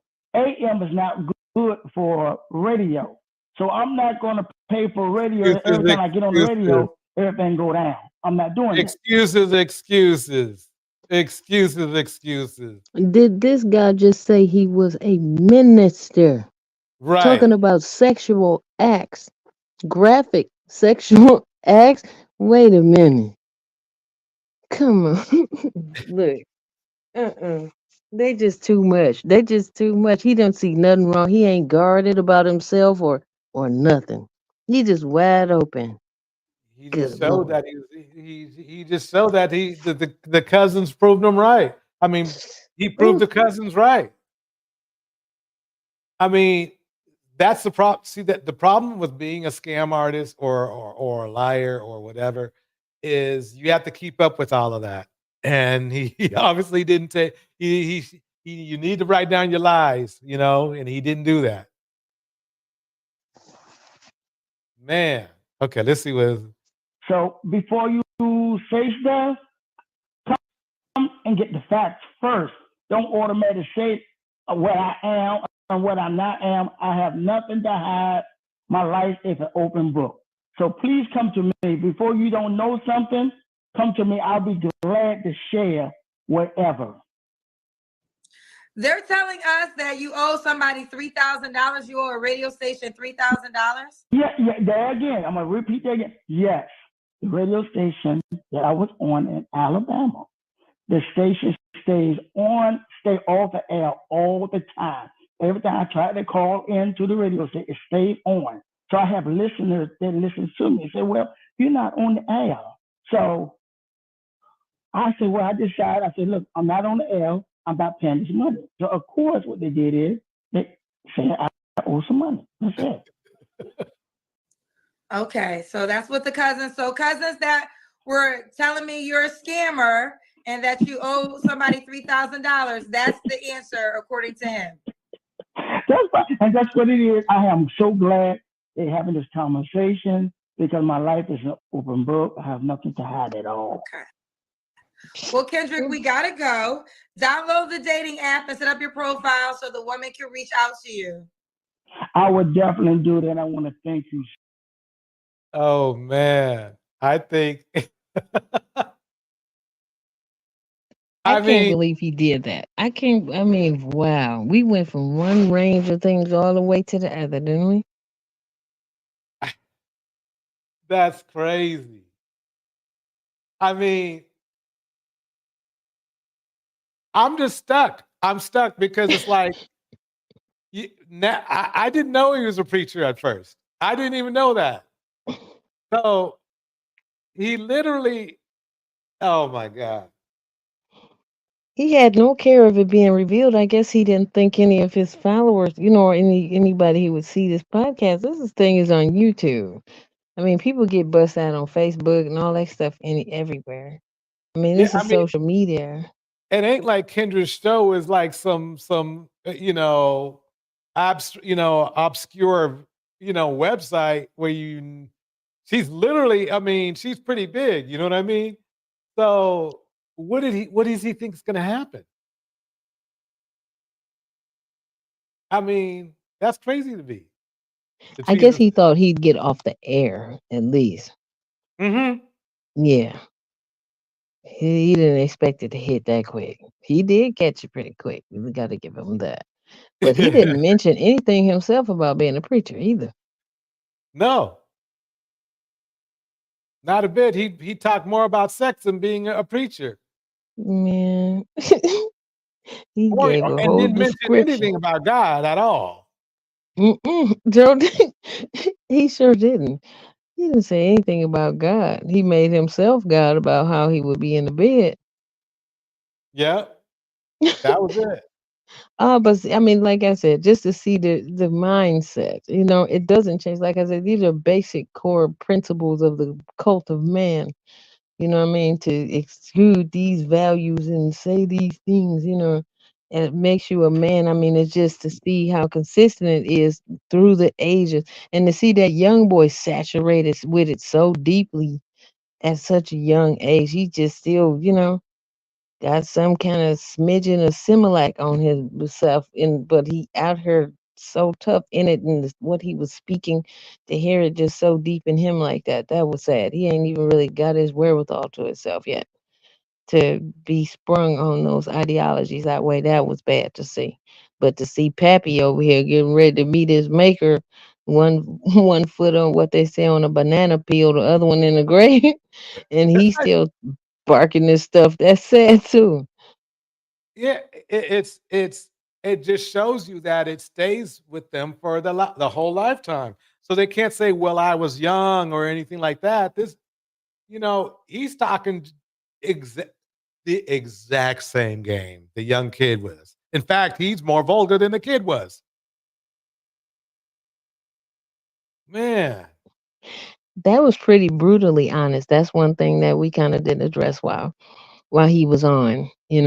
I don't know. I mean, for views, I mean, to give it all up like that, most people will not be saying that they got a STD. They're usually probably in the live and Yeah, just get exactly. with everybody when they get back. I mean, that's something that's going to follow him. But the views, he's gonna make a nice little chunk of money off those. Yeah, I hope everybody learns the lesson, but the problem was you would have to learn the lesson on your own and have a certain level of common sense because as you could see, he didn't have any common sense. He knew he had something, He long sprung before he on took those the red test. pill talking points. I mean, they don't listen. It's like the reason just does not come to them. Same thing with like those Trump supporters. They think he God. I've seen people actually bowing down of a painting of him. You know what I Wow, mean? I that's mean, crazy. this is just another semblance of that type of worship of this idea of they're going to run away from the reality of themselves and they're going to worship this cultist. If they just stir this pot, I just see that woman with that spoon, they in Mhm. that sunken place, you know what I mean? And in the sunken place, they the man and they just got to bark these mantras, and and they a man in that world, a real man that deserves a submissive woman. And I saw these women that's messed up and these white men that's doing everything and they do nothing wrong. As long as that spoon is stirring and that's those podcasts keep stirring the spoon for them. Yeah. Yeah, it's sad. They gone. A nice spoonful, man. Yeah, sign up there from God. Bridget. Okay, so we are going to something, like I said, this is gonna be at least a once a week thing, ladies' night. I'm gonna actually put up next week's ladies' night poster tonight so everybody can know because I think it would be a good thing. I want to keep my mouth shut for a while. I And I'm gonna be in the chat backing whoever up here up. you know, but yeah, that would be great. That would be real cool. Why seeking knowledge? Amazing as usual. Thank You you. know, That's you, DJ. no, no, no. We should change your name to Why is giving knowledge because Oh, that's pretty much what you are doing. oh, Everybody give Why is seeking knowledge a huge hand of applause. oh. Thanks, And everyone. shoot, I don't Thanks, know what thanks, thanks. I don't know if you're the East Coast or West Coast, but whatever Yeah, coast it is. I'm Midwest. I'm Midwest. Oh, okay. I'm here with these Packers. Okay. Okay. In that case, we can go for another 3 hours then. No, I'm just kidding. Yeah. So I'm Central Time. So I'm not Yeah. quite as late as everyone. But yeah, I really, really appreciate us having this venue to at least have a safe place to talk and discuss reality. It seems like everybody's in some semblance of it in other places that they just choose to be in. It's some kind of altered reality or something. And there are real men, and I appreciate you being one, where we can have these avenues where we can talk and discuss reality here. It mean a lot. I'm quite sure I'm not the only one feels that way. I'm quite sure everybody in the chat does. So it's just nice being here. So I appreciate it.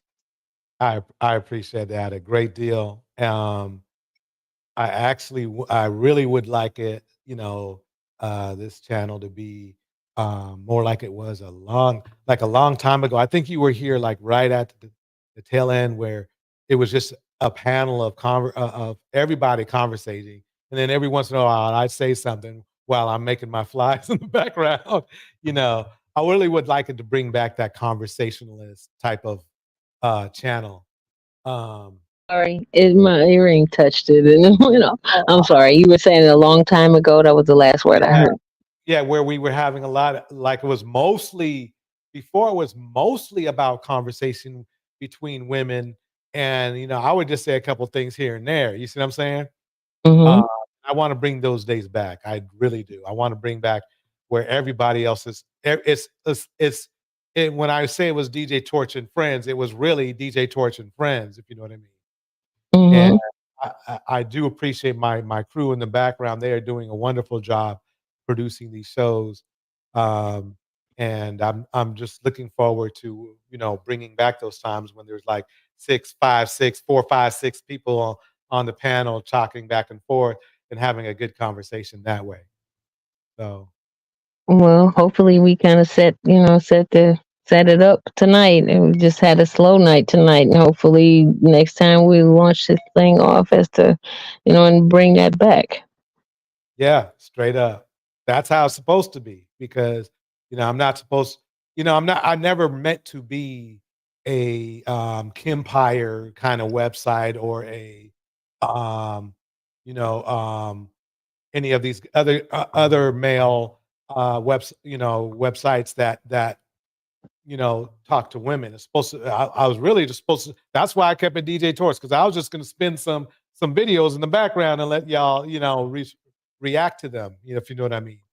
Mm-hmm. So yeah, I'm going to bring those days back, and this will be a great start. I mean, I'm looking forward to it. Let's just put it that way. Yeah, well, now that we know the intent, and the intent is put out there, I'm quite sure that others will respond. We just had a slow start, like I said. Absolutely. But yeah, I look forward to being there. Like I said, I'll be in the chat, backing them up, whoever come up here next time. That sounds great. Everybody, once more, give Why Seeking Knowledge a great hand of applause. And it's time to hit the beat. Here we go. Thanks, everyone.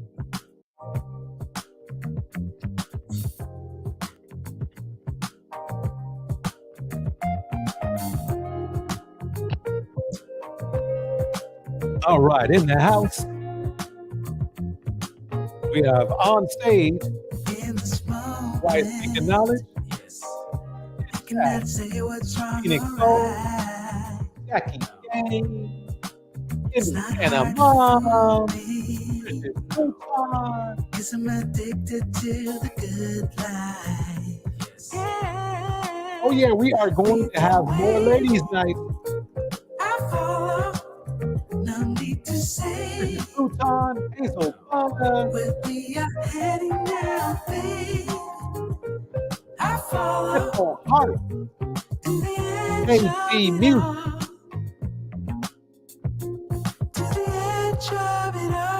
Treason.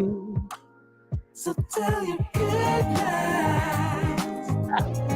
So find a better one. Yeah.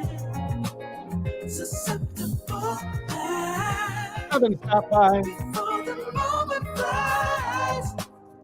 Ooh.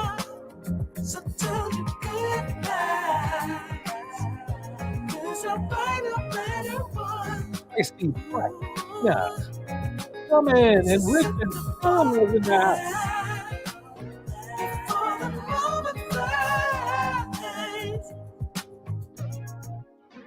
It's not a problem, cause I know what I'm getting into.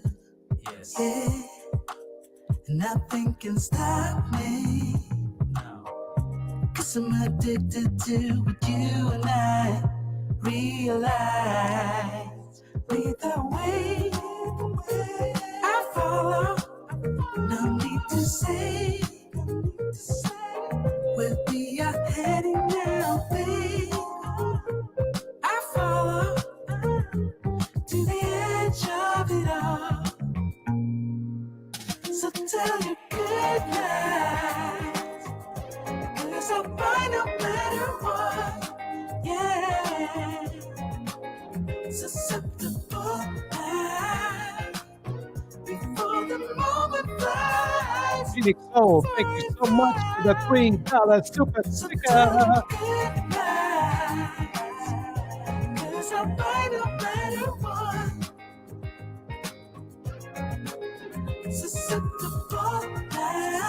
All right, everybody. Enjoy the remainder of your evening.